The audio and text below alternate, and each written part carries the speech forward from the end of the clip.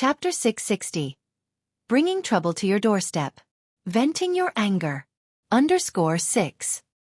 Who knows, she might even be deliriously happy once Xianxia takes notice of her. Upon seeing Shangguan Furong bringing Anew, the butler came out to warmly welcome them. Mrs. Zhao is here, please come inside. The two entered the hall. Mrs. Chen and Xianxia were sitting on the couch in the living room. Furong is here, please have a seat. Mrs. Chen promptly stood up from the sofa. Shangguan Furong then introduced, Mrs. Chen, this is my niece, Anew. Yang, this is Mrs. Chen and Mr. Chen. Anew politely greeted, Mrs. Chen, Mr. Chen. The moment Xianxia laid his eyes on Anew, he was stunned. Stunning. Incredibly stunning. Xianxia was very pleased with Anew and voluntarily introduced himself. Yang, I'm Xianxia, you can simply call me Weiya. Anew slightly frowned. I apologize, Mr. Chen, but I'm not used to strangers calling me by my nickname. You can just use my full name. Shangguan Furong's face turned cold. She sharply turned towards Anew, flashing her a warning look. Source. Web novel. Com, updated on Omicron New. The unworthy girl. She then laughed and said, Mr. Chen, please do not mind. Yang has always been straightforward. Why would I? Responded Xianxia. The young people these days have their own temperaments. After all, a lifeless fish isn't entertaining, is it? Glad you don't mind. Being as insightful as Anew, she had already figured out Shangguan Furong's true intentions. She turned to her and asked, Aunt Furong, you mentioned there was an elderly person seriously ill here who needed my medical help. Is Mrs. Chen the person you were referring to? Hearing this, the smile on Shangguan Furong's face immediately froze. What is this insolent girl talking about? Mrs. Chen also looked displeased. As one grows old, they pay great heed to such matters. And here Anew was, implying that she was sick. This seemed nothing less than a curse. Anew continued, Aunt Furong, didn't you tell me Mrs. Chen was seriously ill and bedridden? How come you're speechless now? Mrs. Chen's face grew angrier with each passing moment. How dared Shangguan Furong deceive her like this? Shut up! Shangguan Furong barked. When did I ever say such thing? If those weren't your words, then why would I bring this medicine box with me? Anew glanced to the medicine box slung over her left shoulder. Shangguan Furong immediately tried to explain to Mrs. Chen, let me explain, that's not the way things are. Before Mrs. Chen could speak, Xianxia intervened. Mrs. Zhao, there's no need for explanations. I understand. Mom, please bring out the item. Although Mrs. Chen wasn't pleased, when her son spoke, she had no choice but to comply. At least Anew was pretty. As for her temper, it could be adjusted over time. Mrs. Chen took off the silver bracelet from her wrist and handed it to Xianxia. Xianxia handed it to Shangguan Furong. Mrs. Zhao, this bracelet is especially meant for my future wife. Upon hearing that, Shangguan Furong was over the moon. She never had expected that even after Aneyang's display, the Chen family would still favor her. This was truly a fantastic turn of events. Shangguan Furong happily accepted the bracelet, smiling. Mr. Zhao, I guess our families will officially be related from now on. Anew chuckled. I never thought Aunt Furong would consider remarriage. As your junior, I wish you and Mr. Chen a happy and fruitful life together. Those words turned everyone's faces sour. Especially Shangguan Furong and Xianxia. Xianxia was just in his 40s. And Anew daringly referred to him as grandfather. Shangguan Furong was seething. Who was Xianxia? Did he think he deserved her? Anew, the abominable girl, was clearly getting out of hand. Shangguan Furong went to Aneyang's side. What are you blabbering about? This bracelet is a gift from Mr. Chen to you. Considering the wealth and status of Mr. Chen, it's your good fortune that he's interested in you. Today, I will decide on your behalf that you will be engaged to Mr. Chen. Shangguan Furong was informing Anew, not negotiating. This marriage was beneficial for both the Shangguan and Zhao families. Anew should be grateful and had no right to object. You'll decide. Anew said with a faint smile. Since when did my affairs become your business? Be clear of your place. Just because I called you aunt, doesn't mean you get to act like an elder. If you find any errors, ads pop up, ads redirect, broken links, non-standard content, etc. Please let us know report so we can fix it as soon as possible. Chapter 661. Courting trouble at your doorstep. Letting you vent. _7 If it weren't for Shangguan de Hui, Anew wouldn't even bother with Shangguan Furong. You. How dare you talk to me like this? Shangguan Furong was so angry that her blood was boiling. She thrust the bracelet in front of Anew. Anew, let me tell you, you have to accept this bracelet today whether you want it or not. Otherwise, your mother can forget about ever entering the Shangguan family's mansion. Who does Anew think she is to look down on Qian Weiye? Anew sticks out her hand and takes the bracelet. Seeing this, Shangguan Furong felt relieved. She always knew that Anew, that greedy girl, would definitely not be able to resist Qian Weiye, the wealthy man. But before Shangguan Furong could react, the silver bracelet was slipped onto her wrist by Anew. Anew smiled. Wish you both a long and happy life together. I'm leaving now. With that said, Anew turned around and walked away. Shangguan Furong was furious. She tried to take off the bracelet, but it had already been tightened by Anew to the size of her wrist. At this point, it was impossible to remove it. The bracelet was supposed to be adjustable, but Anew must have tampered with it. Now the bracelet was stuck as if it was glued. No matter how hard she tried, it just wouldn't loosen. Shangguan Furong's hand was even scraped, but she couldn't remove the bracelet. She angrily looked at Qian Weiye. What are you standing there for? I've already promised her to you. Go get her back. Source: Web novel. Com. Updated on New. This Qian Weiye is just as useless as Zhao Shen. Oh, okay. Qian Weiye hurriedly chased after her. Anew had just walked out of the mansion's main entrance. Qian Weiye came from behind and pounced on her. Yang. Anew was on guard earlier. She stepped aside, causing Qian Weiye to miss and fall face first onto the ground. Anew, Shangguan Furong has already decided to betroth you to me. You are now my fiancé. You will marry me one day. You can't run away. Anew looked down at Qian Weiye. Mr. Qian, you're mistaken. It's me who betrothed Shangguan Furong to you. After all, Shangguan Furong is the one who accepted your family heirloom. Qian Weiye snorted. What makes you think you can decide Shangguan Furong's fate? Anew nodded slightly. That's a very good question. Then may I ask what gives Shangguan Furong the right to decide my fate? Mr. Zhao, be careful. I might report your family to the police station for trafficking innocent girls. With that said, Anew turned away and left. Qian Weiye angrily grabbed a handful of soil, rose, and walked back to the house. Shangguan Furong, are you playing games with me on purpose? Qian Weiye grabbed Shangguan Furong by the collar. He had heard that Qian Weiye was a bastard, even beating his own wife to death. How could Shangguan Furong not be scared? This was not going according to her plan. She had thought that Anew, just a village girl, would be easy to manipulate. She didn't expect that Anew had slipped out of her control. That Anew, that shameless girl.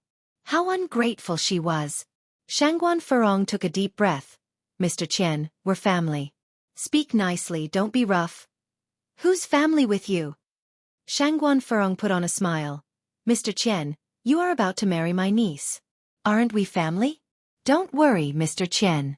If Aneyang's mother wants to marry into the Shangguan family, she has to get past me. So, I definitely have a way to make Anew marry you. Are you for real? Qian Weiye narrowed his eyes. Of course it's true. Shangguan Furong nodded. I won't hide it from you. Anew is just a country girl. Being able to marry you is a blessing she has acquired from countless past lives. Relax. Leave this matter to me. Fine. Qian Weiye let go of Shangguan Furong's collar. I will trust you this one time. Shangguan Furong continued. Just wait for your bride. I assure you I'll get Anew nice and obedient for you. Even more so than a kitten. I'll trust you this one time. Just as Anew walked out of the Qian family mansion, a black car drove by her side. After about 10 seconds, the same car came back. The car window lowered, revealing a handsome face. Yang. Brother Emo. Anew looked at Emo Qishan, somewhat surprised. Mo Qishan quickly got out of the car and opened the door. Yang, what are you doing here? Yang looked around. Let's get in the car and talk. All right. Mo Qishan nodded in agreement and opened the car door for Yang. Once in the car, Yang said, I came here with Shangguan Farong. Mo Qishan paused for a moment. Usually, Yang would address Shangguan Farong as Aunt Farong. Why did she directly call out her name today? Yang was typically not a rude person. Could it be that Shangguan Farong did something to provoke her? Yang, what happened? Did Shangguan Farong bully you? Mo Qishan asked. Yang laughed. She could never bully me. It's just that something quite disgusting happened.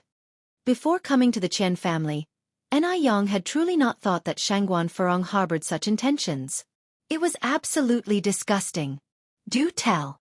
Mo Qishan asked, turning on the car's music system. Yang briefly explained the situation.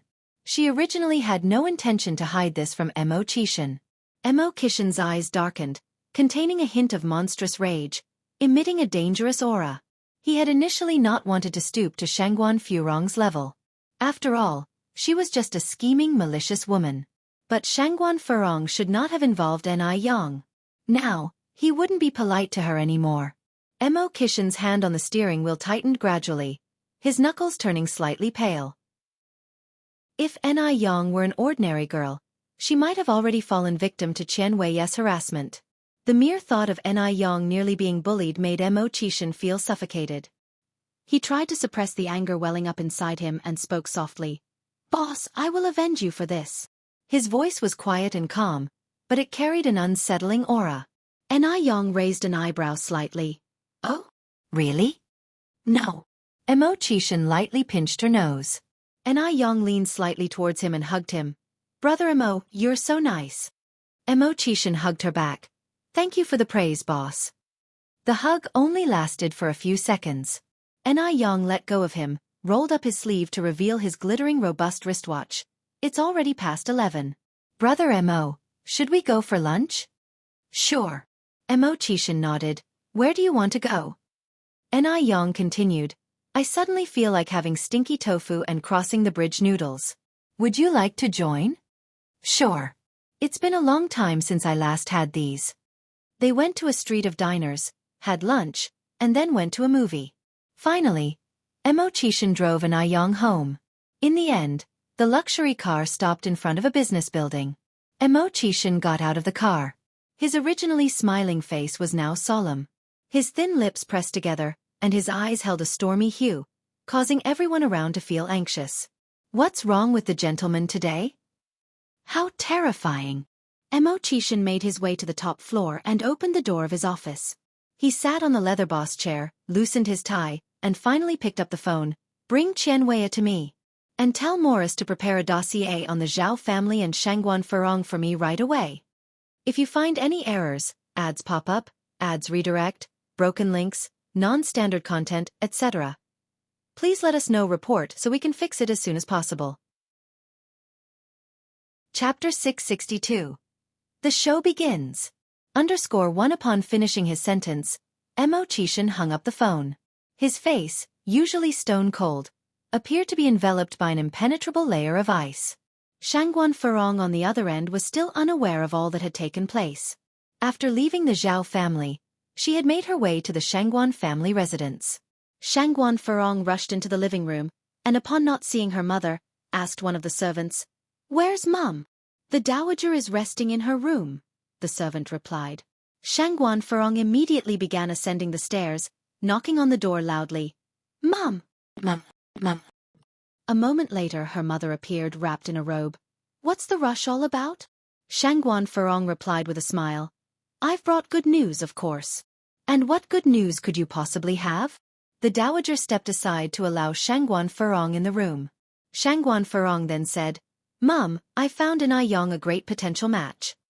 The dowager furrowed her brows slightly. What did you say? I said, I found a good family that matches our status in the Shangguan family for Yang, Shangguan Farong repeated. The Qian family holds notable prestige, and Qian Weiye is the head of the family. Source: Web novel. Com. Updated on New Zero. The dowager had no reason to object. As long as the dowager is on board, Yang would have to agree. Yang already has a boyfriend, there's no need for you to meddle, the dowager expressed her displeasure. You're talking about Mo Qishan? A dismissive look flashed across Shangguan Furong's face. You're well aware of Mo Qishan's reputation. Mum, rest assured, this time, I've truly found a good man for Yang. He's leagues better than Mo Qishan. Furong, did your brother's slap not wake you up the last time? The dowager looked at Shangguan Furong. Mention of the slap made Shangguan Furong's expression turn cold. She had not even held the incident against Shangguan Dehui. Yet their mother was bringing it up again. Wasn't this deliberately meant to humiliate her? Mum, I've been thinking of you all as my family. That's why I've been running around trying to find Yang a good match. But all you do is dismiss my goodwill as worthless. The dowager sighed. Furong, if you truly cared about our family, you'd keep your nose out of where it doesn't belong. With her grandchildren all grown up and Shangguan Dehui having found his own happiness, all that the dowager wanted now was to live out her remaining years in peace. Why was Shangguan Furong always stirring up trouble instead of living a quiet life? Why did she have to give birth to such a daughter? How is this meddling? I'm doing this for our family's good. Do you think I like meddling in Yang's affairs? If it weren't for the fact that Tsuehua was marrying Shangguan Dehui, she wouldn't even spare Yang a glance. Lin Feng was so eager to marry into a rich family, yet she didn't introduce Qian Weiye to her. In the end, not only did she gain nothing, but she also stirred up a lot of trouble. What a thankless world this was. Shangguan Furong continued, Mum, the person I'm introducing to Yang is Qian Weiye. You're acquainted with Lady Qian too. And Qian Weiye agreed to this match. Now, we're only waiting for your approval. As long as you give the go-ahead, there's nothing Yang can complain about. After all, she's just a country girl. Qian Weiye taking a liking to her is an unimaginable stroke of luck. What? The dowager turned pale with rage, her breathing labored. What did you say? Qian Weiye. Do you have any idea how old Qian Weiye is this year? Shangguan Feng, you've gone too far. What's wrong with Qian Weiye? Aren't they just a bit older than Yang?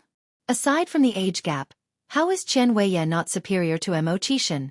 Mum, Yang isn't your biological granddaughter. Why are you protecting her so much? Given her background, marrying Qian Weiye would be a stroke of good fortune.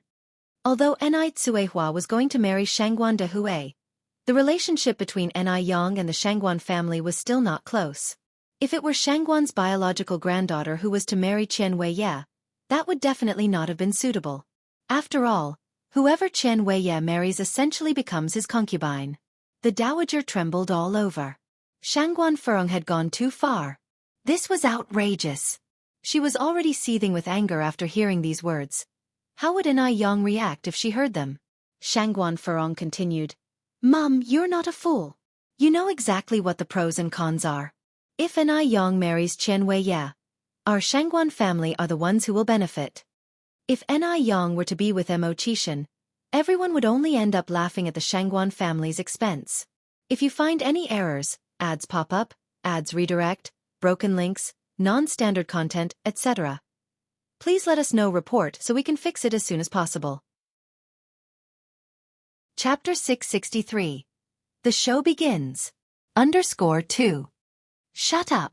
The old Mrs. Shangguan, unable to contain her anger, slapped Shangguan Furong squarely across the face. Caught off guard, Shangguan Furong's face immediately sported a visible handprint and her words came to an abrupt halt. She hit her. Old Mrs. Shangguan actually hit her. A few days ago, it was her own brother that hit her. Now, it's her own mother. Moreover, it was all because of Yang. Misfortune. They, mother and daughter, were truly a curse. Old Mrs. Shangguan continued, a daughter married off is like a bucket of water poured out. You have no right to interfere in Yang's affairs. Old Mrs. Shangguan really didn't want to speak so harshly to Shangguan Furong. After all, in her eyes, her children were all equal. But Shangguan Furong was just too excessive. Source: Web novel. Com. Updated on Omicron New. 0. Mother, what did you say? Shangguan Furong looked at old Mrs. Shangguan in disbelief. I said a daughter married off is like a bucket of water poured out. Can't you understand me? Old Mrs. Shangguan continued. Before, your brother indulged you. No matter how excessive you were, he wouldn't grudge you. But this time it's different. Furong, I hope you can recognize your position. You're 36 years old, not 16. Can you think about the consequences before you speak or act? Staring at old Mrs. Shangguan, Shangguan Furong looked as if she was seeing a stranger. 36 years. This was the second time old Mrs. Shangguan had spoken such harsh words to her. The other time was on the way back from Qihua's home. Everything I did was for the Shangguan family. Shangguan Furong cried hysterically. Fine. It's my fault. I'm meddling in others' business. Okay. From today on, I'll stop caring about these damn things, okay? Shangguan Furong picked up a vase and smashed it hard on the ground. Crash, shards flew in all directions. The maids cleaning downstairs were greatly startled by this sudden crash. Old Mrs. Shangguan watched Shangguan Furong's retreating figure, shaking her head helplessly. This child is getting more and more irresponsible, and the real hardships are yet to come. Shangguan Furong, covering her left face, made her way downstairs. The passing servant, seeing her like this, dared not to approach and ask what happened.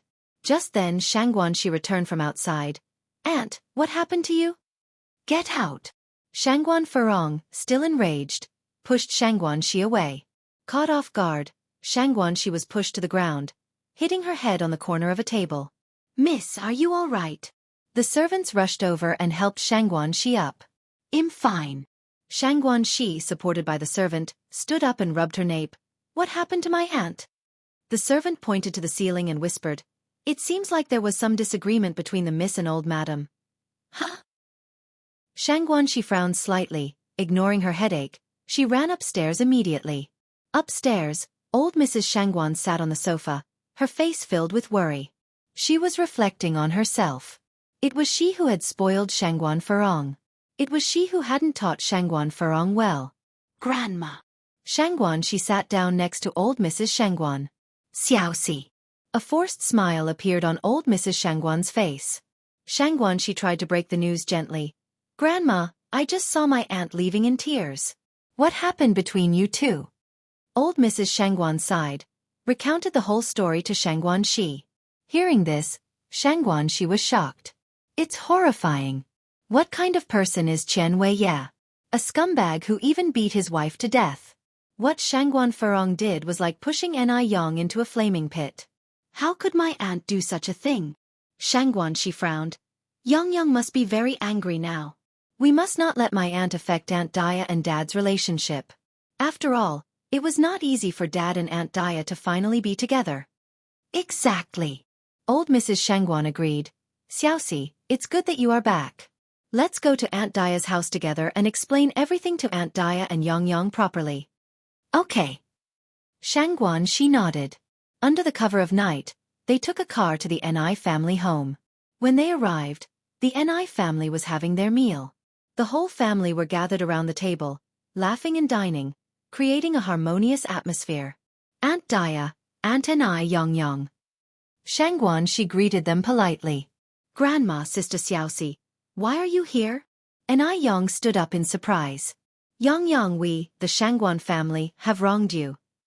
Old Mrs. Shangguan walked over, holding Ni Yang's hand with an apologetic face. We made you suffer such injustice. If you find any errors, ads pop up, ads redirect, broken links, non-standard content, etc., please let us know report so we can fix it as soon as possible. Chapter 664. The show begins. _3. What's going on? Ni Tsuehua and Ni Chenggue were puzzled. Ni Yang had started cooking as soon as they got home and hadn't had time to tell Ni Tsuehua about it yet.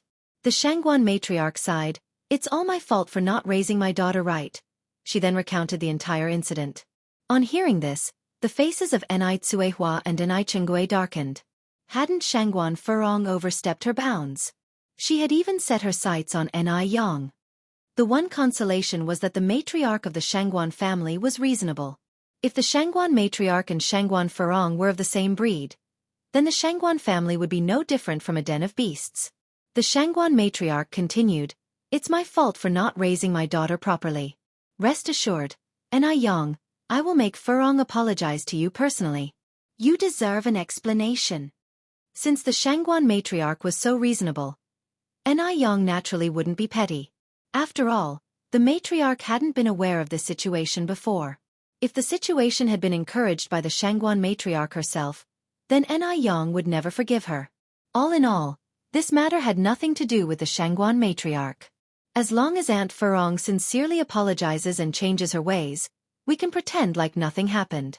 However, if she keeps on the same course, don't blame me for being disrespectful. Source: Web novel. Com. Updated on New. These last words seem to be a polite but firm warning. Although Anew had decided not to push the matter further, she was not the type to suffer in silence. The Shangguan matriarch looked at Anew with admiration in her eyes. This child was well raised by Anew. Deep down, she had a sense of indomitable spirit, without any arrogance. And she didn't take unfair advantage of the situation, despite having the upper hand. The Shangguan matriarch was certain that in the not-too-distant future, Anew would surely achieve great things. Don't worry, Anew, even if you don't do anything, I will take matters into my own hands to clean up the Shangguan family, she said. After finishing the topic, the Shangguan matriarch asked to leave. Anew said, Aunt, it's late already. If you and Xiaoxi don't mind that we've already started eating, why don't you stay and have dinner with us? Shangguan, she responded excitedly. Sounds great, Aunt Dia. I love the food at your house. She had been worried that Anew might take her anger out on them because of Shangguan Furong's behavior. However, it seemed that Anew was not the unreasonable type. The Shangguan matriarch replied modestly, Dia, we appreciate your hospitality. Anew brought in 2 new sets of bowls and chopsticks. We're all family, there's no need for you to be so polite, Aunt. Anew silently stood up, planning to head into the kitchen to whip up a couple more dishes. She had prepared just enough food for 3 adults and 1 child, but now with 2 more people, they would inevitably come up short. Anew, where are you off to? Shangguan, she quickly noticed Aneyang's movements. Anew replied, I'm going to cook a few more dishes. Can I come with you? Shangguan, she put down her chopsticks. This way I could pick up a few tricks. Sure. Anew nodded. They both headed to the kitchen. Shangguan, she learned quite a few helpful cooking tips by following Anew around. Xianxia was led to the top floor of a business building. A figure was seated on the boss chair with his back to him, revealing only an imposing silhouette. Even just the silhouette was enough to strike fear into anyone who saw it. This was an instinctive fear. After all, this man was the famous Mr. Mog. Xianxia's hands were shaking as he took a handkerchief out of his pocket. He was wiping his forehead, but sweat just kept pouring out, like an endlessly proliferating weed. Mr. Qian, please sign this. Morris placed a document on the desk in front of Xianxia. Reading what was on that document, Xianxia's knees gave out and he landed on the floor. Mr. Mog, I beg you, please spare me and the Qian family. He had no idea how he had offended this influential figure. With him in Mr. Mog's sights, it seemed that the Qian family was in trouble. Do you know why you offended Mr. Mog? Morris squatted down and patted Xianxia's face lightly.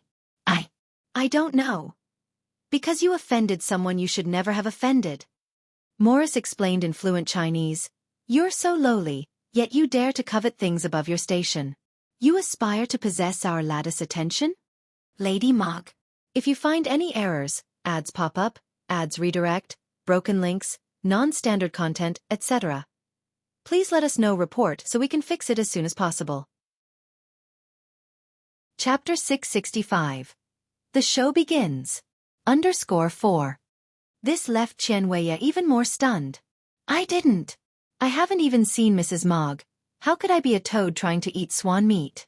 Mr. Mog, you must see clearly. This is a disaster out of nowhere. Xianxia felt he was even more wrong than Do-yi. Think about it again, Morris said, increasing the force in his hand. Xianxia was shaking all over. He thought to himself, who on earth was Mrs. Mog? Xianxia lost his wife many years ago. He couldn't help but attract other women in his everyday life, but most of them were ordinary girls who he pacified very well afterward. Could it be? Xianxia felt a chill in his heart. Wouldn't the so-called Mrs. Mog be Anew? Anew was beautiful. Qian Weiye has seen countless women, but never seen such a distinctive one. It was normal for Mr. Mog to become her suitor? Could it really be her? Qian Weiye gulped. The more he thought about it, the more frightened he became. Source: Web novel. Com, updated on Omicron New. That Shangguan Furong really ruined him. Mr. Mog, I am truly sorry. I have no eye for treasure. I am a toad who wants to eat swan meat. I didn't know Anew Yang was your wife. Please let me go. I promise this will never happen again. Qian Weiye was very repentant about his behavior, crying bitterly. You want a next time? A cold voice came from the front as if it could freeze one's flesh and blood. It seems the real Mrs. Mog is indeed Anew Yang. I didn't guess it wrong. Qian Weiye froze in fear, and immediately started slapping his face. No. Mr. Mog, I was wrong. I didn't mean that. I'm just a worthless creature. I'm a beast. Please don't stoop to my level. In no time at all, Qian Weiye had slapped himself into a pig's face. His face was full of handprints. The man turned his back to him and extended his hand to his assistant. Realizing, the assistant immediately handed him a cigar and a lighter. Click! The sound of the lighter echoed in the air, and smoke rose in front of him, as if a layer of snow had been laid around him. Qian Weiye crawled to him, knelt on the ground and mumbled unclearly, Mr. Mog, please forgive this beast. This beast will never dare again. The man withdrew his disgusted foot, took a slow puff of smoke. Go and apologize to Yang, ask her to forgive you.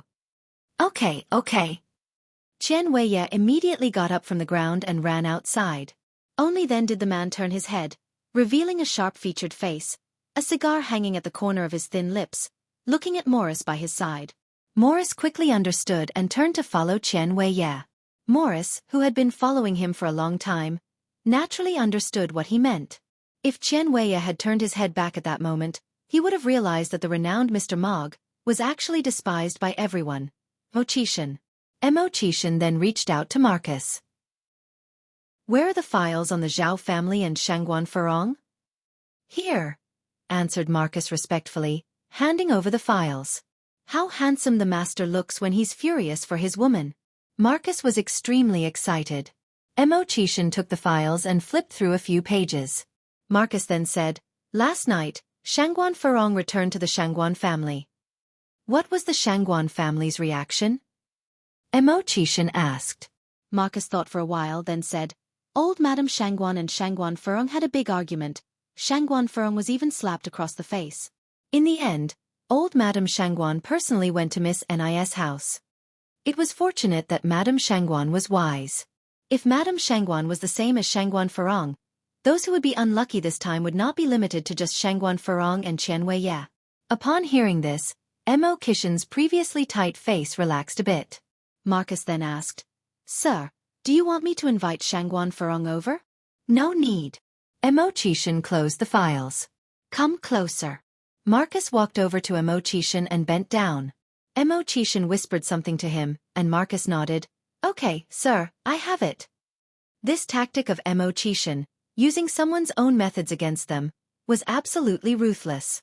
Shangguan Furong was about to face bad luck now. Anew family's house. Just as Anew Yang opened the gate, ready to go out, an unknown figure popped up. Grandma. Anew Yang slightly frowned. This man, whose face is swollen like a pig's head, does she know him? And he is calling her grandma. Does she look that old? Grandma, it's me. It's Qian Weiye. Qian Weiye spoke again. Anew Yang smiled lightly. It seems you didn't take my words to heart yesterday. So, do you want to try the taste of being hit with an 812 again? If you find any errors, ads pop up, ads redirect, broken links, non-standard content, etc., please let us know report so we can fix it as soon as possible. Chapter 666. The show begins. _5. No. Qian Weiye shook his head immediately, knelt on the ground with a thud, picked up a thick vine from the ground and held it in his hand. Granny, I'm here to apologize. Sorry. Granny. I was blind before, a toad craving after swan meat. I will never dare to do it again. I beg your mercy. Please spare me this time. Anew Yang slightly squints her eyes. What is happening? Why did Qian Weiye change his behavior? Could it be Mo Kishin's work? Interesting. Anew picked up the vine with a faint smile. In fact, Qian Weiye is not entirely to blame for this. After all, it was Shangguan Furong who took the initiative. By law, Qian Weiye can be considered an accomplice at most. Qian Weiye, you haven't been shy of forcing yourself on innocent girls in the past, have you? No. Qian Weiye shook his head immediately. I swear, Granny. I have never forced anyone. All those women were with me voluntarily. Anew didn't say much else. She just broke the vine she had been holding in her hand with a simple snap. Qian Weiye, if you ever do anything disgraceful in the future, this broken vine will be your fate. Source: Web novel. Com, updated on Omicron New Omicron. The vine is half an arm thick and quite resilient. It would be impossible for an ordinary person to break it with one hand. Qian Weiye's moral compass was reset again. He was so scared he began to kowtow.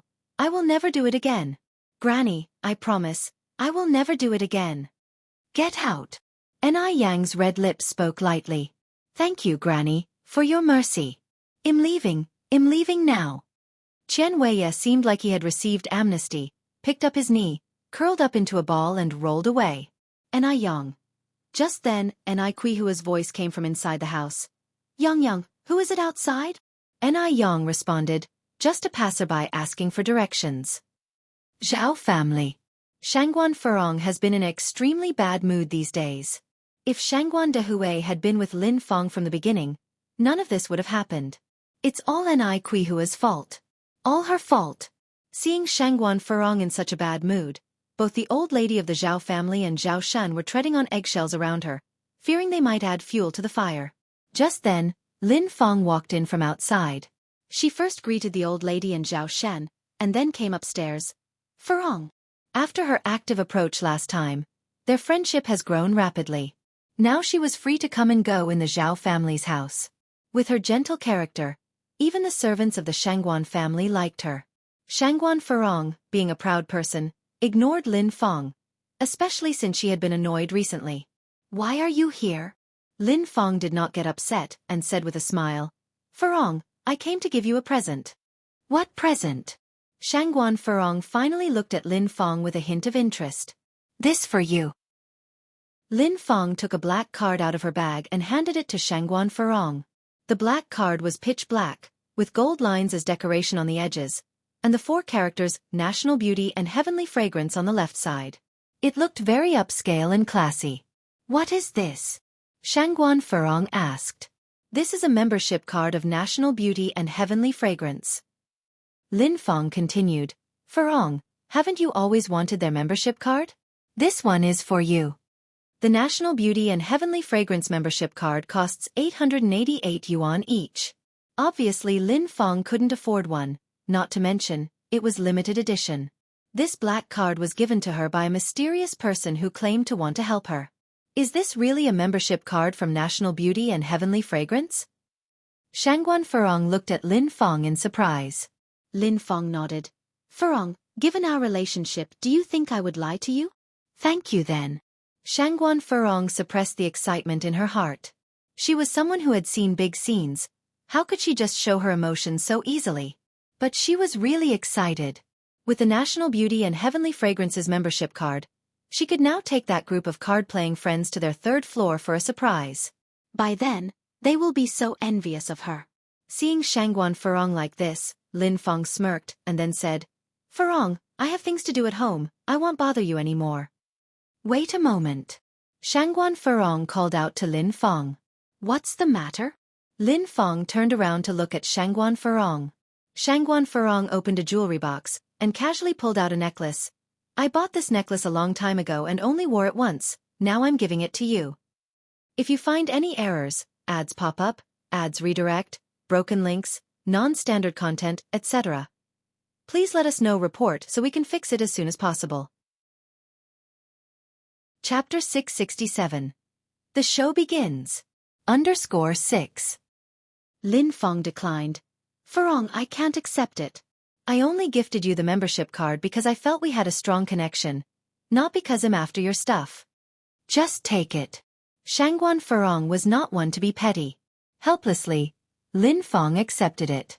After Lin Feng left, Shangguan Furong also departed the Zhao household.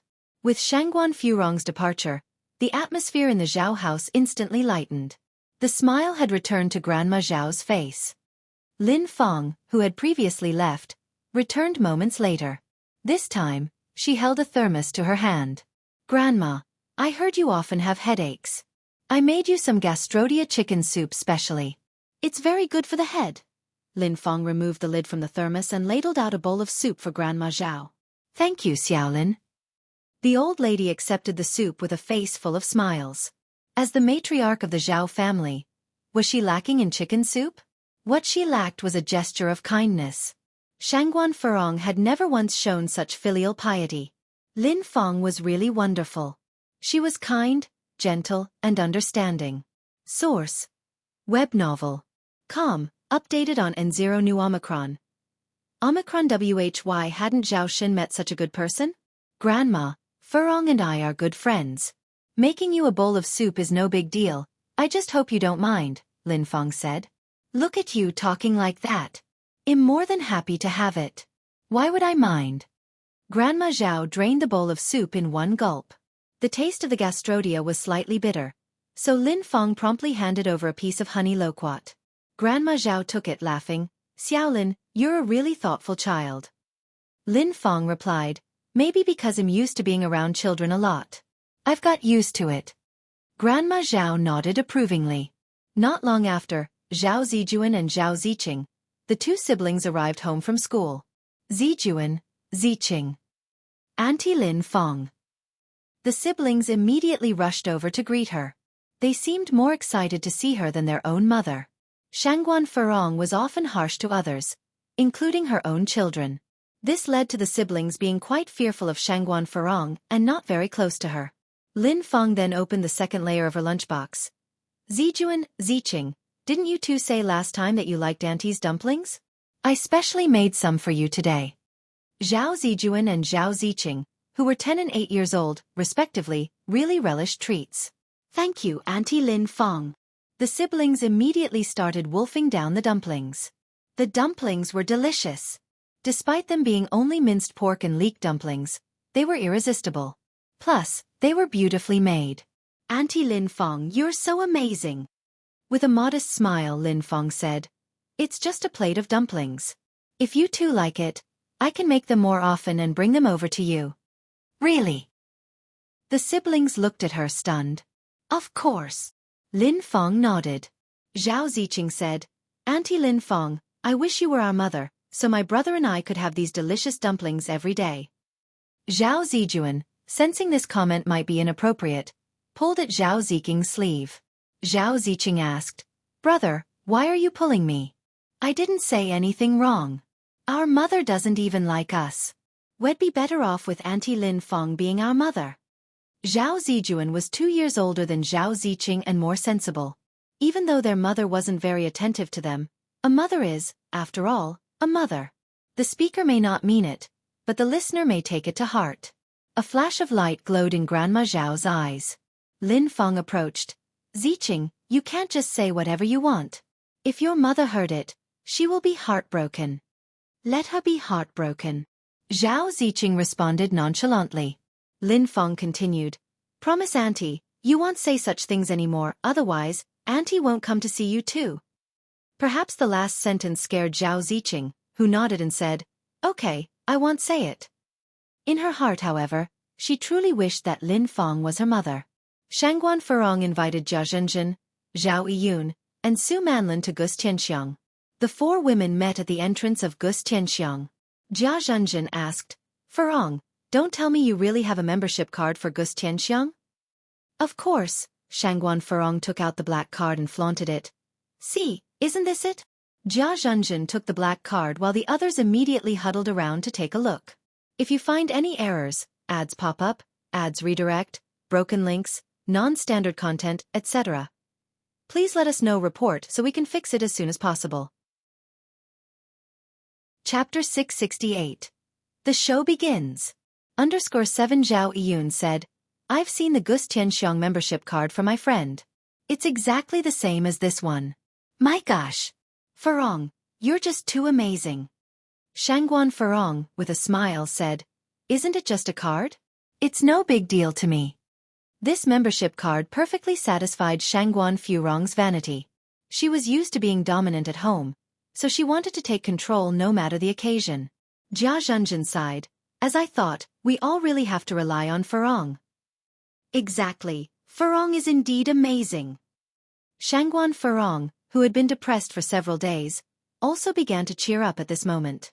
With the membership card, they were able to ascend to the third floor smoothly without queuing. The decoration on the third floor completely stunned the four of them. It was not until they reached the third floor that they realized there was a special menu for VIP customers.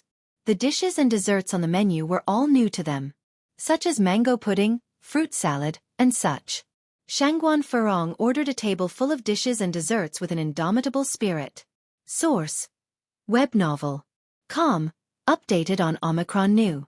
The four of them spent over 5 hours on the third floor. In the middle, they even played a game of mahjong before leaving the third floor. Just as they left their private room, Shangguan Farong saw a familiar figure. Was that Anew? What was Anew doing, wiping a vase? Wasn't she selling noodles? How did she end up at Xianxia doing menial work? Shangguan Farong squinted her eyes, looked around, and already had an answer in her heart. Anyone who could come to the third floor of Xianxia wouldn't be of low status. Anew really did have grand ambitions. She turned down the introduction to Chen Weiye, yet she fawningly did odd jobs at Xianxia. She's really shameless. Farong, what are you looking at? Jia Zhenjin curiously looked at Shangguan Farong. Nothing. Shangguan Farong withdrew her gaze. Just having a look. Oh. Jia Zhenjin nodded. Let's go then. The group headed downstairs together.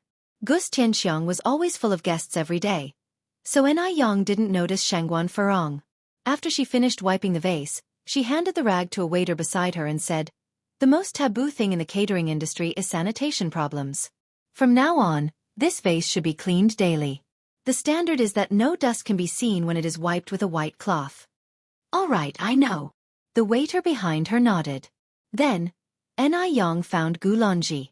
Even though Gulonji was much older than Anew in terms of age, she truly admired Anew.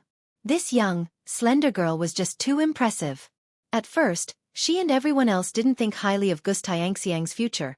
She only agreed to work here because of the high salary of more than 300 yuan. She never expected that Xianxia's business would become so booming someday. It became the target of imitation for everyone in the catering industry. Working here gave her a sense of superiority. Anew said, "Sister Lonji, from now on, there should be a sanitary inspection in the restaurant every 3 days. Then we will rate them as ABC. A class will be rewarded 30 yuan each, B class 10 yuan each, and C class will be rewarded 1 yuan. The restaurant had 3 floors, which were divided into 3 zones: A, B, and C. The sanitation conditions of these 3 zones could be compared with each other. As the saying goes, no reward, no motivation. A restaurant should not ignore sanitation just because the food and service are good and business is booming. Aneyang's standard is, there is no best, only better. Gulonji had no objections to Aneyang's proposal. She nodded and said, "All right, Yang, I got it." "Yang, you have a call." A waiter hurried over. In the restaurant, everyone called Anew Yang. Originally, everyone used to call her boss. But they felt that calling her boss wasn't nice, and calling her Nai was too stiff, so they asked everyone to call her Yang instead. "All right." Anew went over to answer the phone. Yang. The person on the other end of the line was Tsuehua. "Mom, what's the matter?" Anew asked. Tsuehua continued, "Yang, Annie and Emily are here. Can you come home now?" "All right." Anew hung up the phone, said a word to Gulonji, and went home. It was already cold in November. Anew put on a purple coat as she walked along. The coat was of a slim fit design, and there were 2 pearls for embellishment on the cuffs. Anew hurried out, not noticing that one of the pearls slid off the cuff. A man wearing an old-fashioned gown passed by her. The pearl happened to roll to the man's feet. The man squatted down, picked up the pearl, and looked back. The road outside was bustling with people, and her figure was no longer seen. "What are you looking at, Mr. Du?" asked Wang Ziki. Mr. Du coughed lightly with his fist against his lips. "Nothing." The two men walked inside. "Do you have a membership card?" A waiter dressed in Hanfu immediately greeted them. "Membership card?" Wang Ziki furrowed his brows in confusion. The waiter politely said, "All the seats are taken inside. If you don't have a membership card, please follow me to wait for meal." "What is a membership card?" Mr. Du asked softly. Mr. Du seemed like a character who walked out of an old movie. He was thin, wearing an old-fashioned gown. His shoes were cloth, and despite his ordinary attire and gentle brows and eyes, he gave off an impression that he was no ordinary man. The waiter explained the membership card to Mr. Du in great detail. "Can we also apply for one?" Mr. Du inquired next. "I'm really sorry, there are no extra spots for membership cards right now." The waiter looked apologetic. "What did you say?" Wang Ziki frowned slightly and stepped forward. Perhaps having stayed in Shanghai for a long time, Wang Ziki still carried a certain air of lawlessness. In Shanghai, no one dared to reject Mr. Du like this. Who treated Mr. Du with anything but respect?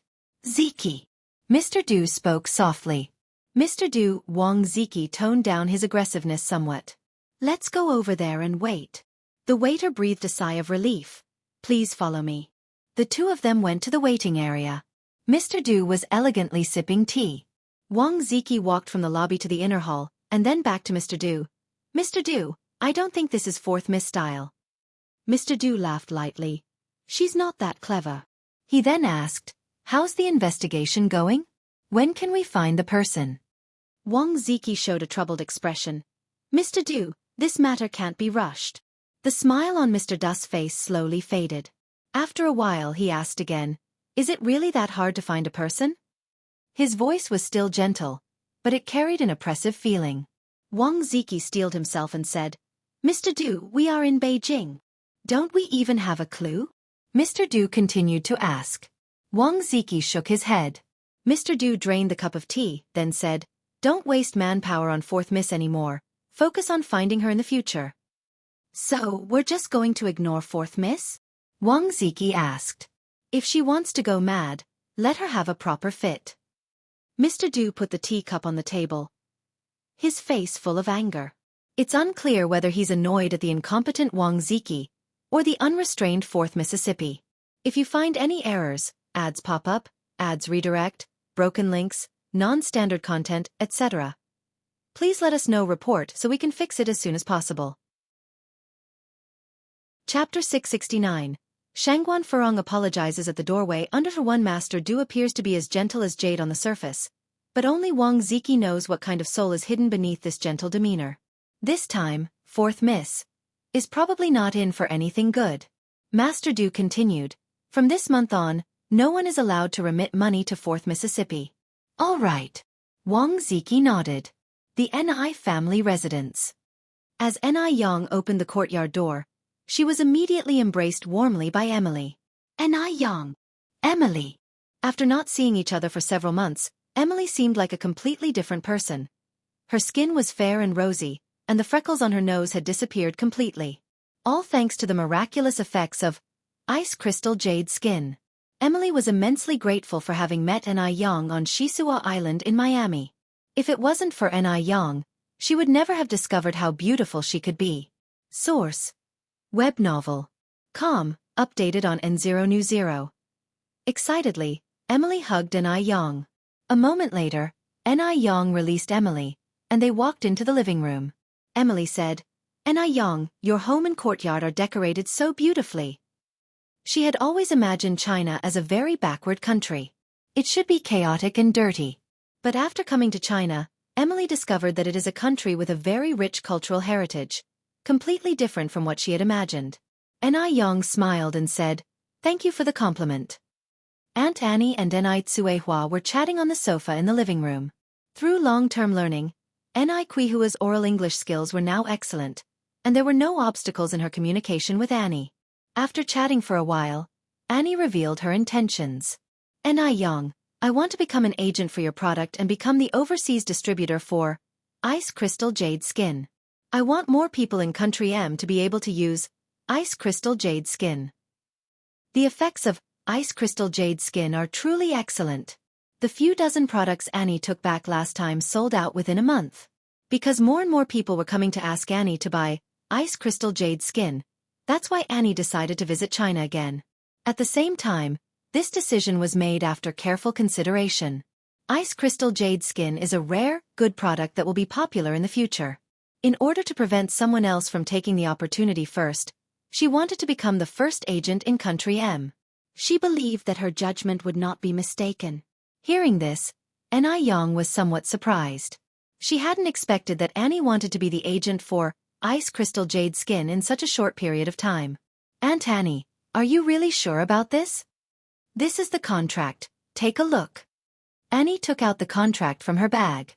There were 4 copies of the contract. 2 in English and 2 in Chinese. Anew picked up the contract and while skimming through it, she circled the problematic parts.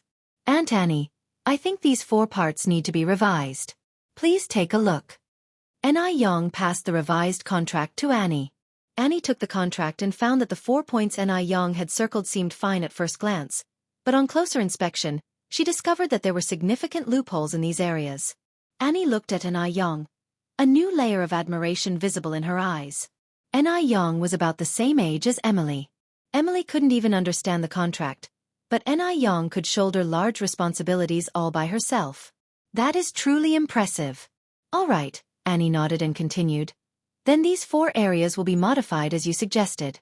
Let's discuss the price issue next. As for the price, I will give you this discount. Anew wrote a discount on a piece of paper. The price she gave was 70% of the normal retail price. The export duties and other transportation costs would be borne by Annie herself. Anew would only be responsible for supplying the products. After calculating this way, the price of each product needs to be 40% higher than the domestic price in order for the agent to make a profit. In other words, if the whitening moisturizer was sold for 230 yuan domestically, it would have to be sold for 322 yuan abroad. However, this was normal. All things exported from foreign countries to China were sold at several times the original price. Isn't it time for the Chinese to have a moment of pride? After quickly calculating the exact price in her heart, Annie said, Okay, this price is acceptable. Additionally, I have another request. Anew continued, this needs to be added to the contract. You say. Anew said, as Ice Crystal Jade Skin is a product of China, once it arrives in Country M, it is not allowed to change its packaging, nationality, or founder. Furthermore, no additional trademark may be registered to overshadow it. It can only be Ice Crystal Jade Skin.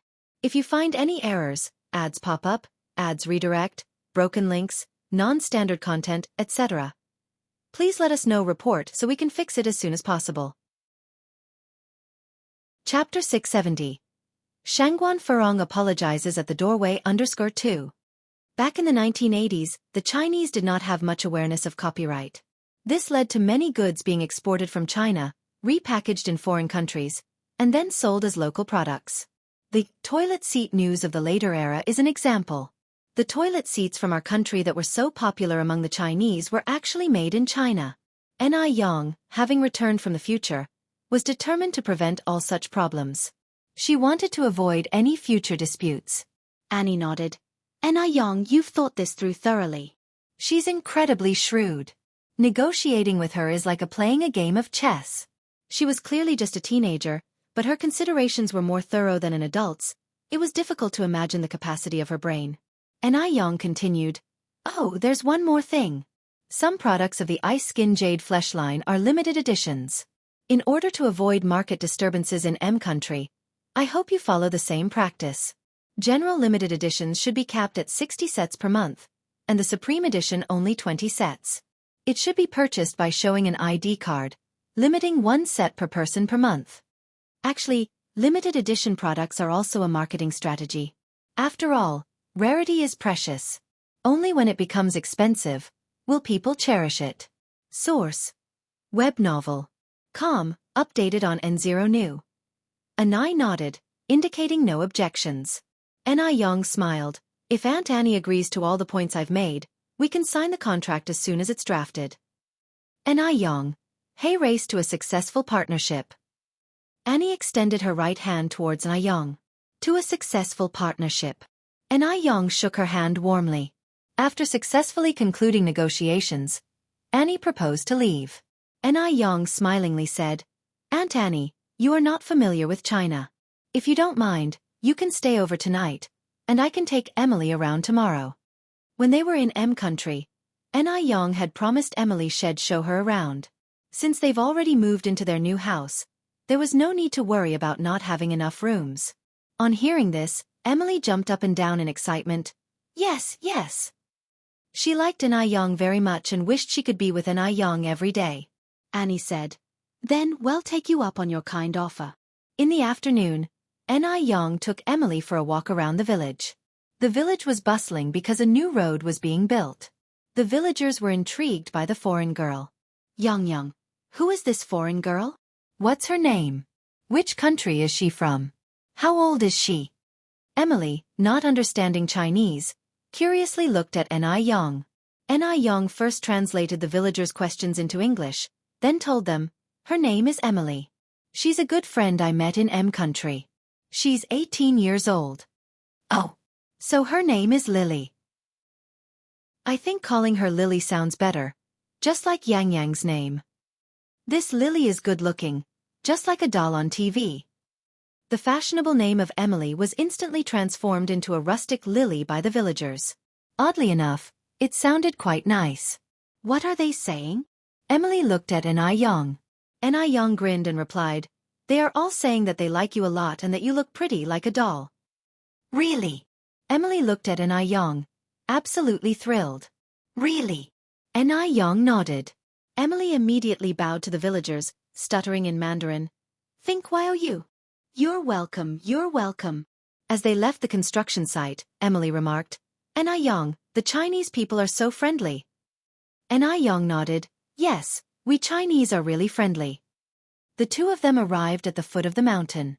In November, most of the plants had withered, but a special kind of plant on the mountain was blooming against the wind. From a distance, the slope was carpeted in bright red, almost giving the illusion of early spring. These were the red camellia flowers. Wow! It's so beautiful here. Emily proposed, Anew, can we go to the mountain and pick some flowers? M country, due to its terrain and climate, has more rainforests and islands, and hardly any small scenic mountains like in China. Just like there are very few rainforests in China. Sure. Anew nodded. This was Emily's first visit to China, and her first time climbing a mountain. She was exceptionally excited. Jianghu Mountain is a rocky mountain. There are not many large trees, mostly shrubbery and small pine trees, and of course the camellia flowers. If you find any errors, ads pop up, ads redirect, broken links, non-standard content, etc., please let us know report so we can fix it as soon as possible. Chapter 671. Shangguan Furong apologizes at the doorway _3. Emily picks a camellia flower and tucks it behind her ear. Anew, do I look good like this? Beautiful. Anew nods. You should wear one too. Emily snaps off a camellia and fastens it to Anew's ear. Anew, you look gorgeous too. Camellia, already a bright and conspicuous flower, now, pinned to Anew's ear, appears somewhat dimmed and lackluster. Perhaps this is what is meant by the phrase, beauty pales before her. Before long, Emily gathers a handful of camellia flowers. Anew, what's this? Emily has somehow managed to pluck a handful of hawthorn fruits. This is hawthorn. It's not too bad, give it a try, Anew suggests. Jianghu Mountain is rich in resources, not only given to camellia flowers but also to hawthorn fruits. The small hawthorns grow very delicately, resembling miniature apples. Can I eat this? Emily looks at Anew with surprise. Anew nods. Source: web novel. Com, updated on Omicron. Emily bites timidly into a hawthorn. The sour and sweet flavors explode on her tongue. Yum! I've never tasted this back in M country. Anew smiles. Hawthorns can not only be eaten directly but can also be made into candied hawthorn, hawthorn slices, and hawthorn cakes. Candied hawthorn especially, once processed, can taste delicious. Really? Emily is somewhat surprised. Of course it's true. Emily grabs Anyang's hand. Anyang, there are plenty more hawthorn fruits here. Shall we pick more and make something tasty out of them? Sure. Anyang nods slightly. The hawthorn tree is not tall, but its branches are fully adorned with bright red hawthorn fruits. In no time, they've filled a whole bag with them. After picking the hawthorns, Anyang spots a tall bamboo citrus tree, its branches laden with bright yellow bamboo citrus. Bamboo citrus, also known as wooden bamboo. Though it tastes sour and sweet like hawthorn, its flavor is completely unique. Seeing Anyang looking up at the bamboo citrus tree, Emily curiously asks, Anyang, can we eat these too? The mountain is so much fun. Not only are the views fantastic, but there are so many treats to eat. Anyang nods. Yeah, you can eat them. Wanna try? Yes. Emily nods eagerly. Anyang then says, I'll climb up and pick some, and you can catch them below. Can you really climb this tall tree? Emily was skeptical. Yes. Anyang, though wearing a cheongsam, has no problem scaling the tree. She makes it to the top in just a few quick movements, leaving Emily staring in surprise. Anyang, you're amazing. Picking them one by one would take too long, so Anyang from her perch in the tree gently shakes the branches. Like rain, the ripe bamboo citrus fall to the ground. That's enough. Emily below doesn't know which ones to pick up. Anyang slowly descends from the tree, picks a yellow bamboo citrus from the ground, wipes it carelessly on her coat, and takes a bite. The casual gesture exudes a kind of unruly charm. Just like a female general on the battlefield, clad in bright armor. So cool. The ripe bamboo citrus is not sour at all. It's soft and sweet, much more delicious than the bamboo citrus Anyang used to buy from the supermarket in her later life. Emily, imitating Anyang, bites into a bamboo citrus and exclaims, This is even better than the hawthorn. The two of them pick plenty more bamboo citrus fruits. Combined with their earlier haul of camellia flowers and hawthorns, they returned home loaded with goodies. By the time they got home, it was already past 5 in the afternoon. Anyang begins preparing dinner. Tsuehua helps her with the preparations. Annie takes care of little Yun. Emily plays with Duo in the courtyard. Duo, the mischievous bird, loves playing with Emily. That night, Anyang prepares a feast. There's sour fish, mouth-watering roasted chicken, tangy pickled chicken feet, braised pork belly, shrimp and vermicelli soup, and a breast-enhancing pig's feet stew with kelp. The beverage is fresh squeezed pomegranate juice. The bright red pomegranate juice, poured into transparent wine glasses, is as alluring as wine. When Xianxia arrives home, the dishes have just been laid out on the table. Anyang takes the initiative to introduce Annie and Emily to Xianxia. Although Annie had visited once before, she returned to her country the same day and never met Xianxia. Mrs. Ni, this is Annie, and this is Annie's daughter, Emily. Anyang goes on, Annie is interested in representing our ice-cold jade skin brand in M country. She is here to discuss the partnership. If you find any errors, ads pop up, ads redirect, broken links, non-standard content, etc., please let us know report so we can fix it as soon as possible. Chapter 672.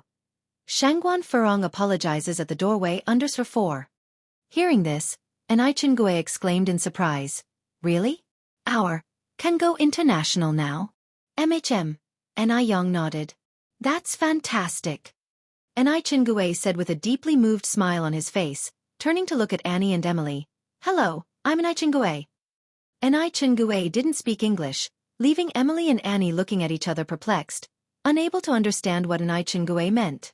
Anyang smiled and translated for them. When Xianxia saw Tsuehua could communicate normally with them, his face was full of disbelief. Yang's mom, you're really amazing. Although he had known for some time that Tsuehua was learning English, Xianxia didn't realize that her English skills had gotten so good. Tsuehua smiled and said, When I have nothing else to do at home, I practice on my own. After spending so much time, I'd be embarrassed if I still couldn't do it. After all, she had also spent several months on it. It looks like I really need to study hard, or else I'll be the one falling behind. But Yang mom, you're really smart. A year ago, Anew was just an illiterate rural woman. Now, not only had her appearance and temperament changed, but her knowledge had also improved along with them. Moreover, Anew was someone who loved to learn and had the perseverance to keep at it. Whenever she had free time, she would find a book to read, no matter what kind of book, she could get into it. Anew truly admired her. Source: Web novel. Updated on Omicron New. Ni Tsuehua smiled and said, Sister Chengui, you sure know how to make me happy. You just haven't started learning. If you did, I'm sure you'd be smarter than me. Come on, let's eat. The dishes will get cold. I'll go wash my hands. Anew Chengui put his bag on the sofa and went to the washroom to wash his hands. Because they were aware that Emily and Annie wouldn't know how to use chopsticks, Anew had specifically prepared knives and forks for them. Emily didn't have much expectation for Chinese food at first. She had eaten at Chinese restaurants in M country before.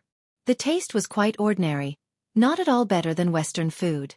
But it was only when she tasted Anew's cooking that she discovered what real Chinese food was like. The flavor was stunning. Delicious. It's really amazing. Emily could hardly stop herself from swallowing her tongue along with the food. Seeing Emily's reaction, Annie also lowered her head to taste a bite of the shrimp and vermicelli soup. The soup was rich in flavor, the shrimp was springy, and the vermicelli was full of the savory broth. Biting into it brought a deeply satisfying combination of flavors, much more delightful than plain bread and sandwiches. My goodness! The Chinese were too lucky to be able to eat such delicious food. Very tasty. Annie gave Anew a thumbs up. Anew smiled and said, If you like it, eat more. The next day, Anew took Emily to climb the Great Wall and visit the Forbidden City. They took many photos and didn't return home until after 6 in the evening. Back home, Anew had already prepared dinner. After eating, Annie handed over the newly drafted contract to Anew. Anew, if everything looks fine, we can sign the contract. Besides drafting the contract, Annie had also completed many procedures that day. The Qing dynasty had suffered from its closed-door policy, but modern China was very welcoming to foreigners. Moreover, at this time, export trade wasn't very extensive, so Annie got all the procedures almost completed. Anew looked over the contract and finding no issues, signed her name on it. Annie took out 5 thick bundles of USD from her bag. Anew, this is the first deposit. Once we get back to M country, we'll transfer the second payment, and afterward, we'll proceed with a cash-on-delivery payment model. Annie had requested a large quantity this time. There was a total of more than $50,000. Converted to RMB, it was more than 400,000. Anew nodded. That's fine. The following day, Annie and Emily left Anew's home. After completing all the paperwork, they took a flight back to M country that very night. Annie only checked in a little more than 50 boxes of the products to take with her. The rest were to be shipped by sea. The goods were expected to arrive in about half a month. Meanwhile, elsewhere, Lin Feng had been visiting the Shangguan family more frequently these days, but coincidentally, every time she came, Shangguan Furong was not at home. On several occasions, it was Zhao Shun who hosted Lin Feng. Today was no exception. Comrade Xiaolin, please have some tea. Zhao Shen served Lin Feng a cup of tea. If you find any errors, ads pop up, ads redirect, broken links, non-standard content, etc., please let us know report so we can fix it as soon as possible. Chapter 673. Shangguan Furong apologizes at the doorway _5. Lin Feng picked up the cup, took a sniff, and laughed. This is the top-grade Bilyuakun. But to be honest, compared to green tea like Bilyuakun, I prefer black-red tea like Pure. I always feel that black-red tea is more charming, green tea is too light. Upon hearing this, Zhao Shen exclaimed excitedly, Really? I think so too. Finding a soulmate who shares your interests in this world is not easy at all. Zhao Shen was now extremely excited. Lin Feng laughed and said, Well, we really have the same bad taste. Zhao Shen continued, However, Furong doesn't like black-red tea, so I threw away all the black-red tea at home. Otherwise, I could steep a cup of Pure for you now. Speaking of which, that Pure tea cake was brought back from Zhongnan. It has been kept for more than 10 years. Zhao Shen's words were filled with regret. Probably only tea lovers would understand his feelings. A pure tea cake that has been stored for more than 10 years is a top-grade tea that can't be purchased in normal times. As Lin Feng observed Zhao Shen's expression, she said, "That's a real pity. Sister Furong seems to be quite nice in general. Why is her character so peculiar? You drink yours, she drinks hers. There's no need to waste good stuff?" Zhao Shen lowered his head and took a sip of green tea, ignoring Lin Feng's words. Grandma Zhao walked over. "Xiaolin, if Furong was as understanding as you are, I would be satisfied." Lin Feng laughed. "Grandma, you're joking, I'm just speaking truthfully. Actually, Sister Furong is a really nice person." Source: Web novel. Com, updated on Omicron New Zero. Omicron, she is a good person, it's just that her character is a bit quirky, Grandma Zhao continued. Otherwise why would she even offend her own mother? Lin Feng chuckled but didn't respond. Because some things are better left unsaid. The more you say, the more it can backfire. Lin Feng didn't stay at the Zhao family's home for long before she proposed leaving. Grandma Zhao said, "Shenbao, help me send Xiaolin off." "All right." Zhao Shen grabbed his car keys and stood up to accompany Lin Feng. Lin Feng gently declined. "No need to send me, it's not that far anyway, I can take a taxi back." Upon hearing this, Zhao Shen was about to put down the car keys. Grandma Zhao frowned slightly and continued, "Just let Zhao Shen send you, it's not like he has anything to do at home anyway." This time Lin Feng didn't refuse. "Then ill trouble brother-in-law." Zhao Shen retracted his half-stretched hand. The two of them walked out the door together. Lin Feng took the passenger seat. On the road, Lin Feng tried her best to find mutual topics with Zhao Shen. Because she had done her research beforehand, the two of them enjoyed their conversation more and more. Unfortunately, they soon arrived at Lin Feng's building, and their conversation ceased. Zhao Shen is a very gentlemanly person. He first got out of the car, and walked around to the other side to open the car door for Lin Feng. "Thank you." Lin Feng stepped out of the car. But because she was wearing high heels that day, she didn't pay attention when getting out of the car. Her foot twisted and she stumbled forward. Luckily, Zhao Shen reacted in time and stopped her fall. Lin Feng fell into Zhao Shen's arms. Zhao Shen stood there rather helplessly. With a smirk, Lin Feng held onto Zhao Shen's waist and straightened her body, her eyes filled with a hint of playfulness. "Brother-in-law, thank you." "Are you okay?" Zhao Shen asked with concern. "I'm fine, just twisted my ankle." Lin Feng pretended to be strong. Though clearly in her 30s, pretending to be weak didn't seem awkward at all. "If you're okay, then I'll go first." Zhao Shen immediately put a safe distance between Lin Feng and himself, turned around, and got back into his car. Watching the black car drive away, Lin Feng bit her lip in frustration. Idiot! This Zhao Shen is just an idiot. Good meat was being delivered to his doorstep and he didn't know to eat it. No wonder he was tightly controlled by Shangguan Furong. But she was not in a rush. She was confident that she could win over Zhao Shen. It was just a matter of time. When Zhao Shen got home, he just happened to run into Shangguan Furong, who had just returned from playing cards outside. Shangguan Furong glanced at him. "Didn't you have anything to do today? Where have you been?" "Just now Xiaolin came to our house looking for you. Since you weren't at home, we let me send her back." Zhao Shen didn't hide anything from Shangguan Furong. Shangguan Furong nodded. "I understand. Now go and make me a cup of coffee with milk." And she didn't take Lin Feng seriously. If you find any errors, ads pop up, ads redirect, broken links, non-standard content, etc., please let us know report so we can fix it as soon as possible. Chapter 674. Shangguan Furong apologizes at the doorway _6. In other words, she had enough confidence in herself. She didn't believe Zhao Shen would dare betray her. "Okay. I'll go now."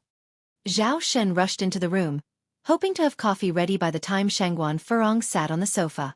Seeing Shangguan Furong's return, Grandma Zhao tactfully left the living room. Although Anew Tsuehua wasn't planning to get married to Shangguan de Hui for now, they couldn't keep dragging things on, so Grandma Shangguan spoke with Anew Tsuehua to set up an engagement and make it public.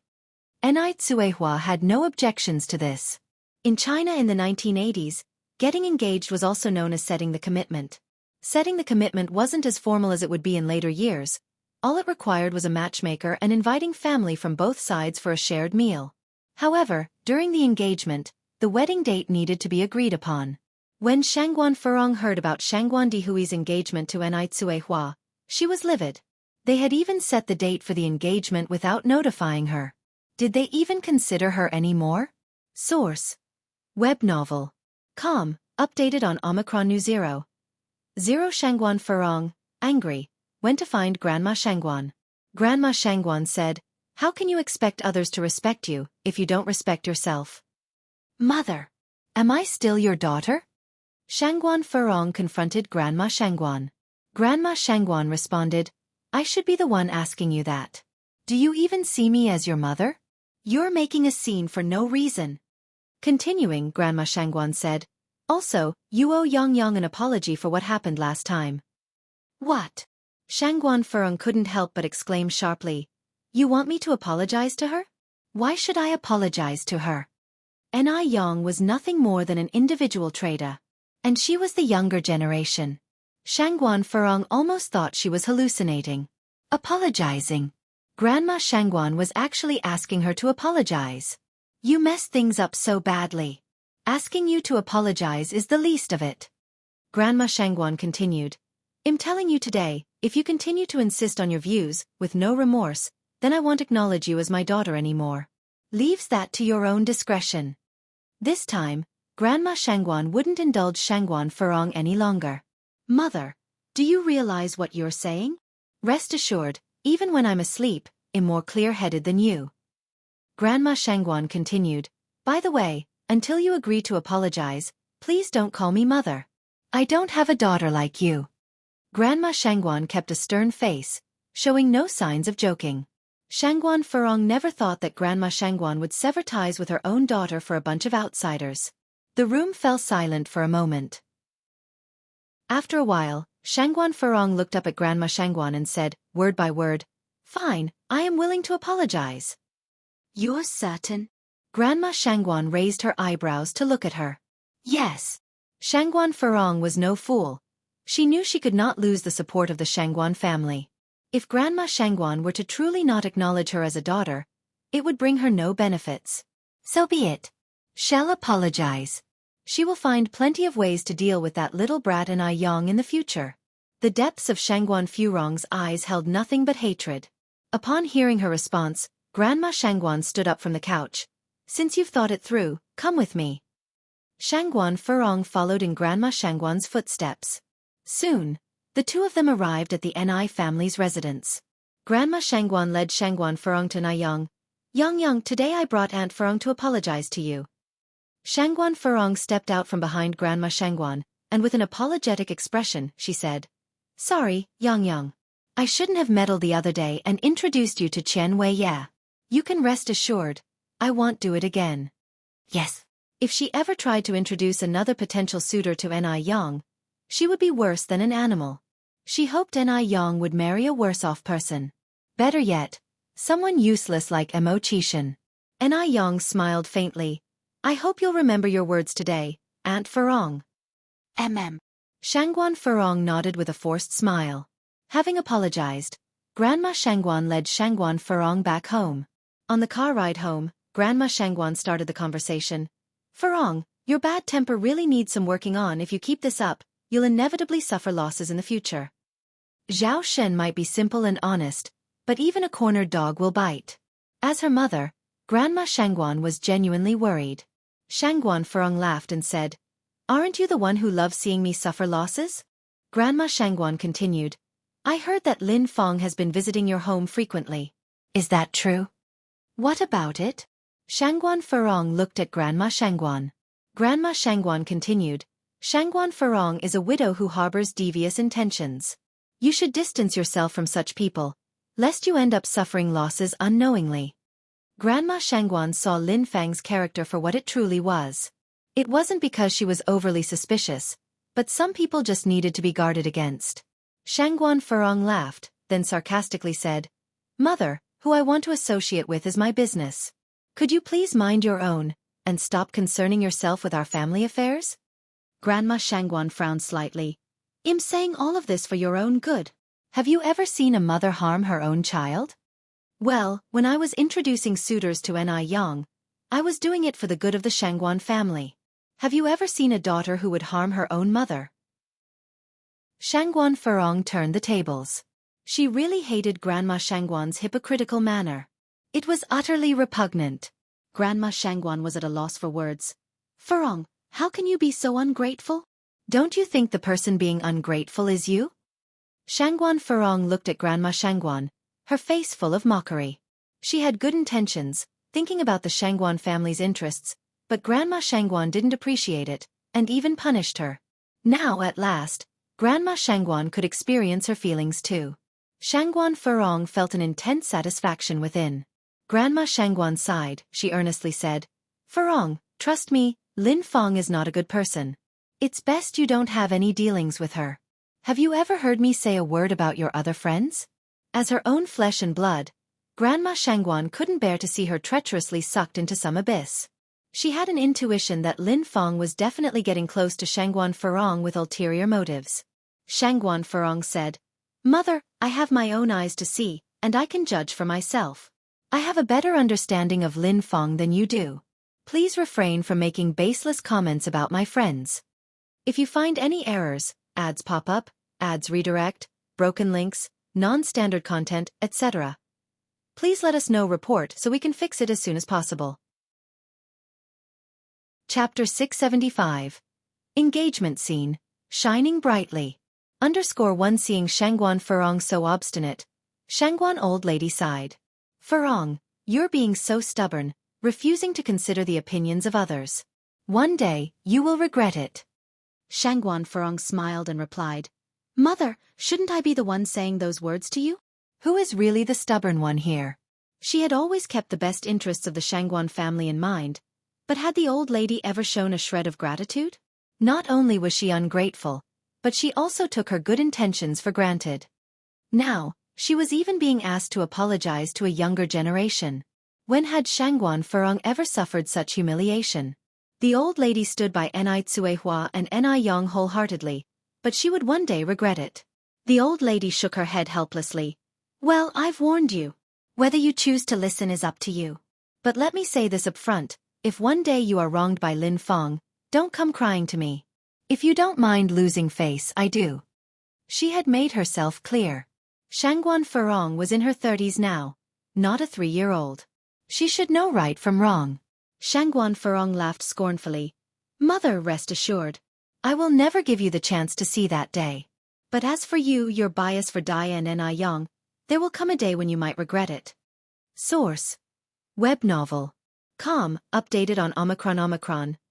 Don't worry, both Dia and Yang are not like that. The old lattice eyes were full of firm belief, firmly convinced that she would never misjudge a person. Who can guarantee that? She was waiting for that day. The day the old lady would regret her words. The old lady didn't say anything more. The 8th day of the 11th lunar month. Auspicious. Travel, engagement, trade, tourism, blessings. The engagement of Ni Tsuehua and Shangguan Dehui was set for this day. The golden morning sun rose slowly from the east. By the time Anew woke up, Shangguan Dehui, Shangguan Su, and Shangguan Shi had already arrived. At this moment, they were having breakfast in the living room. Uncle Shangguan, you came so early. Anew was somewhat surprised. Chingui laughed and said, It's best to do such things as early as possible. Yang, sit here, Shangguan Shi waved at Anew. The buns Auntie made are simply delicious. Shangguan Su took a sip of milk, then casually wiped an oil stain off the chair with a napkin. Anew walked over and sat next to Shangguan Shi. The chair she sat on was the one that Shangguan Su had just wiped. Shangguan Dehui brought many essential items for the engagement. After breakfast, he, along with Shangguan Su, took little Anew and distributed wedding candies to each and every household. An engagement is a joyous occasion, of course. It should be shared with everyone. The candy bags not only contained candies but also red dates, peanuts, longans, lotus seeds, as well as 2 cookies and a packet of cigarettes. At this time in the village, distributing 2 candies per household for a happy event was already considered generous. It was quite unheard of for someone like Shangguan de Hui to distribute such large quantities. Ni Yang, on the other hand, was helping Ni Tsuehua style her hair with Shangguan Shi. To be precise, Ni Yang was doing the hairstyling, while Shangguan Shi was watching from the side. Ni Yang had very skillful hands, and in no time, she created a very intricate hairstyle. Shangguan Shi couldn't help but exclaim, "Yang, you're amazing. I never knew hairstyles could look this good." Ni Yang could cook, could fight, and could do business. She was simply too outstanding. Shangguan Shi felt like she must have been a good person in her previous life to have such a talented sister in this life. Ni Yang laughed and said, "Sister Xiaoxi, it's not that hard once you know the trick. I can teach you when we have time." "Really, ma'am?" Ni Yang nodded. Seeing Ni Yang and Shangguan Shi getting along so well, Ni Tsuehua felt relieved. Once her hair was done, Ni Tsuehua went to change into her engagement gown. The engagement gown was brought by Shangguan de Hui, a wine-red Chinese-style dress. Ni Tsuehua had a great figure and fair skin. After putting on the dress, she looked at least 10 years younger. Elegant and dignified. "She is so beautiful." Shangguan Shi gasped in awe.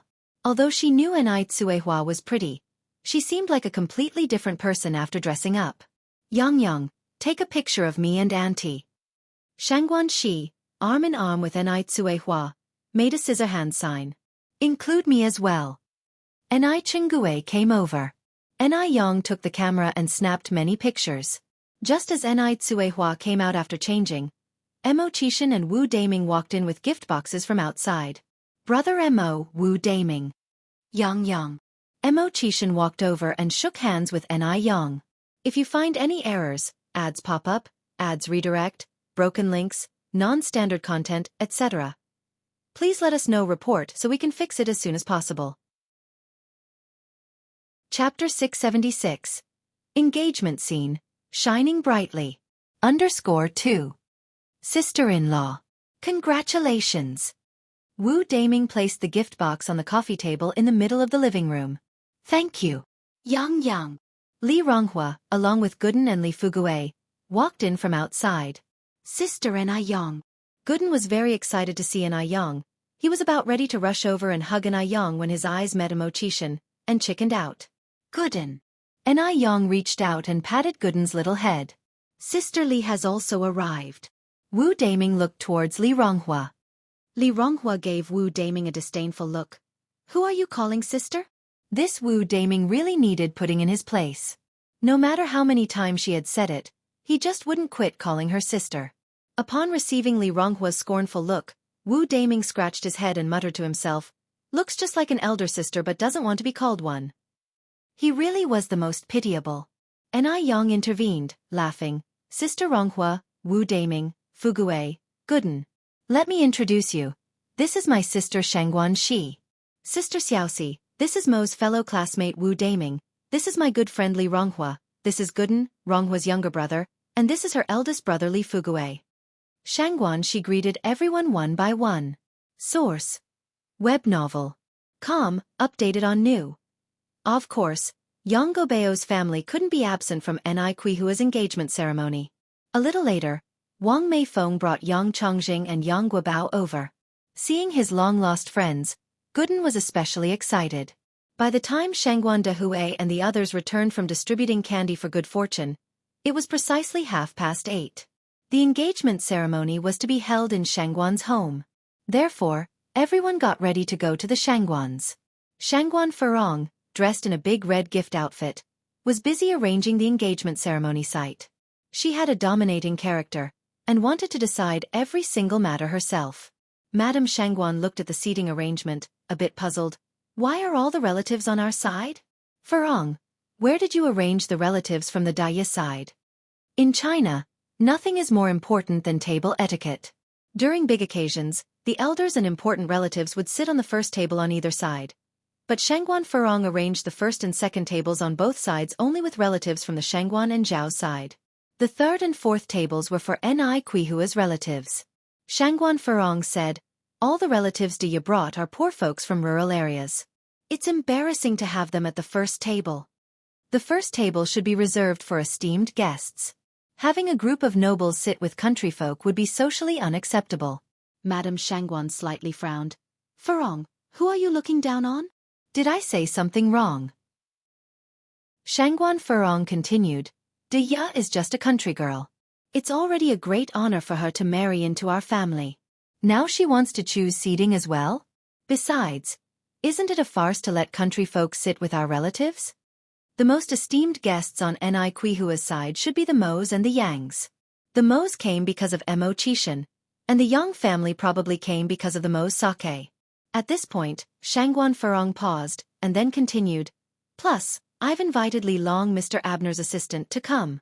He will also attend my brother's engagement ceremony. That will really enhance our family's status. Do we want to embarrass ourselves in front of Mr. Li Long? Mr. Abner is a foreigner. Although his status in China is not as high as Mr. Mog's, he is still a powerful figure in Beijing. Otherwise, Shangguan Furong wouldn't have been so proud to have invited Li Long. No one could envy more than attracting the attention of Mr. Abner, even if it was only his assistant. Could Ni Hua, a farmer, manage to make connections with Mr. Abner? Madame Shangguan's face showed deep anger. Furong, today is your brother's day of great joy. I don't want to argue with you. I will handle everything from now on. Madame Shangguan was old, and though she didn't have much energy and originally did not want to intervene, she hadn't expected Shangguan Furong to go too far, relocating Ni Hua's relatives to the third table and beyond. She couldn't believe that Furong had thought of this. Mom! Shangguan Furong frowned and said, You don't mind being embarrassed? It's you who makes me feel embarrassed. Madame Shangguan took the stage to guide people in rearranging the tables and chairs. Shangguan Furong, outraged, slammed the cup in her hand on the table. Fine, fine, fine. Isn't it enough for you if I stop interfering? Anyway, when it comes to embarrassment, it's you who'll be the laughingstock, not me. Madame Shangguan rearranged the tables and chairs once again. If you find any errors, ads pop up, ads redirect, broken links, non-standard content, etc., please let us know. Report so we can fix it as soon as possible. Chapter 677. Engagement Scene, Shining Brightly. _3. The male relatives were seated on the left, while the female relatives were arranged on the right. As soon as this was arranged, Shangguan Dehui arrived with Ni Hua. Madame Shangguan immediately greeted them. Dehui, Dia, what do you think of the arrangements here? Aunt, you arranged it very well. Thank you for your hard work, Ni Hua replied. No trouble at all, no trouble at all. Madame Shangguan looked towards the others behind her. Everyone, please come in and take a seat.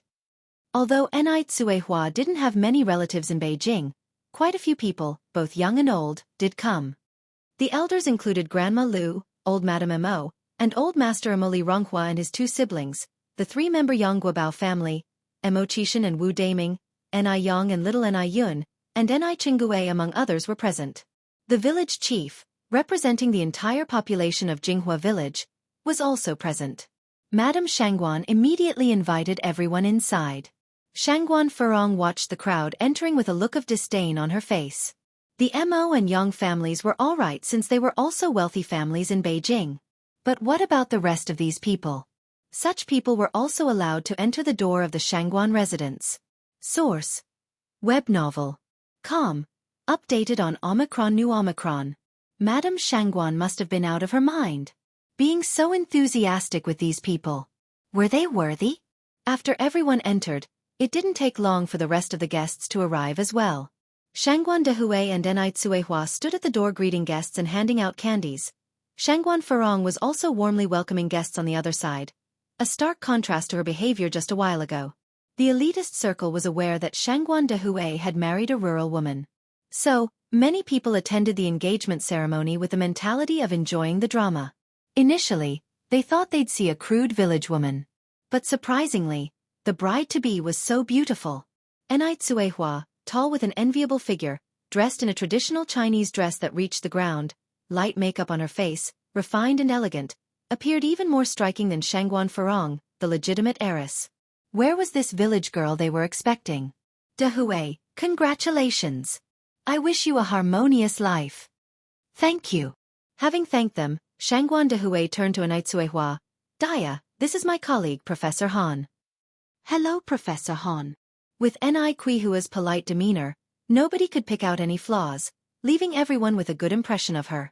Shang Guanfeng looked at Ni Hua, squinting her eyes without a word. To overshadow Ni Hua, she had purposely worn a dress even brighter than Nis.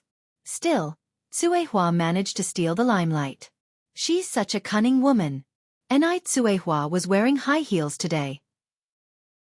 Taking advantage of a quiet moment, Shangguan Dehui whispered, Dia, do your feet hurt? Should we get a flat pair for you to change into? No need. Ni Hua shook her head. I'm fine. In the blink of an eye, it was almost 11 o'clock, and most of the guests had arrived. Shangguan Furong, holding a wine glass, stood around chatting with a bunch of wealthy matrons. One of them said, Furong, I heard your future sister-in-law is a rural woman, is that true?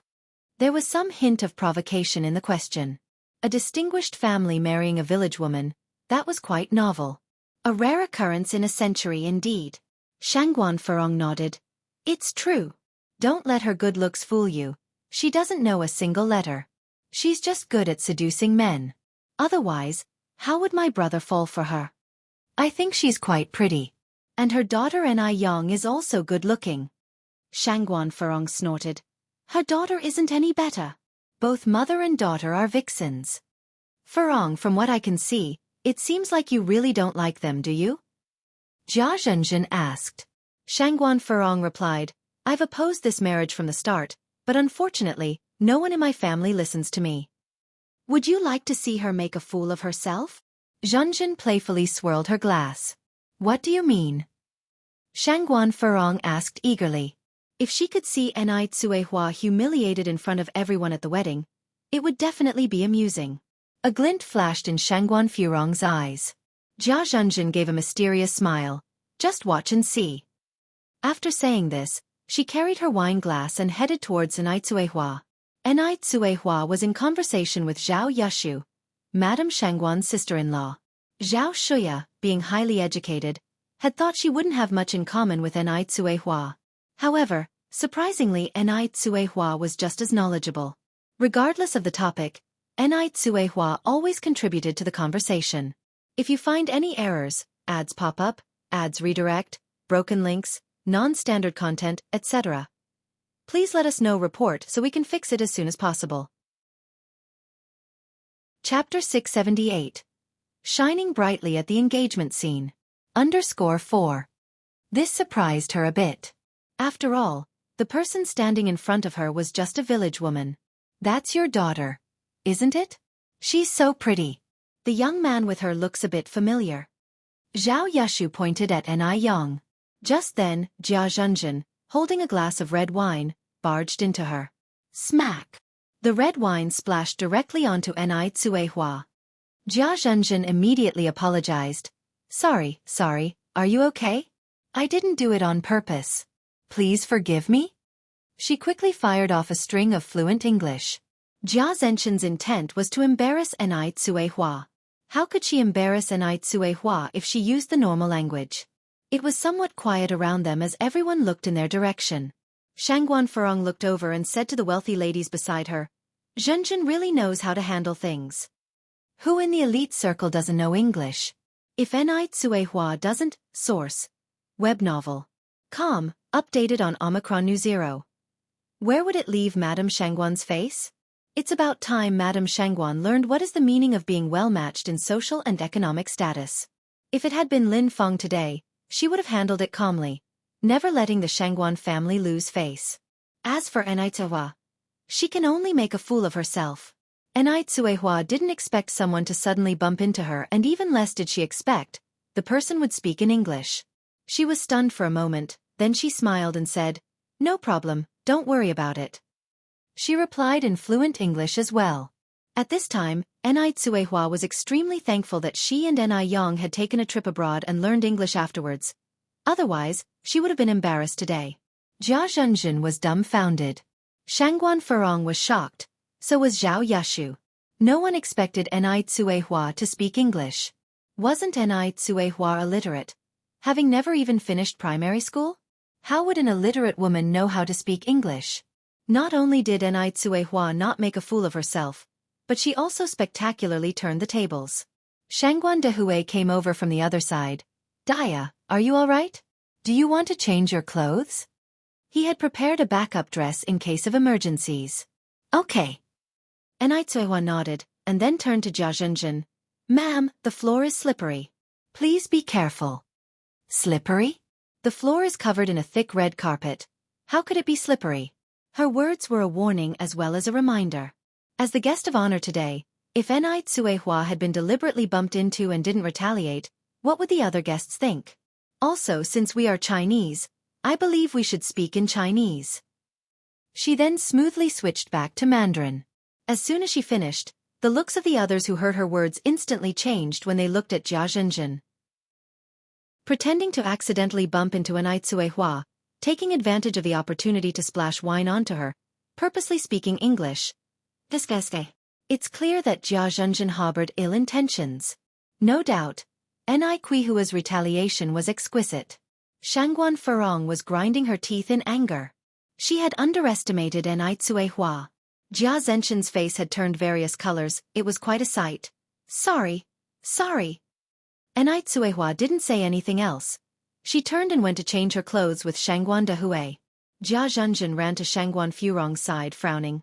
Furong, didn't you say that Daya was just an illiterate village woman? She had been positive that Anew Tsuehua was a village woman and found the courage to tease her. If she had known that Anew Tsuehua was so competent and could even speak English, she would not have gone looking for trouble even if she was paid. She's now lost face inside and out. Shangguan Furong was also frustrated. I don't know either. I asked my mother before, and she said that Daya didn't go to primary school. How did Anew Tsuehua suddenly learn to speak English? Zhenjin, don't be upset. It's my fault, Shangguan Furong followed. By the way, I specially invited Mr. Li Long to be a guest today, and I'll introduce you to him later. Who's Li Long? Jia Zhenjin was somewhat puzzled. Zhao Yun on the side gasped in surprise. Could it be Mr. Abner's assistant Li Long? Yes. Shangguan Furong nodded. Who doesn't know about Mr. Abner? This man from F country is extremely proud and never associates with Chinese. No one knew how Shangguan Furong befriended his assistant. My gosh! Furong, you're too amazing. Furong, don't play favorites. I also want to meet Mr. Abner. If you find any errors, ads pop up, ads redirect, broken links, non-standard content, etc., please let us know report so we can fix it as soon as possible. Chapter 679. Engagement Scene, Shining Brightly. _5. At that moment, Jia Zhenjin's anger was completely dispersed by Mr. Abner. She thought about having Shangguan Furong introduce her to Li Long. At this moment, Shangguan Dehui brought Anew Tsuehua to the fitting room. You go in and change. I'll wait for you outside, he said. All right, Anew Tsuehua nodded. The spare dress was identical to what Anew Tsuehua was wearing, with a long zipper at the back. At home, it was Anew Yang who had helped her zip it up, but now alone, she couldn't manage, so she opened the door to ask for Shangguan Dehui's help. She opened the door slightly. Can you come in and help me zip up? Shangguan Dehui was a bit taken aback at first, then said, all right. Upon entering, Shangguan Dehui immediately locked the door behind him. Zip! The zipper was pulled to the top. Anew Tsuehua turned open the door. Let's go. We should head out. At that moment, Shangguan Dehui leaned against the door, trapping Anew Tsuehua between the door and him, looking down to her with a dominating vibe. For a moment, Anew Tsuehua felt as if she'd traveled back more than 20 years ago. Source: Web novel. Com. Updated on N0New0. Shangguan Dehui's gaze on her was the same predatory look he had given her the first time they met. Just as Anew Tsuehua was about to say something, Shangguan Dehui leaned in for a kiss. He had wanted to do this for a long time, but he had been afraid of scaring her off, just as he had all those years ago. Today, he had finally done something he had long wanted to, but had not dared to do. Let's go. Anew Tsuehua opened the door. Wait a moment, Shangguan Dehui asked hoarsely. What's the matter? Anew Tsuehua asked with a puzzled look. Shangguan Dehui picked up a lipstick from the dresser. Touch up your makeup before we go. Anew Tsuehua blushed as she took the lipstick and sat in front of the mirror. Shangguan de Hui continued, "Are you using the lipstick I handed over today?" Yes. Anew Tsuehua nodded. "Use it again next time." Huh. Anew Tsuehua stared blankly. Leave me alone. Anew Tsuehua playfully shoved Shangguan de Hui. "Aren't you too old to still be playing games?" Shangguan de Hui squinted. I was only 21 the year I met you. So this year, I'm at most 22. From the day he met her, his age had become fixed. Anew Tsuehua broke into a light laugh. About 10 minutes later, the two finally left the fitting room. The atmosphere in the main hall was lively. Everyone had heard that Li Long was coming, so many people were now crowded round Shangguan Farong. Everyone wanted to take this opportunity to get to know Li Long. "Farong, are you really sure Li Long will come?" someone asked in disbelief. Shangguan Farong smiled. "Why would I lie about something like this? If he's coming, you'll all see him soon." Shangguan Farong had met Li Long at a dinner party. After talking, she found out that Li Long had some connection with the Zhao family. At that time, she had even taken the chance to chat with Mr. Abner. For this engagement ceremony, Shangguan Farong had also sent an invitation to Mr. Abner. But she wasn't sure if Mr. Abner would come, so she hadn't mentioned it to anyone. Mr. Abner was a proud man, who never gave face to the great families. If he didn't come, wouldn't it be a loss of face? But Li Long would certainly come, because she had already arranged it with him. Someone chimed in. You said Li Long would come, but why hasn't he arrived yet? Yeah, why? It's nearly 11 o'clock. Just then, four figures walked in from outside. The two people in the front were clearly a mother and son. The two men trailing them were carrying lavish gifts. Seeing these four, the bustling hall gradually quieted down. The man in front, is that Mr. Abner? Mr. Abner was different from Mr. Mogg. Mr. Mogg kept a low profile and was mysterious. He never appeared in public, so nobody even knew his age. But Mr. Abner was very high profile. He often attended various cocktail parties. That's why the people in the upper-class circle knew him. Shangguan Farong was ecstatic. She never thought Mr. Abner would come personally to congratulate her. He really did come. Farong. You're incredible. Not only did you invite Li Long, but also Mr. Abner. Although Mr. Abner's influence was not as powerful as Mr. Mogg's, he was still no one to be taken lightly. Moreover, Mr. Abner was a character that all the major families wanted to draw in, and yet he was subtly won over by Shangguan Farong. Suppressing her inner excitement, Shangguan Farong adjusted her smile, walked up to the group, and said in fluent English, "Mr. Abner, you're here. Please this way." If you find any errors, ads pop up, ads redirect, broken links, non-standard content, etc., please let us know report so we can fix it as soon as possible. Chapter 680. Engagement Scene, Shining Brightly. _6. English is a universal language, so Mr. Abner shouldn't have trouble understanding it. Mr. Abner smiled at her and said in fluent Chinese, "Is Anew Yang here?" Anew Yang? Wasn't Mr. Abner the one she had invited? Why would he be looking for Anew Yang?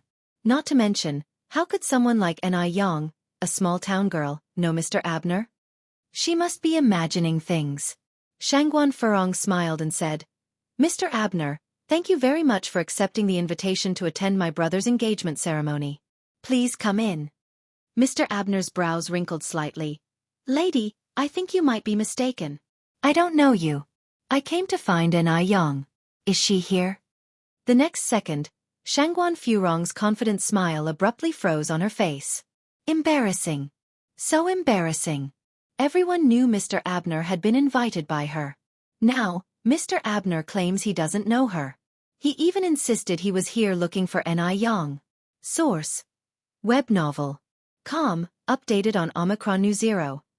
Hearing this, people began to whisper amongst themselves. Quickly recovering, Shangguan Farong bit the bullet and said, "Mr. Abner, Anew Yang is my niece. Please come with me." Upon hearing that Anew Yang was her niece, Mr. Abner's attitude improved significantly. "Could you please take me to Anew Yang?" Just then, Anew Yang walked over from the other side. "Mr. Abner." "Miss Anew Yang." Mr. Abner immediately approached her. Yang. Georgiana was thrilled to see Anew Yang. She has been wanting to adopt Anew Yang as her goddaughter, but hadn't had the opportunity. Today, however, seems like a good opportunity. Mr. Abner continued, I heard that today is a joyous day for your mother. Therefore, my mother and I have brought along some modest gifts. We hope you will accept them. The moment he finished speaking, 2 aides beside him offered the pre-prepared gifts. A valuable 1,000-year-old ginseng and precious jewelry were displayed on the red velvet. The people around were stunned. It appears that Mr. Abner has no connection with the Shangguan family. He had legitimately come for Anyang's sake. Anyang was too amazing. She actually knew Mr. Abner. People could not even get close to Mr. Abner, while Anyang even had Mr. Abner bringing her gifts. What a magnificent honor! Shangguan Furong's face turned pale. She was actually outperformed by a small-town girl. Anyang took Mr. Abner to Tsuehua and Shangguan Dehui. This is my uncle, and this is my mother. Uncle, auntie, I wish you a long and happy life together, Mr. Abner greeted politely. Shangguan Dehui took Mr. Abner's hand. Thank you. Had already known that Anyang was no ordinary person. So when he saw Anyang knew Mr. Abner, Shangguan Dehui was not surprised. Then, Anyang introduced, this is my boyfriend, Mo Qishan. Upon seeing Mo Qishan, Mr. Abner's eyes revealed a hint of surprise. Mo Qishan slightly smiled and took the initiative to stretch out his hand toward Mr. Abner. Mr. Abner, I've heard a lot about you. Mr. Abner glanced around and then revealed a mysterious smile. It's my pleasure. It's my pleasure? Mr. Abner was showing respect to a good-for-nothing? What could this good-for-nothing possibly teach him? But it makes sense when you think about it. After all, Mr. Abner is from F country and isn't acquainted with Chinese customs. He probably didn't know about Mo Qishan's reputation. Unfortunately, this good-for-nothing, instead of being modest, accepted the compliment with a smile. Does he even realize the person standing in front of him is Mr. Abner? A good-for-nothing will always be a good-for-nothing. A worthless thing. Anyang must be blind. Being such a beauty, how could she fancy Mo Qishan? Because of Mr. Abner, Tsuehua quickly became the most popular person there, with everyone showing their friendliness. During the meal, Mr. Abner sat with the village chief, Grandma Lu, and the Mo family at the first table on the right side. Guests from the left side kept coming over to toast. The rich dames who were originally hanging around Shangguan Furong also rushed to the right side. Shangguan Furong's face looked quite ugly. Mr. Abner was her guest. How did he end up being Anyang's guest? What sort of dishonorable methods did she employ? Sitting next to Anyang, Georgiana turned to Tsuehua, who was hoisting her wine glass. Miss and I really like Yang and we get along quite well. May I adopt her as my goddaughter? As these words were spoken, several people present were a bit taken aback. Georgiana is adopting Anyang as her goddaughter. Wouldn't that make Mr. Abner Anyang's brother, and Tsuehua Mr. Abner's godmother? What an honor! There would be a line of people from here to the end of the Yangtze River wanting to become Georgiana's goddaughter. Shangguan Furong felt mixed emotions, and found it hard to swallow back her discomfort. Why on earth did she want to recognize a goddaughter out of the blue? If she wanted to recognize a goddaughter, shouldn't she have chosen her?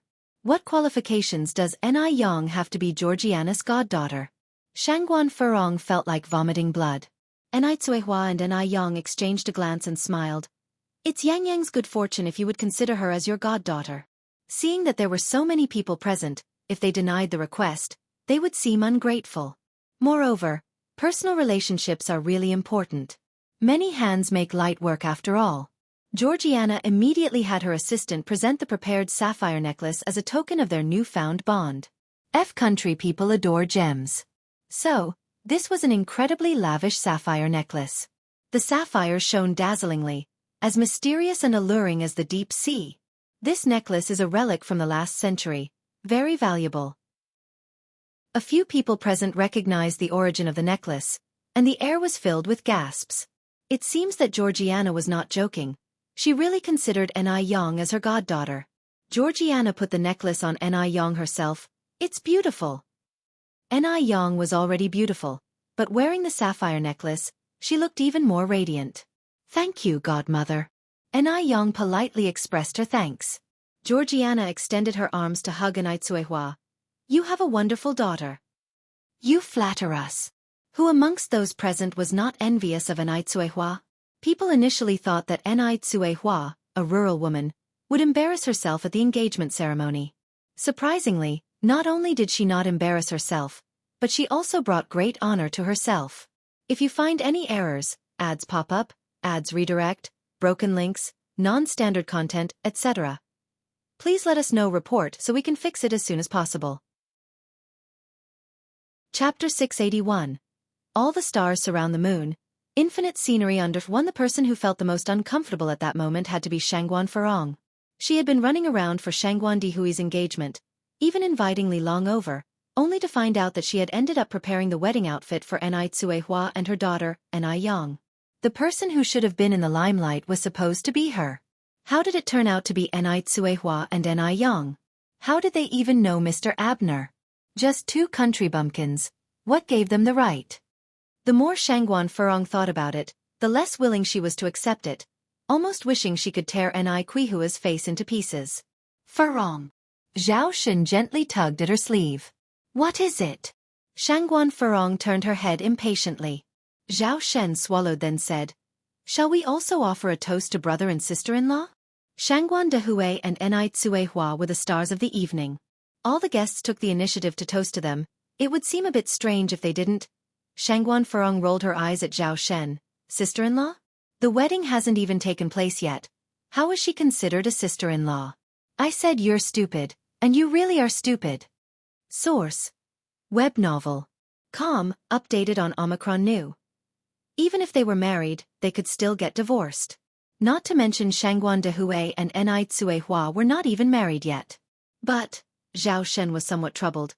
But our mom is watching, and there are so many relatives and friends here, Farong, let's just go over there.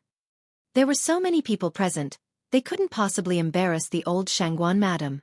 Shangguan Farong weighed the pros and cons, and finally chose to pick up the wine glass, and with Zhao Shen, they went up to Shangguan Dihui and Anew Tsuehua. Brother, Dia, Zhao Shen and I toast to you. Zhao Shen stood by holding his glass. Thank you, Farong. Anew Tsuehua raised her cup and clinked it with hers. Shangguan Dihui remained silent as he held little Anew Yun with one arm, taking a sip from his drink. Shangguan Farong subtly bit her lip, knowing that Shangguan Dihui was still upset about the incident last time. But that incident wasn't her fault to begin with. Moreover, old Madame Shangguan had slapped her, and she already apologized to Anew Yang. Now, Shangguan Dihui couldn't even tell right from wrong, all for Anew Tsuehua. Does he even deserve to be a brother? Miss Anew, Mr. Shangguan, congratulations.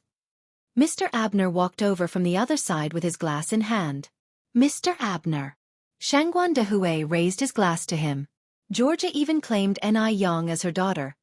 Mr. Abner giving a toast was trivial. In comparison, Mr. Abner was still a junior in front of Shangguan Dihui. Shangguan Farong squinted her eyes. She, being Shangguan Dihui's sister, would be considered as Mr. Abner's aunt. Being the elder, Mr. Abner should certainly toast to her also. As long as Mr. Abner offered her a toast, at least she could somewhat recover her lost face. Thinking like this, her heart was slightly comforted. Shangguan Farong straightened her back, waiting for Mr. Abner to toast her. However, not only did Mr. Abner not toast her, but he walked away with Shangguan Dihui instead. Apparently, the two had something to discuss. Anew Tsuehua took little Anew Yun from Shangguan Dihui and chatted with Georgia. In a conversation between two men, Shangguan Farong couldn't really have a say. She should find Georgia instead. Georgia was Mr. Abner's mother. If she managed to please Georgia, it was the same as pleasing Mr. Abner. But it seemed that Georgia was already engaged in a conversation with Anew Tsuehua. Shangguan Farong naturally wouldn't stoop so low to initiate a conversation with Anew Tsuehua. Toasting her was already giving her plenty of face. If anything, Anew Tsuehua should be the one coming over with Georgia. She was the only remaining daughter-in-law in the Shangguan family, so Anew Tsuehua should think of a way to please her. Just like Lin Feng trying to please her. Unfortunately, Anew Tsuehua didn't have the slightest comprehension of that. If Anew Tsuehua was willing to bring Georgia over tonight, she would forgive Anew Tsuehua. If Anew Tsuehua wasn't willing to take a hint, she would never forgive Anew Tsuehua in her life. Shangguan Farong squinted her eyes. She had waited for so long, but Enai Tsuehua never took the initiative to please her. Shangguan Furong was so angry that it was making her sick. She left before the engagement banquet was over without uttering a word, leaving Zhao Shen behind to clean up the mess. Old Madame Shangguan looked at Zhao Shen and said apologetically, "Zhao Shen, Furong has always been over-competitive, that must have upset you quite a few times." Zhao Shen responded with a smile. "It's fine. I know Furong is not a bad person." He had grown used to it over the years. If you find any errors, ads pop up, ads redirect, broken links, non-standard content, etc., please let us know report so we can fix it as soon as possible. Chapter 682. All the stars surround the moon. Infinite scenery _2. Arguing further has no point. Today was supposed to be a day of joy. Old Mrs. Shangguan didn't want to bring up these unpleasant matters. But Shangguan Furong had truly overstepped her bounds. She just up and left without a word. What would Enai Tsuehua and Shangguan Dehui think of that? Old Mrs. Shangguan continued, "Zhao Shen, there are times when a man should stand tall. Don't let her keep bullying you." Zhao Shen nodded. "Mom, I understand. Don't worry. Furong isn't that unreasonable of a person." Old Mrs. Shangguan let out a soft sigh. "I know exactly what sort of person she is. Now, I heard that Furong and Lin Fong have been getting pretty close lately?" "It seems that way." Zhao Shen continued to nod. Old Mrs. Shangguan continued, "Lin Fong is a very calculating person. She acts one way from the front and another from the back. When it comes to guile, Furong can't outplay her. I've already warned Furong, and you should also be wary of Lin Fong. Shangguan Furong is the type of person that wears her flaws on her face. She speaks her mind. If she had a bit of cunning in her, she wouldn't just up and leave without even saying hello. Whilst Lin Fong is rotten to the core, the type of person who acts like a human in front of others and a devil behind their back. These two people simply aren't on the same level. Shangguan Furong isn't a match for Lin Fong." Zhao Shen understood the implication behind old Mrs. Shangguan's words. "All right, Mom, don't worry, I'll be mindful." Source: Web novel. Com. Updated on New. Old Mrs. Shangguan nodded. "Good, with your words I am reassured." In reality, Zhao Shen is a very clever person. Otherwise, the Zhao family would not have lasted as long as they have, but rather, they continue to flourish. The reason he carries no weight in Zhao family matters and always listens to Shangguan Furong is simply because he's in love with her. He truly likes Shangguan Furong. Back in the day, he paid quite a price to marry Shangguan Furong. Taking advantage of Zhao Shen's love for her, Shangguan Furong does as she pleases in the Zhao family, acting arrogantly and willfully. Even old Mrs. Zhao has to live at the mercy of her moods. Zhao Shen continued, "I'll go speak with my brother and sister-in-law now, so they won't misunderstand Furong." Old Mrs. Shangguan nodded. After the engagement ceremony ended, Enai Yang and Mo Qishan escorted Georgia and Mr. Abner to the door. Shangguan Dehui and Enai Tsuehua were seeing off the other guests. Mo Qishan stepped forward, embodying the true gentleman as he held the car door open for them. "Please." Georgia was holding onto Enai Yang's arm. She leaned in and whispered, Yang, you have a wonderful boyfriend." It was evident from Mo Qishan's words and actions that he truly cared for Enai Yang.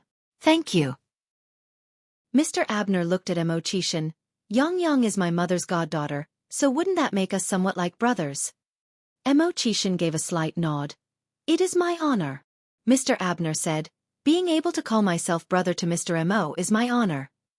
Though others were unaware of Mo Qishan's status, Mr. Abner certainly was.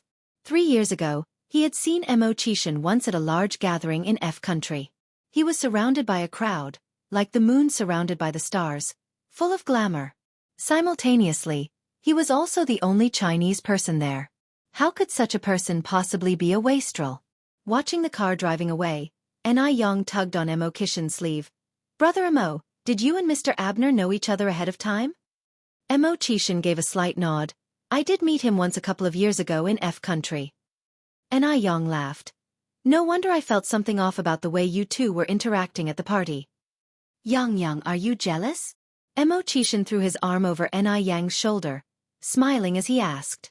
Enai Yang said helplessly, "You're thinking too much." Mo Qishan lowered his gaze and stole a quick kiss on her cheek, as light as a dragonfly skimming the water. Enai Yang glared at him. We're in public, mind your image, careful people see. Though Beijing wasn't as conservative in 1984, public displays of affection were still a rarity.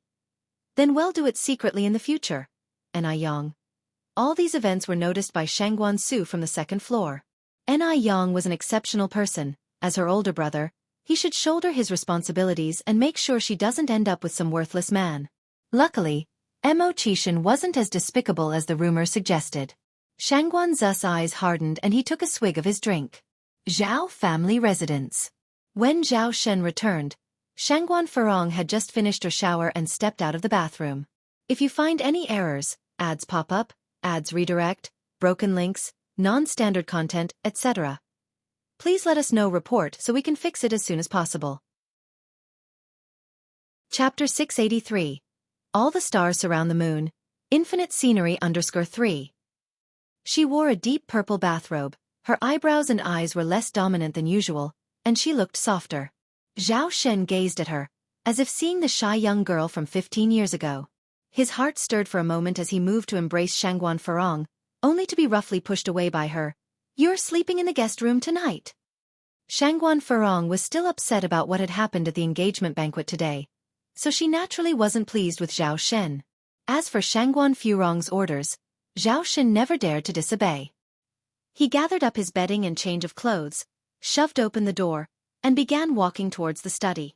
Zhao Shen just reached the living room when the old lady Zhao descended from the stairs above. Did Farong kick you out again? Zhao Shen nodded. Old lady Zhao heaved a sigh. How many times has it been this month? Mom, I'm fine. Zhao Shen continued. I'm going to bed, you should also go to sleep early. Watching Zhao Shen walk towards the study, old lady Zhao furrowed her brow deeply. She walked over, picked up the telephone, and dialed a number. After hanging up, old lady Zhao headed towards the Buddha hall in the backyard. The Zhao family's study was quite large. Having freshly emerged from the bathroom, the telephone on the desk began to ring. Zhao Shen walked over to answer it. Hello. A soft and urgent female voice came from across the line. Hello? Is this Sister Farong? Source: web novel. Com, updated on Omicron New. It was clearly Lin Fang's voice. This is Zhao Shen. There was a moment of pause on the other side of the line. Then came the voice. Brother-in-law, I'm at a public telephone booth on Cart Road. It's raining heavily outside, my bicycle has been stolen, and I think someone has been following me. Can you help me? Other than Sister Farong, I really can't find anyone else to help me. As she spoke her last words, Lin Fang's voice was filled with a sobbing tone. She sounded lonely and helpless, completely irresistible. Zhao Shen was inherently a righteous man. Faced with such a situation, he naturally couldn't ignore it. All right. Stay right there. I'll be right there. Thank you, brother-in-law. Lin Fang hung up the phone, her face streaked with tears, yet a smirk of triumph played at the corner of her mouth. It rained heavily. The rain plinked and plunked upon the eaves, even mixed with bits of snow. Zhao Shen drove off, the headlight in the dark splitting the night with a ray of stark white light, illuminating his way. Hearing the engine of the car, old lady Zhao, who was seated in the Buddha hall, knocked on her bead bracelet, then suddenly put down her hammer, stood up, and lit a stick of incense that she placed in the censer. Amitabha. Old lady Zhao joined her hands together and devoutly bowed her head. Meanwhile, Shangguan Farong had fallen into a deep sleep. Cart Road wasn't far from the Zhao family house, and Zhao Shen easily found the telephone booth mentioned by Lin Fang. Holding an umbrella, he stepped out of the car. Xiaolin? Comrade Xiaolin? Upon hearing Zhao Shen's voice, Lin Fang, who had been crouching in the corner of the telephone booth, immediately stood up as if seeing hope. She ran over to Zhao Shen and threw her arms around him, breaking into uncontrollable sobs. Lin Fang and Shangguan Farong were vastly different. Lin Fang was a delicate woman who needed protection, while Shangguan Farong was unyieldingly assertive. Zhao Shen was a man, and deep within his bones, hidden away, was a desire to conquer and to protect. Lin Fang's behavior, however, made up for what Shangguan Farong lacked. For a while, Zhao Shen found it hard to push Lin Fang away.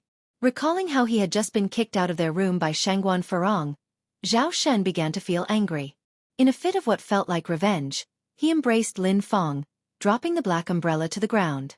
The icy raindrops instantly soaked their clothes.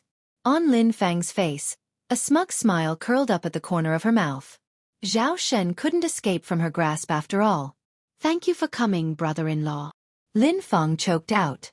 "Get in the car, it'll take you home." "Okay." Lin Fang nodded. The two got in the car and Zhao Shen handed Lin Fang a dry towel. "Wipe your face."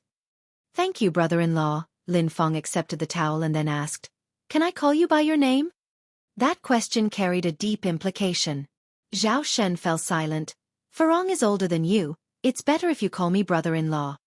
At his words, although Lin Fang's face showed disappointment, she did not feel disheartened in her heart. Zhao Shen hadn't pushed her away earlier, indicating that he was wavering. Some things had to be taken step by step. Zhao Shen started the engine to leave. Just as the car reached the foot of the building, Lin Fang said, "I don't want to go home." "Then where do you want to go?" Zhao Shen turned his head to look at Lin Fang. "If you find any errors, ads pop up, ads redirect, broken links, non-standard content, etc. please let us know report so we can fix it as soon as possible." Chapter 684. All the stars surround the moon. Infinite scenery under 4. Lin Fang looked at Zhao Shen, her face pale. "As long as I don't have to go home, anywhere will do." Zhao Shen stayed silent for a while, ultimately choosing to drive away. Eventually, Zhao Shen parked in front of a villa with Lin Fang. Zhao Shen was truly wealthy. This villa was just one of many properties he owned. Looking at the luxurious villa, a determined expression flashed in Lin Fang's eyes. Zhao Shen led Lin Fang inside, where a servant immediately greeted them, "Mr. Zhao." Zhao Shen nodded in acknowledgement. The servant looked up and was taken aback to see that the person accompanying Mr. Zhao this time was not Mrs. Zhao. Despite her surprise, the servant didn't show it. She was just a servant. Her job was to perform her duties properly. Zhao Shen took Lin Fang to the master bedroom on the 3rd floor. "If you don't want to go home, you can stay here for the night. There are clothes in the closet, but they are all in Furong size. If you don't mind, feel free to change into one." Lin Fang didn't say a word, her eyes cast down. She wanted to take a gamble. Just as Zhao Shen was about to turn and leave, she suddenly stood up and hugged Zhao Shen. "Zhao Shen, I don't want to stay here temporarily, I want to live here forever. Also, I want the wardrobe to be filled with our clothes." Zhao Shen stiffened. After a long pause, he gently unclenched Lin Fang's hands. "I'm sorry, we can't do this. I only love Farong." "It's all right. I don't mind who you love, as long as you know I love you," Lin Fang said. "As long as you're willing to be with me, I don't mind being nameless." Wuxia World. Sight Wuxia World. Sight Lin Fang's love was humble. She knew that she would only earn Zhao Shen's sympathy and pity by showing her humility. She was not Shangguan Farong, who was messing around with Zhao Shen's feelings just because he liked her. "No." Zhao Shen coldly pushed Lin Fang away. "What we are doing is wrong." Lin Fang looked at Zhao Shen and asked, "Are you afraid of Shangguan Farong?" Her words were like a catalyst, instantly igniting Zhao Shen's desire for revenge. Why should he fear Shangguan Farong? Lin Fang walked over. "We are both pitiful people, why don't we rely on each other for warmth?" This time, Zhao Shen didn't reject Lin Fang, but instead embraced her.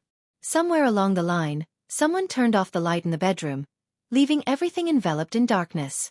In Beijing, it was customary for a bride-to-be to spend 3 nights at her groom's home after the engagement. She could only return home after 3 days. Anew didn't want to remain as the third wheel. Moreover, she had workers to supervise at home. Hence, she didn't stay. Shangguan Dehui arranged for transportation to send the other villagers back. Anew, however, rode in Mo Qishan's car. Yang. Mo Qishan, eyes focused on the road ahead, asked in a seemingly casual way, "What's up?" Anew tilted her head slightly. "Are you brave?" Mo Qishan asked back. Anew nodded. "Quite. After all, what was there to be afraid of for someone who had experienced death before?" Upon hearing this, a hint of disappointment flashed in Mo Qishan's eyes as he continued, Yang, are you afraid of ghosts?" "No." Anew shook her head. "Why do other girls fear ghosts, but you don't?" questioned Mo Qishan. Anew laughed. "Brother Mo, if you have something to say, Just say it directly. No need to beat around the bush. Mo Qishan cleared his throat and said simply, "Well, I'm saying if you're afraid of being at home alone, I can stay with you." As soon as he finished speaking, Mo Qishan added, "Yang, don't misunderstand, I'm just worried you might be scared." Yang squinted her eyes. "Are you harboring ulterior motives?" I'm not. Yang, don't slander me." Mo Qishan's ears turned red. Yang reached out to pinch his ear. "Look at you, pretending to be a gentleman." Boss, I was wrong. Please forgive me. Focus on driving, don't think about unnecessary things. Yang sat up straight, turned on the car stereo, and a light song immediately filled the air. "The tips of the peach leaves are sharp, the willow leaves cover the sky. Listen to my words, O Emperor Ming." This song, Exploring the Clearwater River, was a narrative song popular in Beijing. Yang remembered that in her previous life, a handsome young man turned this narrative song into a pop hit. Chapter 685. All the Stars Surround the Moon. Infinite Scenery _5. At this moment in the 80s, hearing this ancient song again gave a sense of being transported through time and space. Yang hummed along to it as she listened. Her voice was clear and melodious. When she hummed a tune, it carried an indescribable charm, like a gentle breeze in April, cleansing souls and refreshing minds. Mo Qishan glanced her way, a faint smile playing at the corner of his mouth. Even though he had slowed down, they quickly arrived at Jianghu village. Yang got out of the car.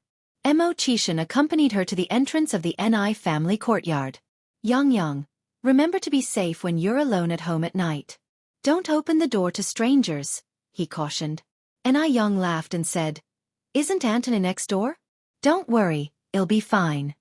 Mo Qishan hugged her. His eyes spoke of his reluctance to leave.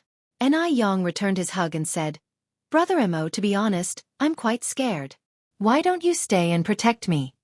Even though society was conservative concerning male-female relationships, inviting a man to stay for the night was quite daring. But Yang trusted Mo Qishan. Despite sometimes being mischievous, Mo Qishan was an uncommonly honorable man. Really? Mo Qishan's eyes lit up. Wuxia world. Sight really? Yang nodded. They both went inside the house together. Yang prepared the next room for him. "Brother Mo, you can stay here tonight. There's a bathroom in the room." Okay. Mo Qishan nodded in agreement. That night, Mo Qishan had the most restful sleep ever. The next morning, Mo Qishan was up before dawn. Since Tsuehua was not home, he would take up the responsibility of caring for Yang. He wanted to prepare a surprise for Yang.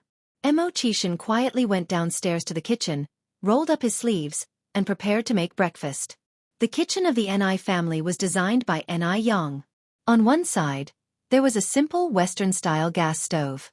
On the other side, there was a traditional Chinese stove for burning firewood. Under normal circumstances, both Yang and Tsuehua used the traditional stove, as food cooked over a wood fire was much tastier than that cooked on a gas stove. After a bit of thought, Mo Qishan decided to use the traditional stove. Mo Qishan had not known how to cook before. He had never even been inside a kitchen. However, after spending so much time with Yang and often being her assistant, he gradually learned to cook. Mo Qishan opened the refrigerator. There was pork, tomatoes, leeks, greens and other ingredients inside. So, he decided to make pork and chive-filled dumplings for breakfast and tomato and vegetable noodles. From what he observed, Yang loved noodles. Like Yang, Mo Qishan was a man of action and started cooking immediately. Packing dumplings was not difficult. Yang had taught him before.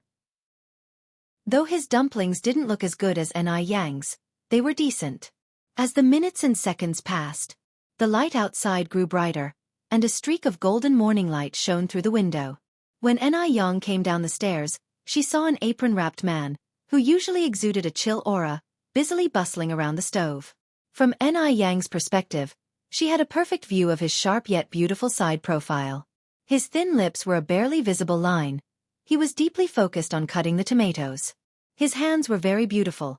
Clean, tidy, the joints well-defined, symmetrical and long.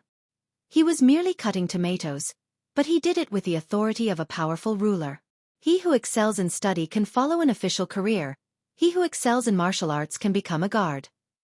Ni Yang found this phrase fitting for Mo Qishan. Brother Mo. Ni Yang went to Mo Qishan's side. Yang. Mo Qishan looked surprised. How did you wake up so early? The food won't be ready for a while.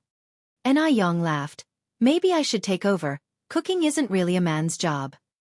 Gender equality has long been recognized. Who said that the kitchen necessarily belonged to girls? Mo Qishan continued. Boss, your thinking is not advanced enough. Mo Qishan used to believe that a kitchen was not a place for a man. A man should be ambitious and can't allow himself to be confined to the kitchen. But ever since he met Ni Yang, let alone cooking in the kitchen, even if he had to scrub clothes or clean the toilet, he had not a single complaint. Ni Yang laughed lightly. All right, your thinking is advanced. Anyway, what's for breakfast? There are steamed dumplings and tomato noodles. Mo Qishan continued. Is there anything special you want to eat? I can make it for you. Chapter 686. Breaking news. _1 Lady Zhao never complained. Even if she did have any complaints, she dared not to voice them. After eating a few donuts, Shangguan Furong spoke again. Also, the porridge today doesn't seem as thick as yesterday's, Mom. Did you wake up late this morning? Upon hearing this, Lady Zhao, who was holding a donut, immediately stopped. Last night, she had spent almost the entire night in the Buddha Hall, indeed waking up a bit later than usual this morning.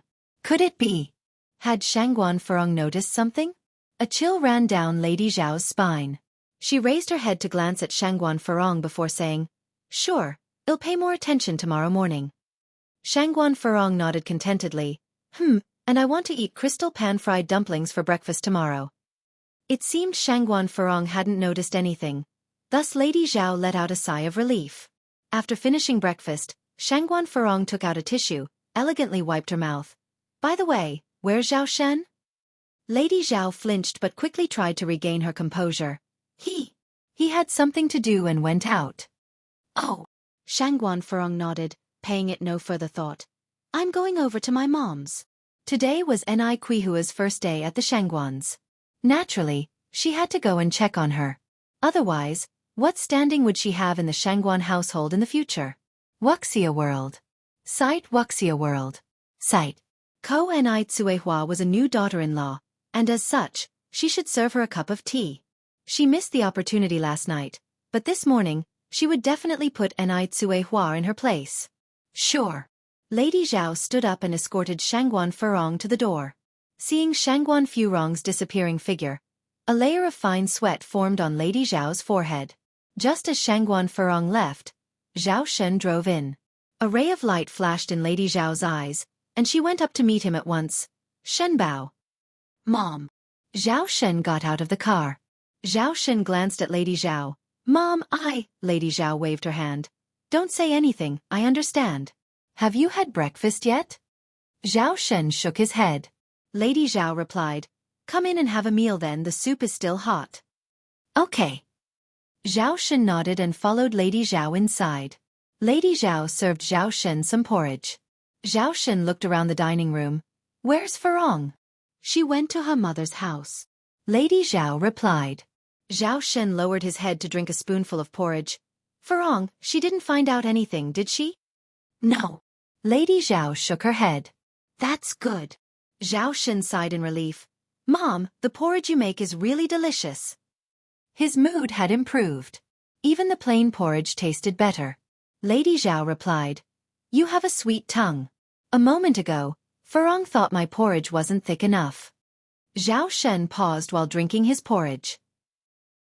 Lady Zhao was now 78 years old, an age when one should be enjoying the tranquility of life, yet she had to endure the displeasure of her daughter-in-law. Despite having maids at home, Lady Zhao had to make breakfast every morning because Shangguan Furong preferred her cooking. It was forgivable that Shangguan Furong didn't express gratitude, but her complaints were unacceptable. It was his fault for not being filial. Lady Zhao, as if sensing Zhao Shen's concerns, laughed and said, Shenbao, you don't need to worry about me. As we age, waking up early and moving around to exercise is good for our bodies.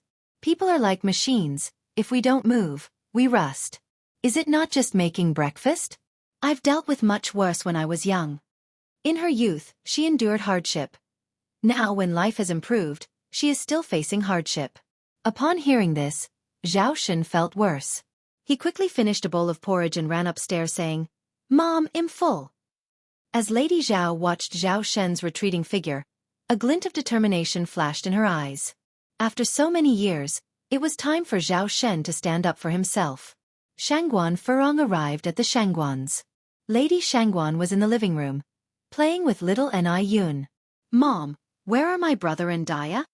Shangguan Furong had been in the house for quite some time, and she hadn't seen Anew, this newlywed, come forward to greet her. How rude. Lady Shangguan peeled a grape for little Anew. They went out to watch a movie.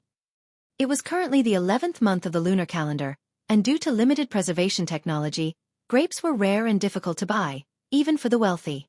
Shangguan Furong was shocked when she saw Lady Shangguan feeding little Anew grapes.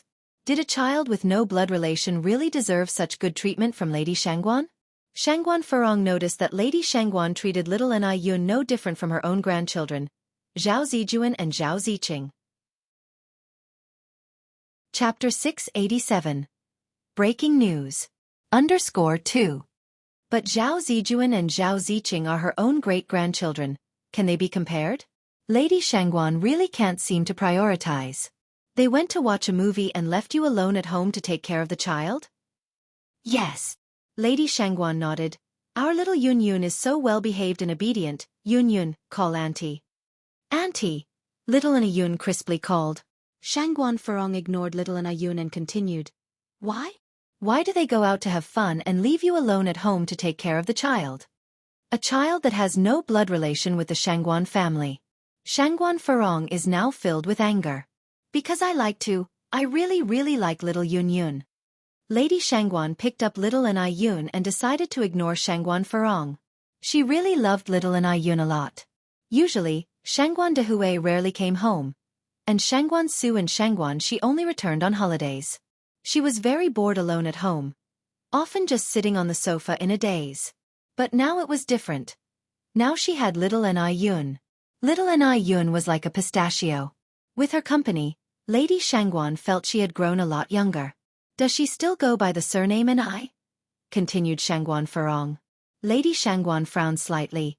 Furong, can't you worry less? Mom, do you really think we're charitable, raising other people's children? Aren't you afraid of being laughed at? Shangguan Furong crossed her arms. Little Anew didn't understand what the adults were saying and blinked curiously. Lady Shangguan hugged little Anew tightly. Yun, do you want to swing and slide in the back garden with Grandma? So that little Anew could have more fun, Lady Shangguan had splurged to bring in a slide from another town. Sure. Little Anew nodded. Lady Shangguan didn't bother with Shangguan Furong anymore. She took little Anew to the back garden. Shangguan Furong watched Lady Shangguan's retreating figure, shook her head helplessly, and went to the master bedroom on the second floor. This was the room where Shangguan Dehui and Anew stayed last night. Shangguan Furong pushed open the door. The room was arranged very warmly, with a red scarf hanging on the coat rack. Shangguan Furong pushed open the bathroom door. A row of skincare products was set on the wash basin, all of which were the supreme edition of Icy Skin Jade.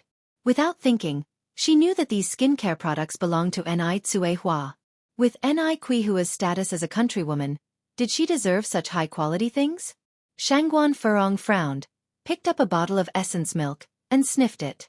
The supreme edition seemed to smell much better than the regular edition. Anew was just a peasant woman. Where did she get the money to buy Icy Skin Jade? Without having to think, she knew these cosmetics must have been given to her by Shangguan Dehui. Stealing was not Shangguan Furong's style. But using it shouldn't be a problem, right? After all, this was bought with the Shangguan family's money. Shangguan Furong turned on the faucet and washed her face carefully with face wash, followed by lotion and essential oils. She didn't know if it was just her imagination, but she felt the supreme edition was much better than the regular edition. She didn't even get to buy such a good thing. How come Anew got to benefit? Shangguan Furong looked at herself in the mirror and frowned slightly. By now, she had forgotten that Anew once gave her a box of the supreme edition Icy Skin Jade. She didn't cherish it and even questioned it as a fake, which embarrassed Anew Hua. Shangguan Furong then opened the door of the neighboring cabinet. This cabinet was filled with perfumes and shampoos. But more importantly, Shangguan Furong found another box of extra supreme edition icy skin jade. People queue up and couldn't buy it, but Anew Hua had one for herself and another one to spare. Was this set of icy skin jade meant to please her? Shangguan Furong narrowed her eyes and reached out to take the gift box. It took her a while before she put the gift box back. Even if Anew Hua wanted to please her, she wouldn't accept Anew Hua so easily. Unless Anew Hua was willing to willingly change Anew Yang's and Anew Yun's surnames to Shangguan. Otherwise, she would never accept Anew Hua. Shangguan Furong looked around the room for a while, then went downstairs. Furong, what were you doing upstairs? Asked Lady Shangguan, hugging little Anew Yun as she came in from outside. Shangguan Furong said, Mom, what a strange question. This is my home. Isn't there anywhere I'm not allowed to go? Chapter 688. Breaking News. _3. That's not what I meant. The old lady Shangguan continued, Your brother and Daya are very happy together, and you as a sister should offer blessings, not create chaos. I know. Shangguan Furong replied. Old lady Shangguan went on, and I have to repeat, keep an eye on Lin Fong. You're so stubborn, and it will be your downfall. Shangguan Furong laughed and said, Mother, you've been saying this all the time. Have you ever considered my feelings? Lin Fong is my best friend. I trust her just as you trust Daya. How would you feel if I continuously spoke ill of Daya in front of you? Shangguan Furong and Lin Fong were very good friends now, and she didn't believe Lin Fong would do anything to harm her. Old lady Shangguan sighed. I'm just saying, whether you listen or not is up to you. Shangguan Furong originally planned to stay at the Shangguan family until Anew Hua returned. After all, Anew Hua still had the ice skin jade to give her. But she waited until the afternoon, and Anew Hua had not returned yet. Shangguan Furong no longer had the patience to wait. She planned to play cards with the rich ladies. Now that she had a membership card for Xianxia, she naturally went to the third floor of Xianxia to play cards. Not far from the Shangguan household, Shangguan Furong ran into Lin Fong. Sister Furong, where are you going? To play cards. Shangguan Furong answered. Lin Fong said with envy, having a loving husband is really different. Unlike me, I can only play on my rest days. Where would I find the time to play otherwise? Shangguan Furong laughed smugly. So, it's not only about finding a good husband for a woman but also having the ability to manage the family. Lin Fong nodded. You're right, Sister Furong. I'm envious of capable women like you. I'm simply not like that. Shangguan Furong patted Lin Fang's hand. These things can't be forced. Lin Fong seemed envious on the surface but was scoffing inside. What did Shangguan Furong have to be so smug about? Did she know that Zhao Shen had already betrayed her? It wouldn't be long before Zhao Shen would discard Shangguan Furong like trash. Lin Fong continued, Sister Furong, can I accompany you to play cards and broaden my horizons? Shangguan Furong agreed without a second thought because Lin Fong made such a thoughtful request. The two went to the VIP room on the third floor of Xianxia. Lin Fong said, Thanks to Sister Furong, it's my first time in such a sophisticated place. Shangguan Furong turned around in surprise. But isn't the membership card from you? Lin Fong laughed a little then said, Sister Furong, how can I afford such an expensive membership card? Someone gave it to me too. With my status, if you weren't with me, I wouldn't be in such a place. Only you, Sister Furong, can use this membership card. Lin Fang's flattery made Shangguan Furong very happy. As soon as they opened the door of the VIP room, Jia Zhenjin, Zhao Yun, and another rich lady had already arrived. Shangguan Furong introduced Lin Fong to everyone. Hello, sisters. I am Lin Fong. Please take care of me in the future.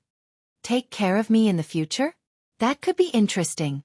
The other three exchanged glances, all seeing confusion in each other's eyes. Lin Fong had excellent social skills, and through her flattery, she quickly became accepted within this inner circle. That evening, Shangguan Furong brought Lin Fong back to the Zhao family. When Zhao Shen saw Lin Fong, he was slightly surprised and seemed somewhat unnatural. This was not Lin Fang's first time at the Zhao family. However, considering what had transpired between the two of them the night before, their encounter now was somewhat awkward. What are you waiting for? Go make some tea for Lin Feng. Shangguan Furong rolled her eyes at Zhao Shen. Shangguan Furong was deliberately showing off her status in the family in front of Lin Feng. Little did she know, it's crucial to save face for a man in front of outsiders. Lin Feng swiftly took the teapot from Zhao Shen's hands, her fingers brushing against his palm. She smiled and asked, "Why would we need brother-in-law for this? I can do it myself. Sister Furong, do you like sugar in your tea?" Shangguan Furong, who was accustomed to domineering and others' compliance, failed to notice anything amiss. "No, I like pure green tea." "All right." Lin Feng went to make the tea. Chapter 689. Breaking News. _4. Old Lady Zhao stood in front of the carved railing on the third floor, watching everything below, her lips curling upward slightly. All peacetime is born out of the ashes of warfare. It applies to a family as well. Only after experiencing war can one truly understand peace. Otherwise, some people would simply not know how to cherish it. In the evening, Lin Feng stayed for dinner at the Zhao's. All was tranquil at the dinner table, but under it, Lin Feng discreetly kicked Zhao Shen. Zhao Shen, taken aback, looked up, only to see Lin Feng's smiling face. Fearing that Shangguan Furong would notice, he quickly resumed eating. "You guys carry on, I'm going to the restroom." Lin Feng put down her chopsticks and headed towards the restroom. "I'm off for a smoke." Zhao Shen also left the table. As soon as he stepped out of the dining room, someone gently grabbed his wrist. The pair slipped into the storeroom at the end of the corridor. "I missed you." In the darkness, they embraced tightly. Across the hallway and around the corner was the dining room, where Shangguan Furong was finishing her meal. She was unaware that her husband and her good friend were in a tight embrace on the other side of the wall. What an irony! After a while, they showed up in the dining room one after the other.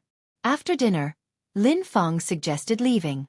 To emphasize her status within the Zhao family, Shangguan Furong said, "Zhao Shen, drive Lin Feng home." Is it appropriate?" Zhao Shen hesitated. Shangguan Furong's face turned cold. "Do as you're told. Enough of your nonsense." Zhao Shen nodded silently, picked up the car keys, and left. Lin Feng laughed. "Sister Furong, you really know how to handle your brother-in-law. Piece of cake."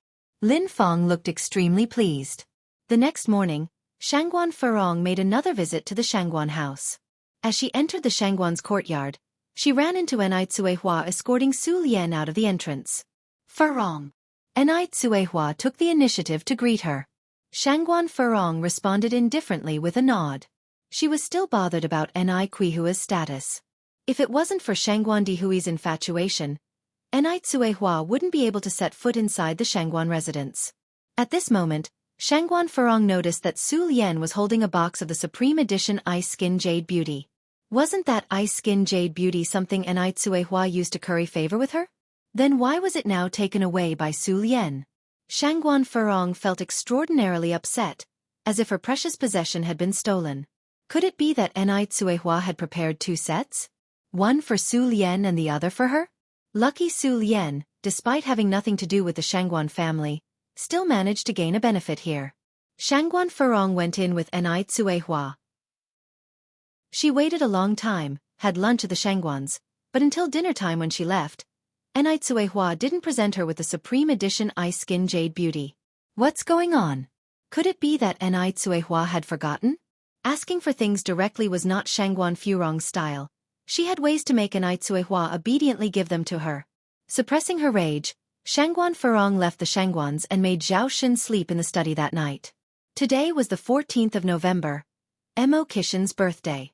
Anew Yang got up early in the morning. She put on a plain white chong sam, threw a maroon coat over it, grabbed the gift she had prepared, greeted Anew Tsuehua, and left the house. Yet, Anew Yang didn't go directly to Missouri Kishan's place. Instead, she rode her bicycle to the rose garden. Jianghu village had almost 300 acres of rose fields.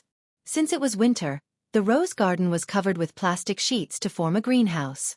There was straw on the outside of the greenhouse to keep the interior warm. Even though it was deep winter, the greenhouse was filled with fiery red roses, an exquisite sight. Xianxia, why have you come so early? Auntie Lin, who was looking after the greenhouse, was surprised to see Anew. Anew parked her bike and smiled. Auntie Lin, I've come to pick some roses. This patch of roses belonged to Auntie Lin's family. Ever since they planted roses, Auntie Lin had made 200 or 300 yuan. Seeing Anew was like seeing the god of wealth for her. She laughed, saying, come in, it's cold outside. Feel free to pick whatever roses you like from the garden. Generally, they would pick roses, weigh them, and deliver them to the Anew family. Anew personally coming over most likely meant she wanted to pick a few roses to put in a vase back home. Just typical of a girl who loved flowers and plants. Anew went inside with Auntie Lin. Chapter 690. Breaking News. _5. Aunt Lin handed Anew a pair of scissors. Xianxia, just cut whichever one you fancy, don't stand on ceremony with me. Thank you, Aunt Lin. Anew took the scissors and picked out the roses with the most attractive buds, cutting 36 roses. Then, Anew took out 3 colored pieces of plastic paper and a red string from her bag to wrap the roses. Just a bit of wrapping paper dramatically elevated the roses' appeal. Aunt Lin was amazed. Xianxia, you're truly impressive. Anew laughed. Aunt Lin, it's the roses that are beautiful to begin with. After wrapping the roses, Anew took out a yuan coin from her pocket and gave it to Aunt Lin. She paid 3 cents per pound for the roses in the village. With 36 roses, including branches and leaves, it was about 2 to 3 pounds. Aunt Lin refused to take Aneyang's money. It's just a few roses, Xianxia. If you insist on paying, wouldn't that belittle me? Anew laughed and said, this is what you make a living from, and I can't just take it for free. Please keep the money. Otherwise, I won't have the nerve to come over and pick roses next time. Unable to refuse Anew, Aunt Lin reluctantly took the money. Just 1 yuan is too much. These flowers weigh at most 2 pounds. Xianxia, you must take the change, no matter what. Anew took the change, picked up the roses, and rode her bike to the urban area. Wuxia no longer lives at the Mo family home, but in his own villa. Anew rode her bike to Wuxia's villa and rang the doorbell. Wuxia was not a morning person. It was only 7 o'clock in the morning, and the doorbell woke him up, leaving him in a terrible mood. Who could be at the door? His servants hadn't started working yet, and he didn't like to have strangers stay over, so he had to answer the door himself. Wuxia's face was taut, and his thin lips were almost a straight line as he climbed out of bed and threw off the duvet. A strong, intimidating aura radiated from him.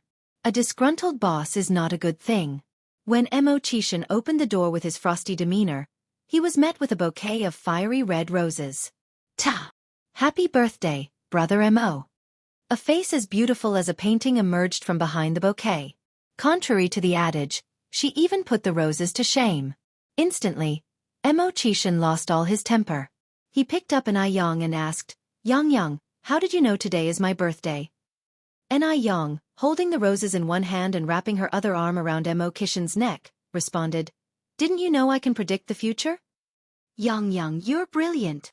Wuxia, overjoyed, spun Anew around several times. No one but his parents had ever genuinely remembered his birthday. At this moment, denying his feelings would be a lie. Xianxia, thank you. Wuxia hugged Anew tightly. Why are you talking nonsense? Anew returned, smiling. By the way, brother Mo, besides the roses, I prepared another mysterious gift for you. Can you guess what it is? Wuxia rubbed his nose. A tie? No. Anew shook her head. Clothes. Anew continued shaking her head. Perhaps shoes. Anew still shook her head. Despite guessing several items, Wuxia got them all wrong. Anew sighed. Brother Mo, you're truly hopeless. Wuxia shamelessly responded, I'm dumb, and you're smart, we complement each other perfectly. Only then did Anew produce a gift she had started preparing months prior. Do you like it? It was a wine-colored knitted scarf. Although it didn't look too attractive, it was warm. I love it. Wuxia nodded hastily. Xianxia, did you make this yourself? Anew smiled faintly. Finally, a smart guess. It was her first time knitting a scarf. It took over a month of undoing and redoing the knitting to finally finish it. Oddly, she usually picks up things quickly, but knitting scarves was not one of them. Help me put it on. Sure. Anew nodded, picked up the scarf, stood on tiptoes, and said, just bend down a little. Mo-chishan bent down as instructed, and Anew effortlessly put the scarf around his neck. But at that moment, a cool touch suddenly grazed the corner of her lips. The scent of tobacco filled her nostrils. Light and pleasant. Just as sudden, he released her. Anew headed towards the kitchen. Brother Mo, you haven't had breakfast yet, have you? I'll do it. Mo-chishan followed Aneyang's footsteps. Mo-chishan felt that as long as he was there, Anew shouldn't be cooking alone. You're the birthday boy today. How could I let you cook? I'll do it. Anew pushed Mo-chishan towards the door. Quickly go upstairs and get changed. Once you're dressed, we can eat. Chapter 691. All the stars surround the moon. Infinite scenery _6. Anew shook her head. No, I just like steamed dumplings and tomato noodles. Brother Mo, you've worked hard. I've worked so hard. Shouldn't you reward me a little? Hey, race a reward for you. A piece of tomato. Anew casually picked up a piece of cut tomato and stuffed it into Mo-chishan's mouth. Mo-chishan. What he actually wanted was a good morning kiss. The Xianxia family. Today is Qihua's first morning at the Xianxia family's house. Although she didn't go to bed until very late last night, she still woke up early in the morning. Today is her first day staying over at the Xianxians. If she were to oversleep, it might not make a great impression. Anew pulled away the covers and quietly got out of bed, when Xianxia beside her suddenly woke up. Why are you up so early? Anew blushed momentarily. It's already past 7. Sleep a little longer, continued Xianxia. You can rest assured, our family doesn't have strict rules. If you get up too early, it might make my mom feel like she did something wrong. Xianxia didn't give Anew a chance to hesitate. When Anew woke up again, it was already past 10 in the morning. Sunlight shone in from outside the window, and a tall man was standing at the foot of her bed, getting dressed. First the dress shirt, then the wool sweater. Anew watched all this happening, then looked out the window again, and suddenly felt like she was in a dream. She couldn't even have dreamed that her life in Beijing would take such a drastic turn. Up already? At this moment, Xianxia suddenly turned around. Anew was caught off guard at first, then she said, Xianxia took a few steps forward. Do you want to get up now, or sleep a little longer? I'll get up now. Anew answered. Xianxia took out clothes from the cabinet for her. I'll wait for you to go downstairs together. Okay, Anew nodded. Then she took the clothes to the bathroom to change. After changing and taking care of her skin, she emerged from the bathroom about 20 minutes later. She was wearing a high-necked wool sweater inside a gray-blue down jacket, which made her look very stylish and much younger than she actually was. They both went downstairs together. As soon as they got downstairs, they saw Lady Xianxia leading little Anew inside from outside. The old and the young got along very well. In fact, little Anew had spent last night with Lady Xianxia. Mom, they both greeted Lady Xianxia in unison. According to the local customs, they should start addressing her differently after the engagement. Xianxia's old lady walked up to them smiling happily and satisfied. Good. Mama, seeing Anew, little Anew very coolly greeted her. Yun. Anew walked over and picked up little Anew. Daddy, hold me. Little Anew stretched out his hand to Xianxia. Xianxia took little Anew from Qihua's arms. Old Lady Xianxia looked at the harmonious scene in front of her, beaming with satisfaction. She then said, Breakfast is ready, let's go have breakfast. Also, Xiaoxiu and Xiaoxi have gone to work. Dia, don't mind. Anew laughed and said, It's okay, work is important. She usually gets along well with the kids and doesn't overthink things, because she knows Xiaoxiu and Xiaoxi aren't those kinds of people. Meanwhile, elsewhere when Zhao Shen woke up, he could hardly believe what had happened last night. But the sight of Lin Feng lying next to him reminded him that the events were not a dream. He really did something that would let Xianxia down. He didn't know what he had been thinking last night, but now, he was deeply regretful. What should he do now? How should he face Xianxia? Just then, Lin Feng suddenly reached out and hugged him. Do you regret it? When did Lin Feng wake up? Zhao Shen was taken aback. Lin Feng continued. I don't regret it. After a pause, she said, if you do regret it, we can pretend that nothing happened. Don't worry, I won't pester you. With that, Lin Feng let go of Zhao Shen. Zhao Shen opened his mouth, suddenly at a loss for words, as he didn't know what to say at the moment. Rest assured, I keep my word, Lin Feng continued. I'll compensate you, Zhao Shen finally said after a long pause. The only thing he could do now was to compensate Lin Feng. I don't want your compensation, said Lin Feng. Zhao Shen, do you know? I really envy Sister Furong. I envy her for having such a good husband like you. The universe is really playing a joke on us. She has you, but she doesn't know how to cherish you. I want to cherish you, but I can't have you. Her tone was full of mockery by the end of it. Xiao Lin Yu, Zhao Shen closed his eyes, then continued. We can't continue making mistakes. Lin Feng turned around to look at Zhao Shen. Is love a mistake too? Zhao Shen fell silent. Lin Feng let out a sigh, raised the blanket and got out of bed, picked up the clothes from the floor and started to put them on one by one. Then she picked up Zhao Shen's clothes. Do you want to get up now? I can help you. Zhao Shen took his clothes. I can do it myself. But I want to help you. Lin Feng helped Zhao Shen get dressed and put on his socks, even helped him put on his shoes and tie his shoelaces. Did Sister Feng ever help you like this? No, of course not. Such a domineering person like Shagwen Furong. When did she ever lower her head? In their relationship, Zhao Shen was the one who always made the sacrifice. Zhao Shen never knew that not having to give all the time could be so enjoyable. All of a sudden, it seemed like he wasn't that regretful anymore. After all, Shangguan Furong acted out of line first. Lin Feng was sweet and considerate, much more so than Shangguan Furong. Seeing Zhao Shen's changing expressions, Lin Feng smiled smugly.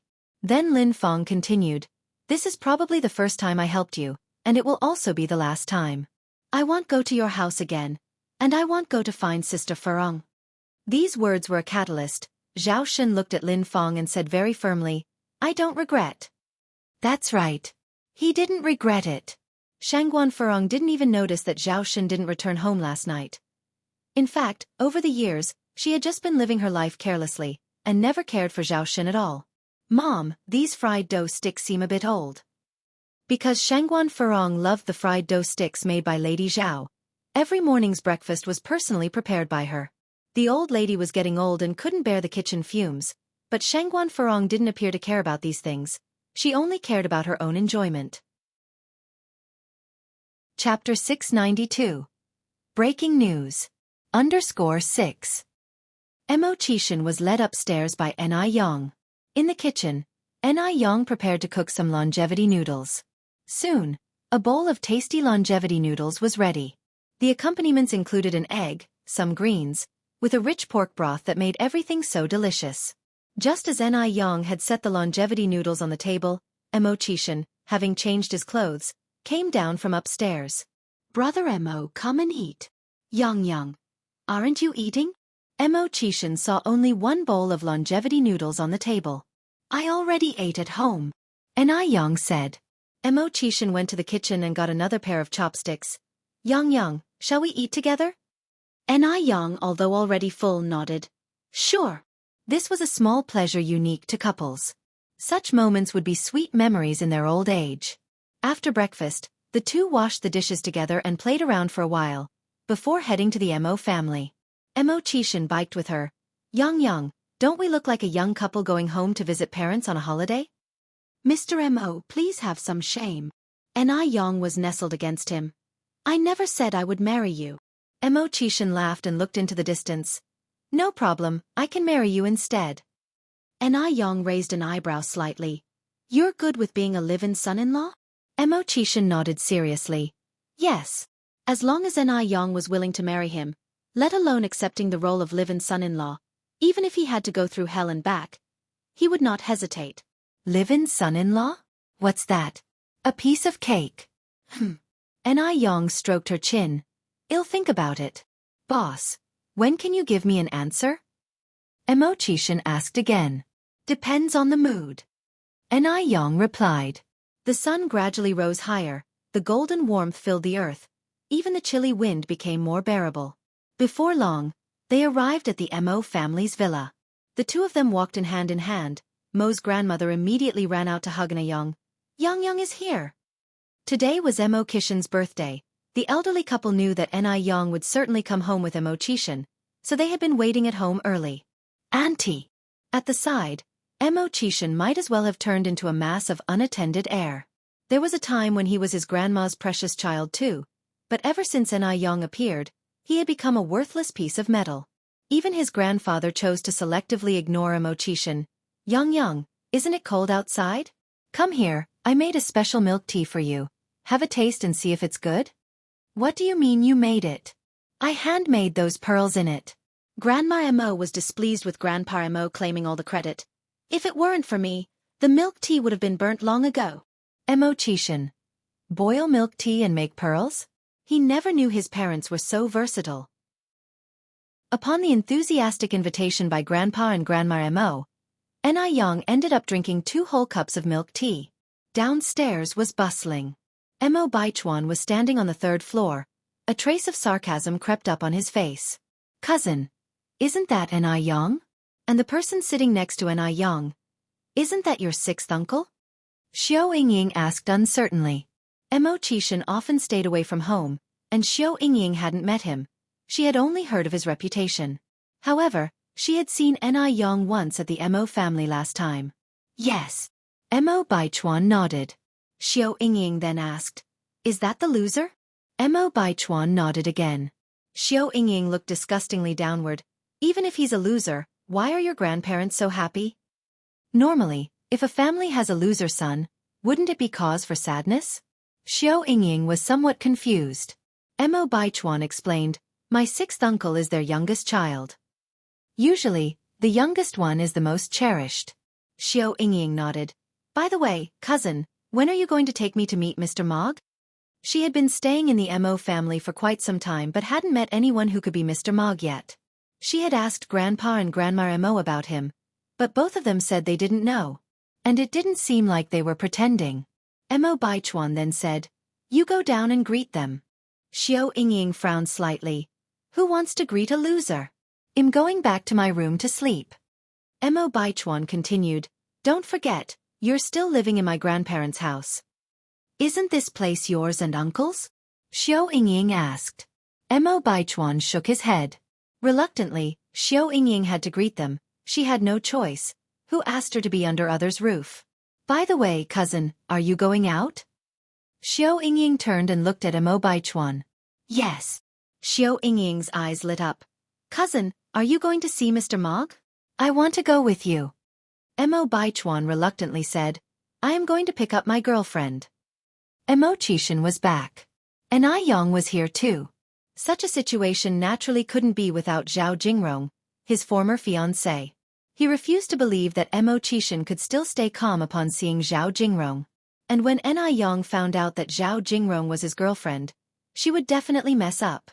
He was looking forward to seeing Mo Kishan and Aneyang's reactions later. You have a girlfriend? Xianxia looked suspiciously at Mo Baichuan. Yes. Mo Baichuan nodded. Xianxia didn't believe that Mo Baichuan had found a girlfriend so quickly. He must be secretly meeting Mr. Mog. Then I'll go with you. Xianxia hooked her arm around Mo Baichuan's, just in time to see what my future sister-in-law looks like too. Ying, don't be ridiculous. Mo Baichuan frowned slightly. Xianxia smiled and said, I'm not. Mo Baichuan had no choice but to take Xianxia with him. When she saw Mo Baichuan's girlfriend, Xianxia was also taken aback. She didn't expect the other party to be Zhao Jingrong. But wasn't she supposed to be Mo Kishan's former fiancé? The relationships were seriously messed up. The 3 of them came to the Mo family together. When Grandma and Grandpa Mo saw Zhao Jingrong, they were both dumbfounded. What was going on? Zhao Jingrong smiled. Hello, Grandpa and Grandma. Grandpa and Grandma? Grandpa and Grandma Mo became even more confused. Mo Baichuan took the lead. Grandpa, Grandma, 6th uncle, future 6th aunt, let me introduce you, this is my girlfriend, Zhao Jingrong. The words were like a bomb. The shock had Grandpa and Grandma Mo questioning if they were hearing things. What did you say? Grandma Mo was the first to react. Before Mo Baichuan could respond, Zhao Jingrong stepped forward. Grandma, you heard right. I am now Baichuan's girlfriend. Chapter 693. Abuse Shangguan Furong. I want to divorce you. Un's one girlfriend? Zhao Jingrong is actually Mo Baichuan's girlfriend? What kind of joke is this? Madame Mo looked at Zhao Jingrong in front of her, so angry that she wanted to slap Mo Baichuan. Put aside what type of person Zhao Jingrong is, just the fact that she was previously engaged to Mo Qixin. He should not be getting involved with her. Old Master Mo was also very angry, pointing at Mo Baichuan and asked, "What's going on?" Mo Baichuan, however, was very calm. Exactly what you see. I like Jingrong, and Jingrong likes me too. Bastard! Old Master Mo clutching his heart, nearly passing out as he gasped for breath. Break up! You two need to break up immediately. Zhao Jingrong earnestly said, Grandpa, Baichuan and I are genuinely in love. Please bless us. Genuinely in love? Madame Mo looked at Zhao Jingrong. If I'm not wrong back then, you said that in this lifetime you would marry no one but Mr. Mog. And now they talk about genuinely in love. What a joke. Zhao Jingrong's expression changed. Grandma, I was young then and spoke without thinking. Please don't hold that against me. Baichuan and I truly are in love. Please grant us your blessing. Where was the love between her and Mo Baichuan? They were merely using each other. Zhao Jingrong wanted to marry Mr. Mog, and Mo Baichuan just wanted to aggravate Anai Yang and Mo Qixin. However, the usually astute and smart Zhao Jingrong could not have imagined that she had placed her bets on the wrong man. As she said her last words, Zhao Jingrong pulled Mo Baichuan with her onto the floor, kneeling down together. Mo Baichuan subtly glanced at Anai Yang. There was no special expression on his face. Same with Mo Qixin's reaction. It was rather bland. This wasn't quite what he had expected. Were they pretending? From the start to the end, Zhao Jingrong didn't deign to give Mo Qixin a single extra glance. She didn't need to see his face to know that he must be very shocked. He must not have thought that she would end up with Mo Baichuan. Wait, couldn't Mo Qixin be trying to use this opportunity to deliberately cause trouble between her and Mo Baichuan? After all, Mo Qixin still loved her deeply. With this in mind, Zhao Jingrong started to feel a bit anxious. Old Master Mo and Madame Mo, who were so fond of the worthless Mo Qixin, would make things difficult if Mo Qixin tried to cause trouble. With this thought, Zhao Jingrong squinted her eyes, a touch of worry flitting across her gaze. Dad, Mom. Just then, Mo Qixin weakly piped up. Did Mo Qixin really want to stop her from being with Mo Baichuan? Zhao Jingrong raised her head to look at Mo Qixin. She knew it. Mo Qixin couldn't forget her. He clearly underestimated the situation, still thinking he could pry her and Mo Baichuan apart at this stage. Zhao Jingrong spoke before Mo Qixin could. Grandma, Grandpa, I know you are mindful of my previous engagement with Mo Qixin. But that was an arranged engagement. I didn't like him at all. There wasn't even a shred of affection. But it's different with Baichuan. Our love is free. We truly adore each other. Zhao Jingrong's words were passionate, so much so that the rims of her eyes reddened. What was Mo Qixin? He simply wasn't worthy of her. It was with great difficulty that she managed to call off their engagement. She couldn't let Mo Qixin hinder her now. Mo Baichuan casually lifted his eyes and looked at Mo Qixin. He knew it. Zhao Jingrong wouldn't let him down. What followed was a big charade. Next second, Mo Qixin continued. Dad, Mom, since Baichuan and Miss Zhao are genuinely in love, why not bless them instead of making things difficult for the loving couple? What? Mo Qixin actually pleaded on their behalf? What's going on? He should be objecting to their relationship, right? Zhao Jingrong was a bit stunned. Mo Baichuan was also slightly taken aback. This was a bit different from what he had anticipated. It must be said, the reactions of Anai Yang and Mo Qixin were somewhat beyond his expectations. Old Master Mo stayed silent. His eyebrows furrowed deeply. In all his years, he had never seen something like this. The nephew actually ended up with his uncle's fiancée. If word of this got out, wouldn't it just be a laughingstock? Come with me to the study. Old Master Mo looked at Mo Baichuan. Mo Baichuan rose from the ground and followed Old Master Mo's footsteps. When he entered the study, Mo Baichuan thought Old Master Mo was about to lose his temper. If you find any errors, ads pop up, ads redirect, broken links, non-standard content, etc., please let us know report so we can fix it as soon as possible. Chapter 694. Misery Shangguan Furong, I want to divorce you. _2. Oddly enough, the Old Master Mo didn't lose his temper, but instead pointed to the chair and said, "Sit down." Mo Baichuan took a seat on the chair. With his back to him, Old Master Mo heaved a sigh and then asked, "Baichuan, have you really made up your mind?" "Yes, grandfather," Mo Baichuan replied. "I've decided." He never made decisions he would regret later. Now that he had crossed this threshold, he wouldn't turn back. There are so many girls in Beijing. Why did you choose Zhao Jingrong of all people? Old Master Mo turned to look at Mo Baichuan. Do you realize that Zhao Jingrong could have almost been your aunt by marriage? In ancient times, this would have been punishable by submersion in a pig cage. By the time he said that last sentence, Old Master Mo could hardly control his volume. But you said it yourself, it was almost the case. Mo Baichuan said calmly, Zhao Jingrong and I are of the same age, she comes from a good family, and she has a master's degree from abroad. I don't see what's wrong between us. Grandfather, the past is the past, we have to live in the present. Zhao Jingrong was only betrothed to Mo Qishan. They weren't actually married. At this moment, the old mistress Mo walked in from outside. Do you know what kind of person Zhao Jingrong is? She's vain and doesn't deserve you. The old mistress Mo absolutely didn't like Zhao Jingrong. If she weren't so vain, she wouldn't have broken off her engagement with Mo Qishan. It's not that Jingrong is vain, it's because my uncle couldn't hold on to her. Mo Baichuan continued, if I were in her place, I wouldn't want to marry someone like my uncle either. Who would want to marry a worthless man?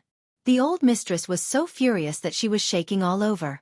Old Master Mo sighed again and then said, Baichuan, are you sure about this? Yes. Mo Baichuan nodded. I've decided. Old Master Mo continued saying, well, since you're sure, there is no point in our talking anymore. You can go now. Old man. The old mistress Mo grabbed the old master's sleeve. Let him go. Old Master Mo sighed again. The fortune of sons and grandsons depends on themselves. Mo Qishan doesn't mind. We should avoid overstepping our boundaries. Stretching out one's hand too far tends to make them disliked. If they end up together, won't outsiders laugh at our family? Said the old mistress Mo. Old Master Mo squinted his eyes. If the Zhao family doesn't fear losing face, why should the Mo family? Today, if it weren't for Zhao Jingrong prostrating on the ground and begging me, I wouldn't have agreed. Upon hearing this, the old mistress felt a bit better. Right. This time it was Zhao Jingrong who took the initiative, not the Mo family begging for her hand in marriage. If outsiders are going to laugh, they'll laugh at the Zhao family's lack of discipline. Old Master Mo continued, besides, they're just dating right now. Whether they will end up together is still uncertain. The old mistress Mo nodded in agreement. Mo Baichuan walked into the living room and helped Zhao Jingrong up from the ground. Somehow worried, Zhao Jingrong asked, why did you come out? How about grandfather and grandmother? Don't worry. Mo Baichuan said, they have agreed to our relationship. The volume of his voice seemed just right to let Mo Qishan and Anew hear. What a pity. The two were like they hadn't heard anything. They sat on the couch, whispering to each other and smiling. Clearly, their laughter was heartfelt. Zhao Jingrong was Mo Qishan's former fiancé. Wasn't Anew bothered by it at all? And Mo Qishan, he didn't react at all to his former fiancé being with his nephew. Jingrong. Mo Baichuan turned to look at Zhao Jingrong.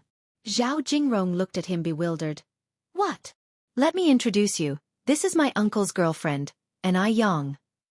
Mo Baichuan brought Zhao Jingrong in front of the two. Zhao Jingrong laughed and said, I had already met Miss Anew once before. The last time in the restaurant, Anew had ridiculed her quite a lot. Mo Qishan said, Yang is now my girlfriend. You two are the younger generation, and should call Yang aunt according to our family hierarchy. Calling her Miss Anew doesn't sound right. Your uncle is right. Old Mistress Mo chimed in from the other side.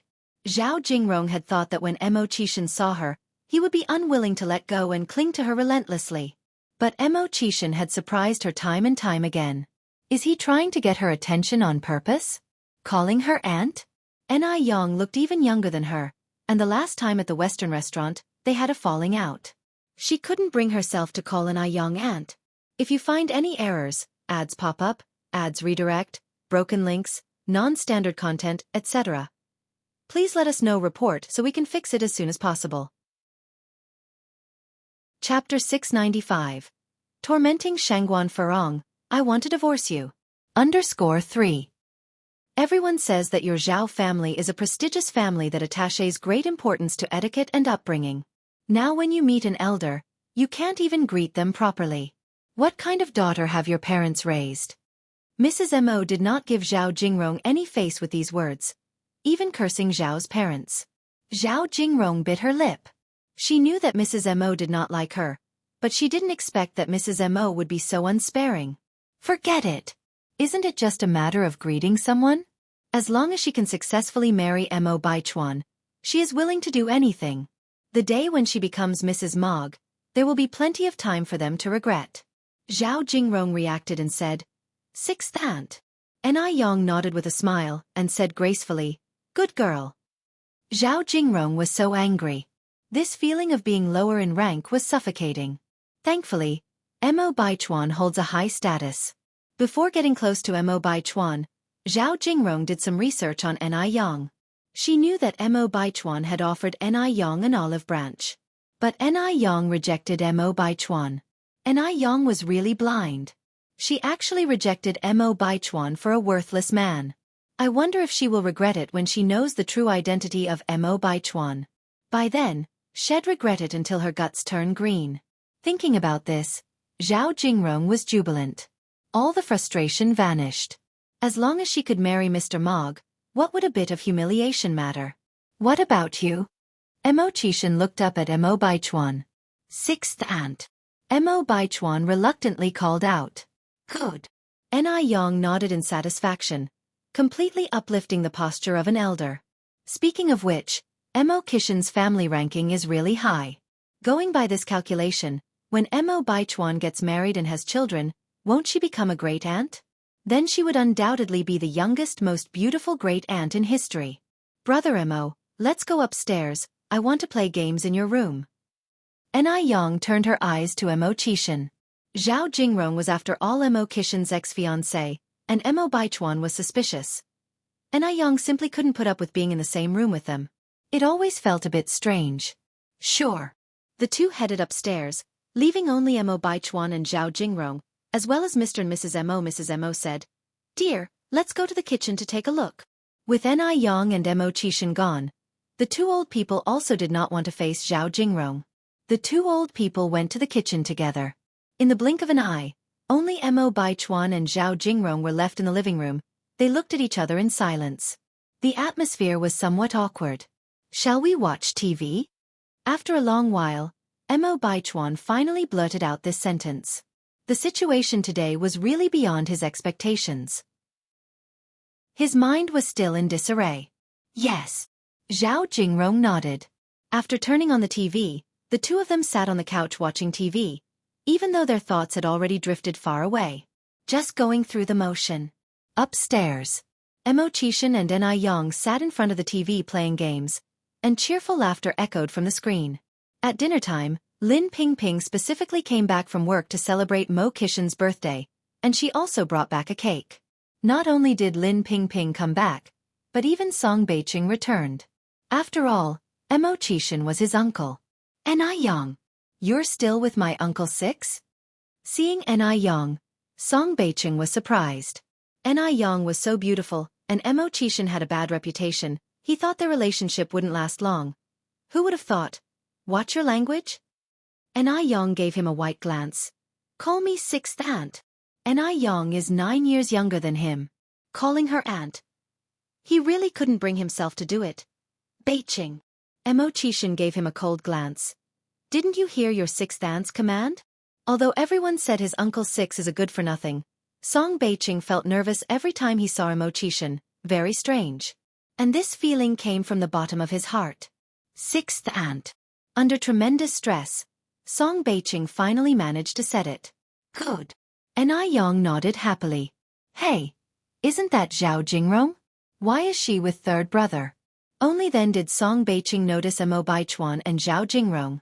Anew responded lightly, that's your third sister-in-law.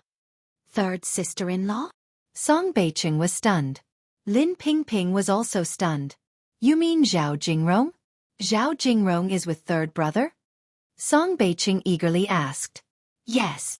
Anew nodded. Song Beiqing looked stunned.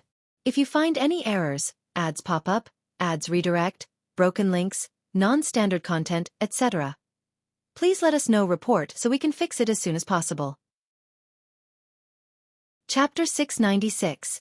Abusing Shangguan Furong, I want to divorce you. _4. Oh my gosh.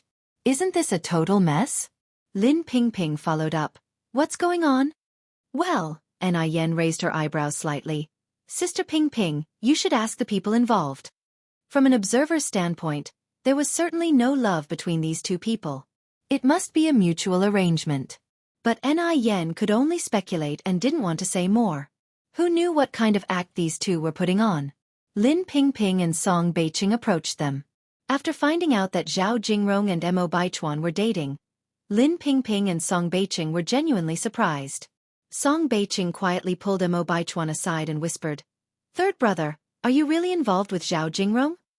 Mo Baichuan slightly nodded. Song Beiqing continued, Third brother, don't you think this is somewhat inappropriate? What's inappropriate? Mo Baichuan asked knowingly. Song Beiqing said, Zhao Jingrong she once had a relationship with Uncle Six. Mo Baichuan remained calm, that's all in the past. Beiqing, don't be so narrow-minded. It was only an engagement, nothing to be concerned about. With Mo Baichuan's words settling the issue, Song Beiqing didn't say anything more, just asking, do uncle and auntie know about this? Mo Baichuan responded, they don't know yet, but I have a way of getting their approval. If Mr. and Mrs. Mo won't object, then Mo Romping and Xiao Jiao wouldn't stand a chance of doing so. As long as you've thought this through. Song Beiqing patted Mo Baichuan's shoulder. Although Lin Pingping was shocked too, she didn't say much. After all, it was Mo family's affairs and she was just Mrs. Mo's niece. At this point, she deemed it inappropriate to say more. After the meal, everyone sat around conversing. Lin Pingping suggested, the weather's nice today. Why don't we all go to the racetrack for a few laps? Beijing has a large racecourse that caters to the rich for their amusement. The racetrack wasn't far from the Mo family's domicile. Sounds great. Zhao Jingrong nodded in agreement. Equestrianism is an aristocratic sport, so someone like Anew, who hails from the countryside, surely wouldn't know how to ride. Thus, she planned to shine in front of everyone. I also think it's a good idea. Xiao Yingying was naturally playful. Fortunately, Song Beiqing happened to be present today. If she couldn't hook up with Mr. Mog, Song Beiqing was a pretty good choice too. Although he couldn't compare with Mr. Mog, Song Beiqing was the sole descendant of the Song family. Moreover, Song Beiqing was handsome, and from what you could tell, he had great potential. Having an extra spare tire wasn't a bad choice either. Yang, how about you? Lin Pingping looked at Anew. I'm okay with that. It feels like ages since she last rode a horse. What about you, big brother Mo? If you're okay, then I'm okay, Mo Qishan said. Uncle and auntie, would you two want to join the fun? Lin Pingping then turned to Mr. and Mrs. Mo. Even though this old couple was not as young as they used to be, they had experienced real battlefield when they were young. Mrs. Mo glanced at Mr. Mo. Why not join in for the fun? Okay, Mr. Mo nodded. It's rare that all the kids are home today. They all headed to the racetrack. Mo Qishan took Anew to change her clothes. Men always change faster than women. When Mo Qishan came out after changing his clothes, Anew was still in the changing room. Soon, everyone met up at the horse arena. At the arena, Mo Baichuan ran into a few classmates, so they all decided to go horse riding together. Of course, the more people, the merrier the horse riding. Mo Qishan led Anew over from the other side. Yan's appearance undoubtedly attracted everyone's attention. She usually dressed in Chong Sam's, so now dressed in a sleek riding outfit she looked radiant. She radiated majesty and stunning beauty. She was incredibly eye-catching. In her British-style riding outfit, a white shirt with a blue vest, and a pair of leather boots hugging her slender legs, she moved with plenty of gusto. Seeing everyone was staring at his wife, Imo-chishan suddenly regretted agreeing to come to the racetrack. At that moment, all Imo-chishan wanted to do was to fold Yan up like a tortilla, put her in his pocket, and forbid anyone from peeking at her. Xiao Yingying had originally thought she would be the most good-looking one in riding gear, and she had just been parading around in front of everyone, indeed attracting a few gazes. But upon seeing Yan, Xiao Yingying instantly gave up that thought.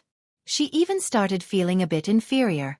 If you find any errors, ads pop up, ads redirect, broken links, non-standard content, etc., please let us know. Report so we can fix it as soon as possible. Chapter 697. Abuse Shangguan Farong, I want to divorce you. _5. This self-employed woman, really annoying to no end. Zhao Jingrong squinted her eyes. This Yang, lacking in ability, sure knows how to play the part. What use is beauty? Can beauty stand in for equestrian skills? The coach led over a few horses for everyone to choose from. These horses were all raised here by the Mo family. I'll take this one. Zhao Jingrong picked a tall and majestic horse, looking towards Yang. Ant 6. Beginners shouldn't choose horses with too tempestuous a temperament. I think that one might suit you better. Zhao Jingrong pointed at a small pony half the height of a man, continuing, this pony has a gentle temperament, perfect for beginners. Her words seemed to be for Yang's benefit. But in reality, she was mocking Yang. No need. Yang led a black horse by its reins. I can ride. She can ride? Zhao Jingrong felt like she was witnessing a magnificent joke. Yang can ride? This pitiful self-employed woman can ride a horse? Do your bragging somewhere else. Before Zhao Jingrong had a chance to respond, Xiao Yingying jumped in. Since Miss and I can ride, how about a little friendly competition? The spotlight of the horse riding show had been snatched away by Yang, and now, Xiao Yingying was keen to bring it back to herself. Equestrianism, she had trained for. She aimed to defeat Yang. Yang gave a faint smile, looking at Xiao Yingying with sparkling eyes. How do you propose we compete? Xiao Yingying pointed at the racetrack. Well, use this as the finish line. We go through these obstacles. First one to reach wins. The obstacles were set in a U-shape. After a full round, the finish line was the same as the starting point. The obstacles were extremely challenging.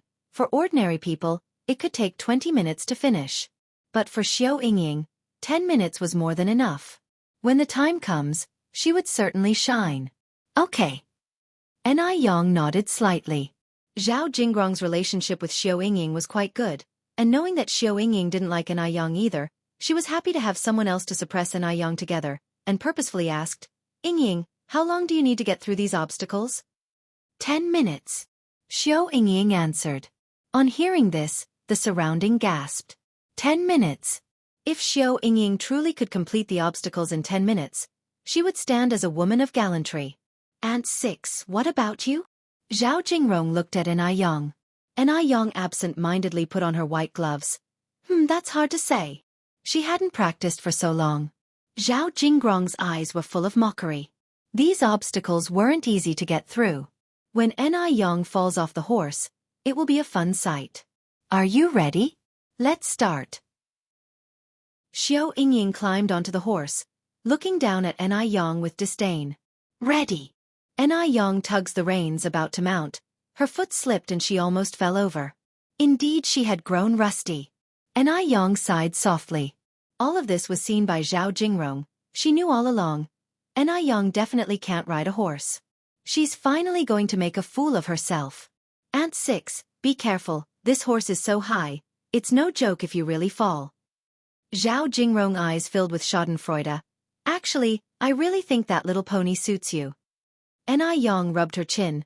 This horse seems to be a bit wary of strangers. But it didn't matter, she had ways to control it. At her words, Zhao Jingrong's face humorously broke into a sneer. She actually had the cheek to say that. Shameless. Xiao Yingying had a great start, clearing several obstacles, and leaving Anew far behind. Xiao Yingying looked back at Anew, her face full of smug smiles. What's Anew? A country bumpkin trying to steal her spotlight? The horse Anew chose was very fiery, a few times even seeming to buck Anew off, causing everyone to gasp in fear. Uncle Six. Aren't you worried aunt Aunt Six? Song Beiqing whispered to Mo Qishan. Mo Qishan's gaze was locked on the figure on the racetrack. Why the rush? It only just began. Xiao Yingying had already completed 1/3 of the obstacles. Seeing Anew almost getting bucked off the horse, she began to laugh triumphantly. Just then, Xiao Yingying felt a gust of wind rushing past her side. Its speed so fast it left only a shadow. The air echoed with the clippity-clop of horse hooves. Looking back in disbelief at the sound of horse hooves, Xiao Yingying saw no sign of Anew behind her. If you find any errors, ads pop up, ads redirect, broken links, non-standard content, etc., please let us know report so we can fix it as soon as possible. Chapter 698. Abusing Shangguan Furong, I want to divorce you. _6. Was that fleeting figure Anew? No way. Xiao Yingying's face turned a bit pale as she spurred her horse to catch up, but the other party was too quick. My God, she jumped over 2 obstacles. She's standing up on the horse. This is too amazing. Everyone had thought that Anew was not adept at riding horses, but this stunning performance was truly a surprise. Even professional coaches might not have such skill. Everyone's eyes were glued to the figure on the field, afraid of missing any exciting part of her performance. Unconsciously, everyone overlooked Xiao Yingying, because she was simply not in Aneyang's league. Compared to Anew, she could at best be considered someone who knew how to ride a horse. Anew, on the other hand, had set forth a spectacle that thrilled everyone. Mo Baichuan watched the figure on the field with narrowed eyes. It has to be said, Anew was truly attractive in this state. Zhao Jingrong glanced at Mo Baichuan, her eyes slightly tensed. She had never imagined that Anew would know how to ride a horse. And to master it so incredibly. It really turned out to be a futile attempt. Anew greatly enjoyed this sense of carefree thrill, riding at full speed whilst her adrenaline surged. Before everyone could react, Anew had already crossed 2 deadly turns and reached the finish line. Ha! Anew tightened the reins and directly jumped off the saddle, her flying black hair gracefully scarring the air as she landed. The entire event took her less than 3 minutes. It far outmatched Xiao Yingying's 10 minutes. Good. Old Master Mo led the applause. In response, everyone also started clapping. Anew walked towards Mo Qishan. This competition was undoubtedly a loss for Xiao Yingying. And it was a humiliating loss. She just couldn't figure out how she could lose to a country bumpkin. After the competition, everyone went their own way. Zhao Jingrong had wanted to make Anew embarrass herself further, but after witnessing this, she dared not act rashly. Mo Baichuan's classmate, Shuizhen, asked, Bro, what's that girl's name?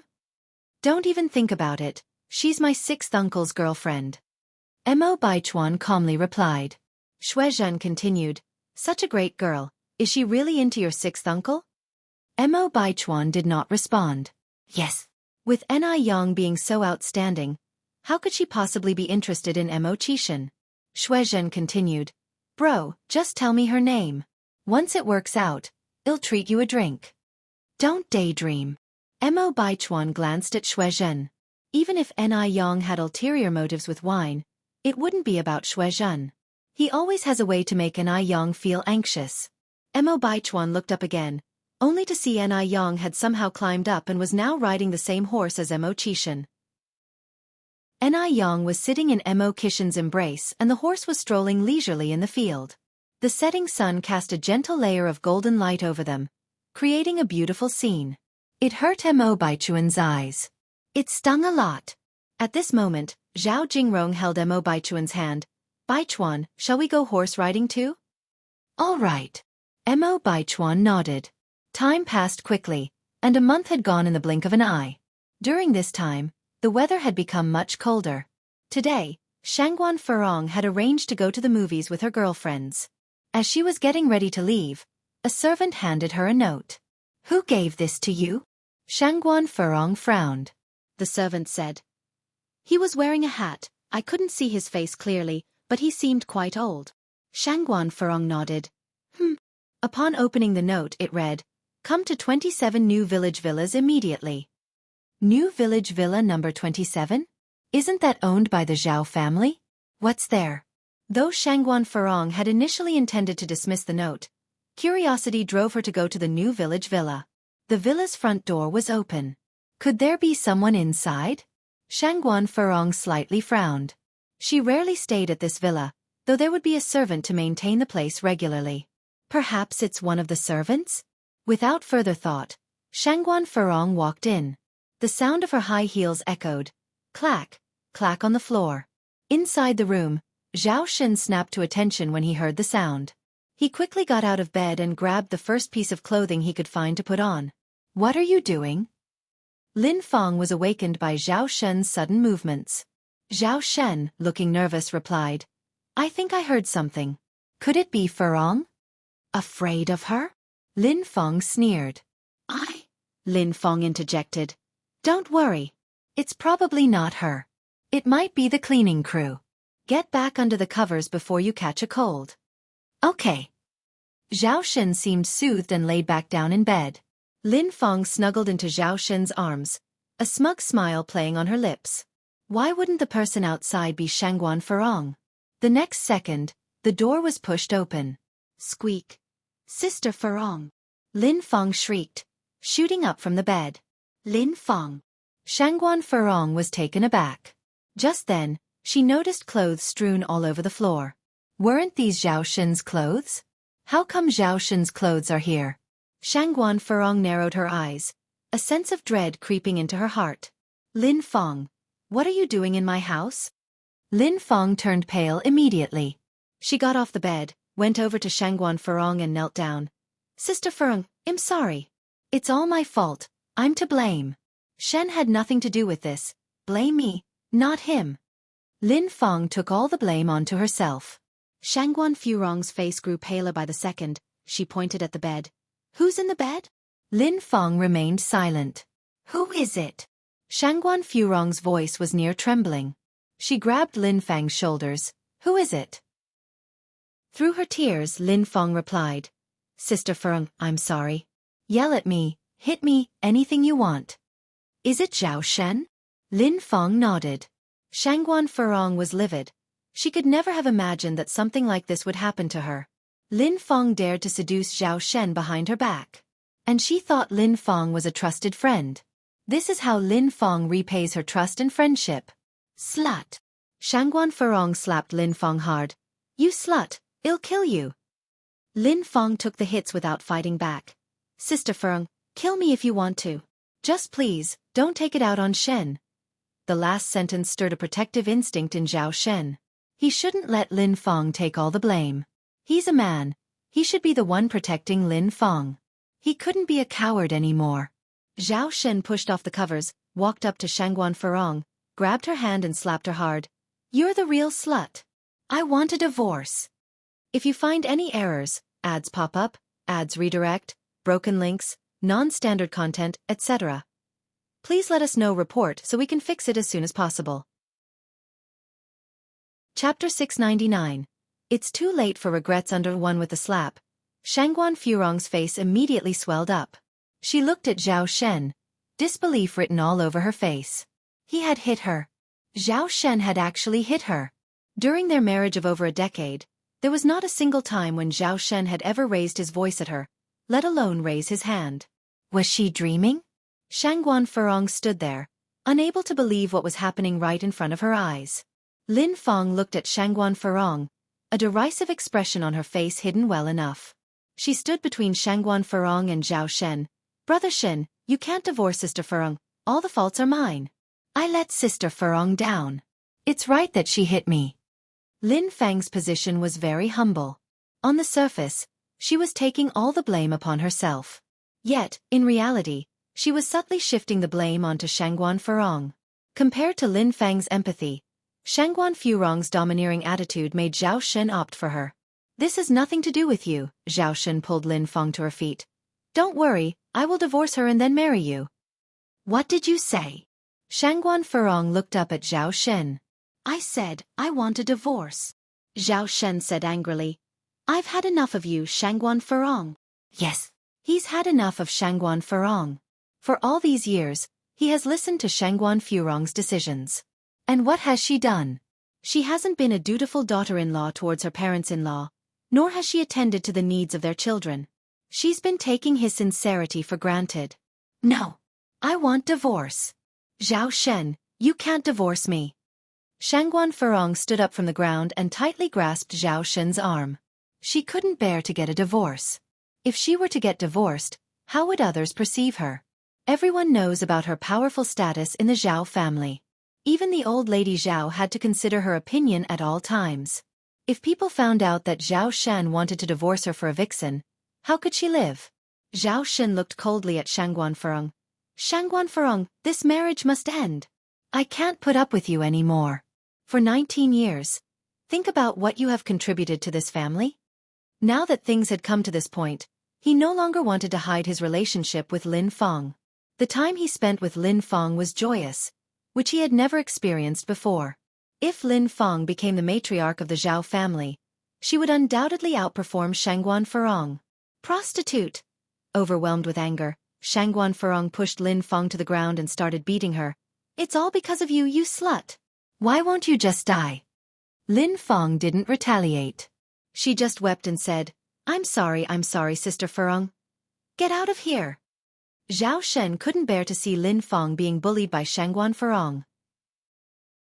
He shielded Lin Feng behind him and swatted away Shangguan Furong. I don't want to see you anymore. Zhao Shen. Shangguan Furong had never been so humiliated. She had never dreamt that Zhao Shen would betray her. Nor did she expect the old lady Shangguan's words to come true. No. She can't get a divorce. Even if it killed her, she couldn't let Lin Feng benefit. Zhao Shen, I beg you don't divorce me, okay? Shangguan Furong went over and embraced Zhao Shen. I know I was wrong, I will change, can you please forgive me? Get out. Zhao Shen ruthlessly pushed Shangguan Furong away. The gentleness was gone from his face. He seemed just like a stranger, cold and indifferent. Thrust away by Zhao Shen with such sudden force, Shangguan Furong fell to the ground. The pain was such that she could hardly breathe. She was in great pain. She truly was in great pain. She couldn't understand. How did she and Zhao Shen get to this point? When her gaze turned towards Lin Feng's self-satisfied face, Shangguan Furong's eyes filled with intense hatred. She grabbed a vase nearby and furiously rushed towards Lin Feng. Slut! I will kill you! It was at this moment when she finally realized. From the beginning, Lin Feng had bad intentions. This slut. It was all intentional. Lin Feng's face turned pale and she stepped back, hiding behind Zhao Shen. Zhao Shen raised his hand and held Shangguan Furong's wrist forcefully, warning, Shangguan Furong, I warn you. If you dare harm Lin Feng, I'll make sure you suffer a horrible death. In the past, it was Zhao Shen who gave way to Shangguan Furong. If he truly retaliated, could Shangguan Furong, a mere woman, ever match him? When a man loves you, he can cherish you as a gem. But once he falls out of love, you are worth less than grass to him. Shangguan Furong looked at Zhao Shen. The man felt like a stranger to her now. The pain in her heart was unbearable. If you find any errors, ads pop up, ads redirect, broken links, non-standard content, etc. Please let us know report so we can fix it as soon as possible. Chapter 700. It's too late for regrets_2. Get out. Get out of my sight now. Zhao Shen dragged Shangguan Furong to the front door and slammed it shut. Shangguan Furong collapsed on the ground, her face streaming with tears. Inside the room, Lin Feng spoke nervously. Shen, are we being too harsh on Sister Furong? After all, I'm the one at fault here. I'm the one who did her wrong, Zhao Shen sighed. Lin Feng, you're just too kind-hearted, always taking the blame for everything. This is not your fault. You've done nothing wrong to Shangguan Furong. Don't worry, I'll make sure to explain everything to you. With that said, Zhao Shen took out clothes from the wardrobe and handed them to Lin Feng. Lin Feng accepted the clothes and went to the bathroom to change. When the two of them came out dressed up, Shangguan Furong was still there. She sat on the living room sofa, her expression a mix of desolation, sadness, and perhaps regret.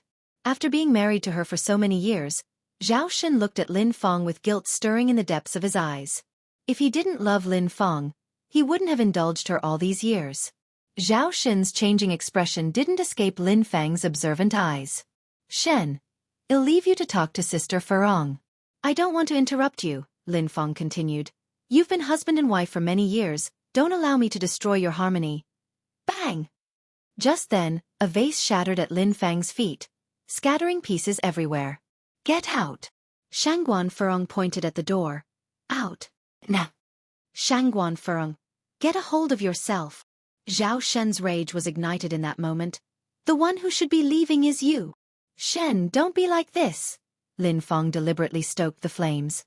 Shangguan Furong grabbed her purse from the coffee table and stood up. Zhao Shen, don't push me too far. Pushing you too far? Zhao Shen's corner of his mouth curled up in mockery. Shangguan Furong, those words should be directed at you, not me. Shangguan Furong did her best to suppress the raging emotions inside her, trying not to cry. Get rid of this cheap woman as quickly as possible. I will never divorce you. If you don't have any shame, I, Shangguan Furong, still do. Having said her piece, Shangguan Furong picked up her purse and left. The driver outside hasn't left yet. Shangguan Furong got into the car. Take me home. The driver noticed that Shangguan Furong seemed a bit off, but he didn't ask any further. He started the engine and drove away from there. Inside the villa, Zhao Shen looked at Lin Feng. I'll drive you home first. Okay, Lin Feng nodded. The ride was silent. When they reached the base of Lin Feng's apartment building, she said, Shen, you're not really thinking of divorcing Sister Furong, are you? Zhao Shen gripped the steering wheel. It's come to this point. Divorce would be the best outcome for both of us. I'm sorry, Lin Feng gripped Zhao Shen's hand. Shen, I'm sorry. Sister Furong and I are good friends. I really didn't think things would turn out this way. I was content with just being with you, without a title. But I didn't expect Sister Furong to find out so soon. Maybe we should just end it and you can go back to living a good life with Sister Furong. Though Sister Furong has a bit of a temper, she's not a bad person. You are a married couple after all. Lin Feng is retreating in order to advance.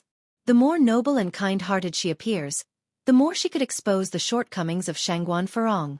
The weaker she is, the more sympathy she will get. Zhao Shen, who had been wavering, now became even more determined. Lin Feng, don't worry, I will take responsibility for you. Zhao family. The car had been parked in front of the villa for quite a while now, yet Shangguan Furong was reluctant to get out. The driver sat in the driver's seat, not daring to say anything. Lady Zhao today seemed a bit strange. Normally at this time, she would be out playing mahjong, but not only is she not out today, she's actually returned home. Did something upset her? Zhao's mother stood on the balcony of the 5th floor, looking at the black car parked below. A faint light glittered in the depths of her otherwise dull eyes. After a moment, she looked up at the sky. Shangguan Furong turned her gaze to her reflection in the car window. She always thought she was a winner in life. Married to her husband for 19 years. Gifted with a pair of lovely children, a kind mother-in-law, and a husband who always followed her advice. But only now she realized just how thoroughly she had lost in life. Otherwise, she wouldn't be left without anyone to talk to when something goes wrong. If you find any errors, ads pop up, ads redirect, broken links, non-standard content, etc., please let us know report so we can fix it as soon as possible. Chapter 701. It's too late for regrets _3. She wanted to go back and pour her grievances to Madame Shangguan. But the words she had once argued with Madame Shangguan were still ringing in her ears. She wanted to go and seek help from the misses. But those young misses who had been so envious and jealous of her for her ability to manage her husband would surely laugh at her if she went there for pity now. All this bitterness, she could only hold in her heart. It was at this time that Shangguan Furong sadly discovered that after all these years, she didn't even have someone to talk to by her side. How ridiculous! Ridiculous! She laughed, and the reflection in the car window laughed with her. After a while, Shangguan Furong finally got out of the car and started walking toward the villa. The servants in the house were surprised when they saw Shangguan Furong. The sun must have risen from the west today. The lady of the house is actually home at this time. Where are Zijuan and Ziqing? Shangguan Furong asked the servants. At this time, the first thing she thought of were her children. She was trying to find some comfort from them. Madam, young master and young miss are doing their homework in the study room. The servant looked up at Shangguan Furong and noticed her swollen face. Was she hit by someone? Who did this? The Shangguan family? It couldn't be the Zhao family. After all, Shangguan Furong was revered like a deity in the Zhao family. Who would dare to provoke her? I see. Shangguan Furong nodded her head and went toward the study room.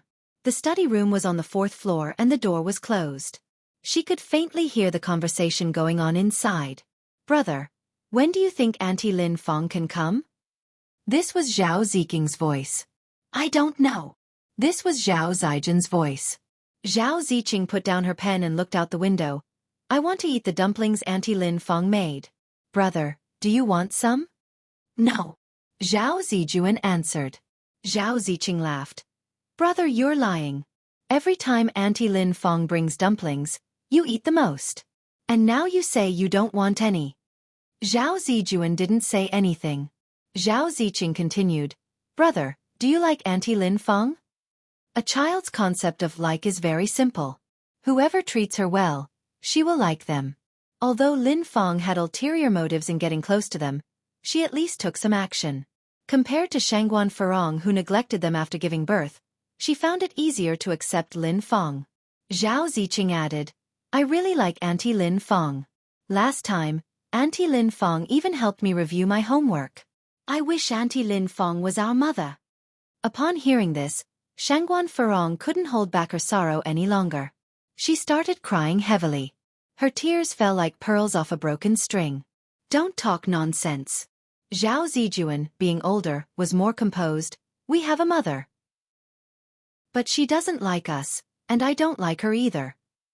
Zhao Ziqing complained, I want Auntie Lin Fong to be my mother. Zhao Zijuan sighed and passed the pen to Zhao Ziqing. Finish your homework. Just then, the door to the study room was suddenly pushed open. Bang! The twins, who were doing their assignments, were startled. They stood up, looked at Shangguan Furong in bewilderment. Shangguan Furong was crying heavily, her face twisted in pain. What were you two just saying? I am your mother. Only I am. That Lin Fong. She is just a shameless bitch. It was I who carried you for 9 months. It was I who gave birth to the two of you after so much pain. You two ungrateful brats. Do you even have a conscience left? Shangguan Furong's voice grew louder with each word, tearing the books on the table into shreds, smashing all the decorations on the floor, behaving like a madwoman. At that moment, she felt a deep sense of desolation hitting at her heart. Nobody could possibly understand how it feels when the child she had carried for 10 months and then given birth to recognized someone else as her mother. Why were they treating her like this? The two siblings were terrified by Shangguan Furong's current state, staying motionless in shock. Their sobs were incessant. Especially Zhao Ziqing. Her face had even turned white with fear. Ziqing, don't be afraid. Brother will protect you. Zhao Zijuan pulled Zhao Ziqing behind him. Despite the shivers that racked his small body, he choked out, Mom, we're sorry, we were wrong. Please, don't be angry. Bad mother. I don't want you. I want Auntie Lin Fong. Daddy, help. Grandma, help. Auntie Lin Fong. Zhao Ziqing started bawling. Panic-stricken, Zhao Zijuan hurriedly covered Ziking's mouth. What did you just say? What were you saying? Shangguan Furong grabbed Ziqing, seething with rage. I am your mother. Only I am. Lin Fong is a slut. She's a whore. She's shameless. If you find any errors, ads pop up, ads redirect, broken links, non-standard content, etc., please let us know report so we can fix it as soon as possible. Chapter 702. It's too late for regrets _4. Whimper. Zhao Ziqing covered her mouth and cried loudly. Mother, let go of my sister. Zhao Zijuan walked over to pull Zhao Ziqing away. Brother, get out of my way. Shangguan Furong swung her hand, sending Zhao Zijuan flying into the corner of a table. His forehead was instantly covered in blood. Shangguan Furong, what are you doing? An old voice suddenly emerged in the air. Brother. Zhao Ziqing pulled herself free from Shangguan Furong's grasp and ran to Zhao Zijin's side. Old Lady Zhao pounded her walking stick on the ground. Even a tiger doesn't eat its own cubs. Look at what you've done. Only then did Shangguan Furong notice the injured Zhao Zijuan. Ah! She cried out in agony and collapsed onto the ground. How had her life come to this? Grandma, it doesn't hurt. Please don't blame my mother. Zhao Zijuan walked up to Old Lady Zhao and glanced back at Shangguan Furong. Old Lady Zhao closed her eyes. The child was a good boy. It's a shame he had the wrong mother. Come, Zijuan, let Grandma take you to get your wound cleaned. Old Lady Zhao held Zhao Zijin's hand. What about mother? Zhao Zijuan looked back at Shangguan Furong, who was laying on the ground. At this moment, Shangguan Furong seemed like a madwoman. Her eyes were filled with despair, devoid of any signs of life. Anger clouded Old Lady Zhao's face. Don't worry about her. No matter what, Shangguan Furong shouldn't have taken her anger out on the children. She had already proven herself as an unfit mother in the first half of her life, and yet, in the second half, she continued to harm her children. As for this matter, Old Lady Zhao had initially intended to simply give Shangguan Furong a warning. She wanted Shangguan Furong to understand that the Zhao family didn't rely on her. Yet she never expected that Shangguan Furong would show no signs of remorse. Zhao Ziqing also felt some fear towards the Shangguan Furong from earlier, and held onto Old Lady Zhao's hand tightly. Right. Let's not care about her. The Zhao family had a family doctor. After examining him, the doctor frowned. The wound is quite deep, stitches are needed, and it might leave a scar. Remember not to eat any cold or spicy food for a while. A scar. Old Lady Zhao became anxious. Dr. Wu, is there any way to prevent scarring? The injury was on Zhao Zijin's forehead. A scar would disfigure him. Dr. Wu shook his head. There's no medicine that can prevent scarring, but luckily the wound isn't big and a scar won't ruin his appearance too much. You don't need to worry. Grandma, I'm okay. Please don't blame my mother. Zhao Zijuan tugged on Old Lady Zhao's sleeve. Old Lady Zhao sighed. Zhao Shen didn't come home until late. Old Lady Zhao was sitting at the dining table. The food on it had gone cold. Mother, you haven't eaten? It's late. You don't need to wait for me. Zhao Shen put down his briefcase. Old Lady Zhao glanced at Zhao Shen. Sit. Okay. Zhao Shen nodded, pulling out a chair and sitting down. Old Lady Zhao took a bite of the cold food. How do you plan to handle the situation with Lin Feng? Zhao Shen said, I want a divorce from Shangguan Furong, and to marry Lin Feng. After an afternoon's consideration, Zhao Shen felt that he could not wrong Lin Feng. Just because Lin Feng was kind didn't mean she deserved to be bullied. Are you sure? Old Lady Zhao looked up at Zhao Shen. Zhao Shen was very determined.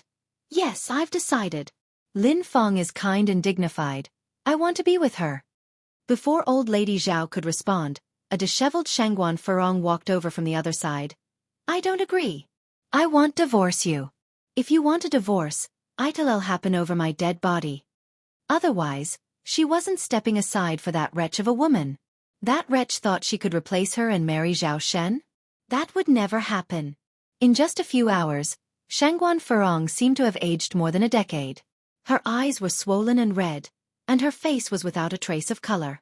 Compared to Zhao Shen, it was as though nothing had happened to him. This was the disparity between men and women. Furong, our relationship has already come to this. What's the point of not divorcing? I don't care. I'll never divorce you. Having said that, Shangguan Furong turned and made for the stairs. Old Lady Zhao sighed. After all, she is the mother of the two kids. The family splitting up was not the result Old Lady Zhao hoped for. This marriage cannot continue. Zhao Shen's attitude was very firm. I cannot let Lin Feng suffer.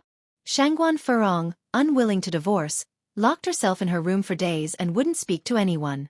Ever since the situation had come to light, Zhao Shen had become increasingly brazen, often bringing Lin Feng to the Zhao family villa, and would occasionally spend the night. If you find any errors, ads pop up, ads redirect, broken links, non-standard content, etc., please let us know report so we can fix it as soon as possible. Chapter 703. It's Too Late for Regrets _5. Lin Feng was very good at making children happy. She often made Zhao Ziqing burst into laughter. Shangguan Furong stood on the third floor watching everything downstairs, her gaze icy cold, as tears fell one after another. That was her child. The flesh of her womb that she carried for 10 months. By what right did this despicable woman steal her away? Mom, sister is young and doesn't know better. Don't blame her. A pair of small hands grasped Shangguan Furong's hand. Zhao Zijuan was only 10 years old. He didn't know how to comfort Shangguan Furong. Shangguan Furong coldly flung Zhao Zijuan's hand away. Get lost. I'm not your mom. Aren't you all just wishing for me to die sooner, to make way for that woman? Let me tell you. I won't let you have your wish. Never. Shangguan Furong clenched her hand tightly, turned and walked into the bedroom, slamming the door with a bang. Mom! Zhao Zijuan choked on the word mom, sobbing without a sound. He didn't know what to do. Downstairs, Lin Feng looked at the closed bedroom door and hooked up the corner of her mouth in a victorious smile. A few months ago, Shangguan Furong was as proud as a peacock, and now? Just a few days? How the tables have turned. It's her turn to be the lady of the house. Ziqing, do you like auntie? Lin Feng squatted down and looked at Zhao Ziqing. Yes. Zhao Ziqing nodded her head. Lin Feng continued. Would it be okay if auntie becomes your mom? Yes. I would love auntie to be my mom. Zhao Ziqing nodded her head excitedly. Ziqing. Don't talk nonsense. Zhao Zijuan came over and grabbed Zhao Ziqing's hand. Zhao Ziqing broke free from Zhao Zijuan's grip, wrapped her arms around Lin Feng's waist. I really like Auntie Lin Feng. Zhao Zijuan burst into tears. You're making Mom very upset. You're not my sister. I don't have a sister like you. He was after all just a 10-year-old child, and at this moment, other than crying, he had no other way to cope. Zhao Ziqing was frightened by this. She hurriedly went over to Zhao Zijuan. Brother, don't be angry. I won't have Auntie Lin Feng be my mom anymore. The moment Lin Feng heard these words, her face turned ashen. Those two ungrateful brats. She had fed them for so long for nothing. After all, they were not as good as her own.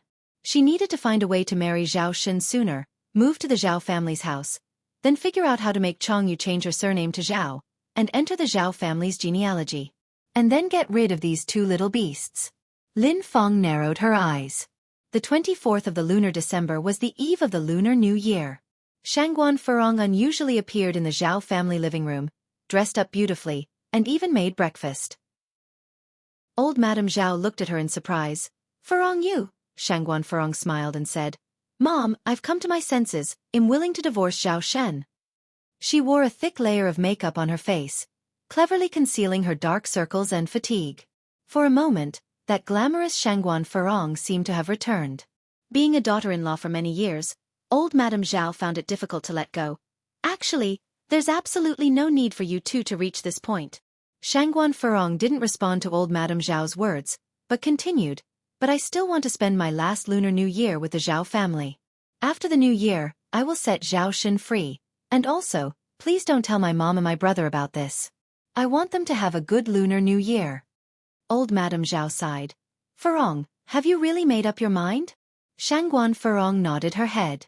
Zhao Shen was standing at the door with Lin Feng. Hearing Shangguan Furong's composed words, he felt a little uneasy in his heart. Lin Feng was feeling extremely satisfied. Wonderful. Finally, Shangguan Furong agreed to the divorce. Soon she would become the lady of the Zhao family. At that moment, Shangguan Furong turned to look at Zhao Shen. Zhao Shen, I hope not to see this despicable woman in the final days of the year. Please make her disappear for a few days. After I leave, you are free to be with her for as long as you wish.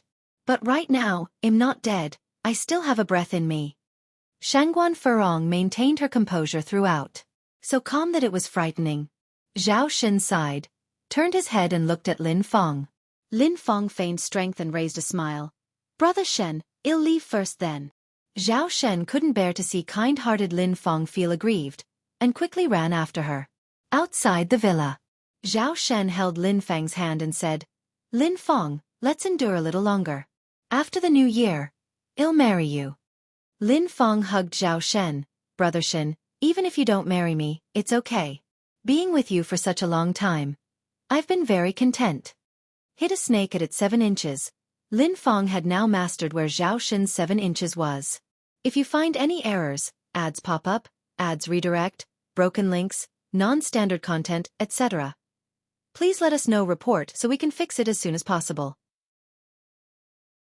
Chapter 704. It's too late for regrets _6. Rest assured. I will definitely marry you. Zhao Xin promised. Lin Feng did not say much, she just said, then I'll go back first. I will come to find you after the new year. Returning to the villa once again, the tranquility seemed to have returned. Shangguan Furong looked at Zhao Shan and said, before the divorce, I have one more condition. You say. He had been married to Shangguan Furong for many years and he would satisfy whatever condition Shangguan Furong had. Shangguan Furong went on, today is the 24th of the small year. My brother and sister-in-law must have returned home. I want you to accompany me back to my mother's house. We used to go back on this day every year. I don't want to cause any suspicion. All right. Zhao Xin nodded. Then, I'll let Zijuan and Ziqing know. Shortly, the family of 4 arrived at the Shangguan residence by car. As Shangguan Furong had said, Enai Cuehua and Shangguan Dehui were both at home, and their children were there too. The Shangguan residence was bustling. Auntie and uncle, you're here. Shangguan she took the gift from Zhao Xin. Zhao Zijuan and Zhao Ziqing excitedly ran towards Anai Yun. Yun, sister. If it were in the past, Shangguan Furong would have been very unhappy. But today, Shangguan Furong was not only unhappy, but she was also smiling. Brother, sister-in-law. Shangguan Furong greeted Shangguan Dehui and Enai Cuehua. Shangguan Dehui and Enai Cuehua were both taken aback. Shangguan Furong had always made no secret of her dislike of Enai Cuehua. But today, Shangguan Furong seemed like a different person. There was not a trace of scorn in her eyes. During these days, Shangguan Furong had thought about many things. She had been wrong in the past. She only cared about her own pride, without considering the feelings of others. She was also the one who had been too meddlesome, almost ruining the good marriage between Shangguan Dehui and Enai Cuehua. Furong. Enai Cuehua looked at Shangguan Furong in surprise. Shangguan Furong continued, sister-in-law, this is the bird's nest and hasma that I brought especially for you. They are very nourishing for women. Thank you. Enai Cuehua didn't know what to say for a moment. The old lady Shangguan looked at Shangguan Furong with a heartwarming expression in her eyes. Great. In her lifetime, she finally saw Shangguan Furong become sensible. Sister-in-law, I was immature in the past. Please don't hold it against me. The past is the past, Furong, don't think too much about it. Enai Cuehua comforted her. Looking at Enai Cuehua, Shangguan Furong suddenly felt urged to cry. Enai Cuehua was such a good person. But she had treated her that way in the past. She regretted it, truly regretted. Unfortunately, her realizations came too late. Shangguan Furong walked over to Enai Yang. Aunt. Enai Yang barely lifted her eyes. She could feel that Shangguan Furong had changed quite a bit. With a smile, Shangguan Furong said, can you come with me for a while? Okay. Enai Yang nodded, following Shangguan Furong to the study on the 2nd floor. As soon as they entered the study, Shangguan Furong bowed deeply to Enai Yang.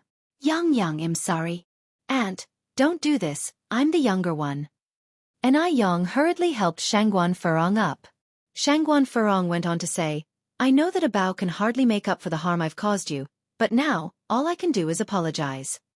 She had done too many wrong things. No one is perfect and can avoid making mistakes, as the saying goes. Whatever happened has already passed, so let it be, continued Enai Yang. We must look forward in life. Shangguan Furong nodded in agreement. Yang, you're right, we should always look forward. Enai Yang sensed that something seemed off about Shangguan Furong today. Auntie, have you encountered any problems recently? No. Shangguan Furong shook her head and denied it with a laugh. At the Zhao family, everyone treats me with respect. What kind of problems could I possibly encounter? Her status within the Zhao family was evident to all. But Enai Yang continued, you seem a bit off today. Maybe I didn't get enough sleep, Shangguan Furong yawned. I've been staying up late playing mahjong with my lady friends. Please take care of your health, Auntie, Anew said. MHM. Shangguan Furong nodded in response. Anew went on, if anything bothers you, you may tell Grandma or us. Don't hold it all in by yourself. Smiling, Shangguan Furong responded, I will, Yang, thank you. Thank you for putting the past behind us. After lunch, the oldest Shangguan was taking care of little Anew while Shangguan Shi and Anew were outside building snowmen with the Zhao siblings, Zijuan and Ziqing. In December, a thick layer of snow covered the outdoors. Shangguan Furong and Zhao Shun were chatting with Shangguan Dehui and Enai Tsuehua. Shangguan Furong increasingly felt that the old lady Shangguan was right in their previous conversation. Enai Tsuehua was excellent indeed. She and Shangguan Dehui were equals, none superior to the other. How come she had never noticed before? Shangguan Furong suggested, we now have 4 people here, should we play some mahjong? Sure, good idea. Zhao Shen had no objections since he was accustomed to following Shangguan Furong's advice. This version of Shangguan Furong was indeed endearing. If Shangguan Furong had always been like this, they would not have arrived at the idea of divorce. Enai Tsuehua admitted somewhat awkwardly, I don't know how to play mahjong. Shall we ask Mom to join in? She spent any free time studying, leaving no time for mahjong. That's okay, I can teach you, offered Shangguan Dehui who was next to her. Shangguan Furong smilingly added, indeed, let my brother teach you. Enai Tsuehua was quick to learn. After one round with Shangguan Dehui, she knew how to play. Moreover, Enai Tsuehua had good luck and won several rounds in a row. Not until late at night did Shangguan Furong and Zhao Shen leave with the children. Shangguan Dehui and Enai Tsuehua saw them out. Brother, sister-in-law, please go back with the children soon. It's windy outside. Shangguan Furong waved them goodbye. Watching Shangguan Furong's retreating figure, Enai Tsuehua said, Dehui, don't you think Furong has changed a lot? Shangguan Dehui nodded. Indeed, she has changed quite a bit. It's a good change for Furong. Time flew by. Before they knew it, New Year's Eve had arrived. This year, Anew was spending the new year with Enai Tsuehua at the Shangguan family home. They planned to bring the oldest Shangguan back to Jianghu village on the first day of the new year. The oldest Shangguan was extremely delighted since it had been a long time since they last had such a happy new year. At the dinner table, the oldest Shangguan gave everyone a hefty red envelope. Just after they finished their New Year's Eve dinner and were about to go outside to set off fireworks, the phone rang. Today being New Year's Eve, the Shangguan family had given their servants a day off. Shangguan Shi rushed to answer the phone. Hello. Whatever the person on the other end of the phone said made Shangguan Zai's face turn pale. He rushed back into the living room without even hanging up the phone, panic written all over his face. Grandma! Something has happened. If you find any errors, ads pop up, ads redirect, broken links, non-standard content, etc., please let us know report so we can fix it as soon as possible. Chapter 705. Shocking change under 1 in the living room. The elderly Madame Shangguan was holding fireworks, preparing to go outside and set them off with everyone else. Upon hearing the news, the fireworks in her hand dropped to the ground with a thud. What happened? Madame Shangguan asked. Shangguan Shi was crying, not knowing how to speak. From her youth to adulthood, she had never encountered such a situation. What on earth happened? Madame Shangguan's face turned pale with urgency. The more anxious she felt, the harder it was to talk. It felt like something was stuck in her throat.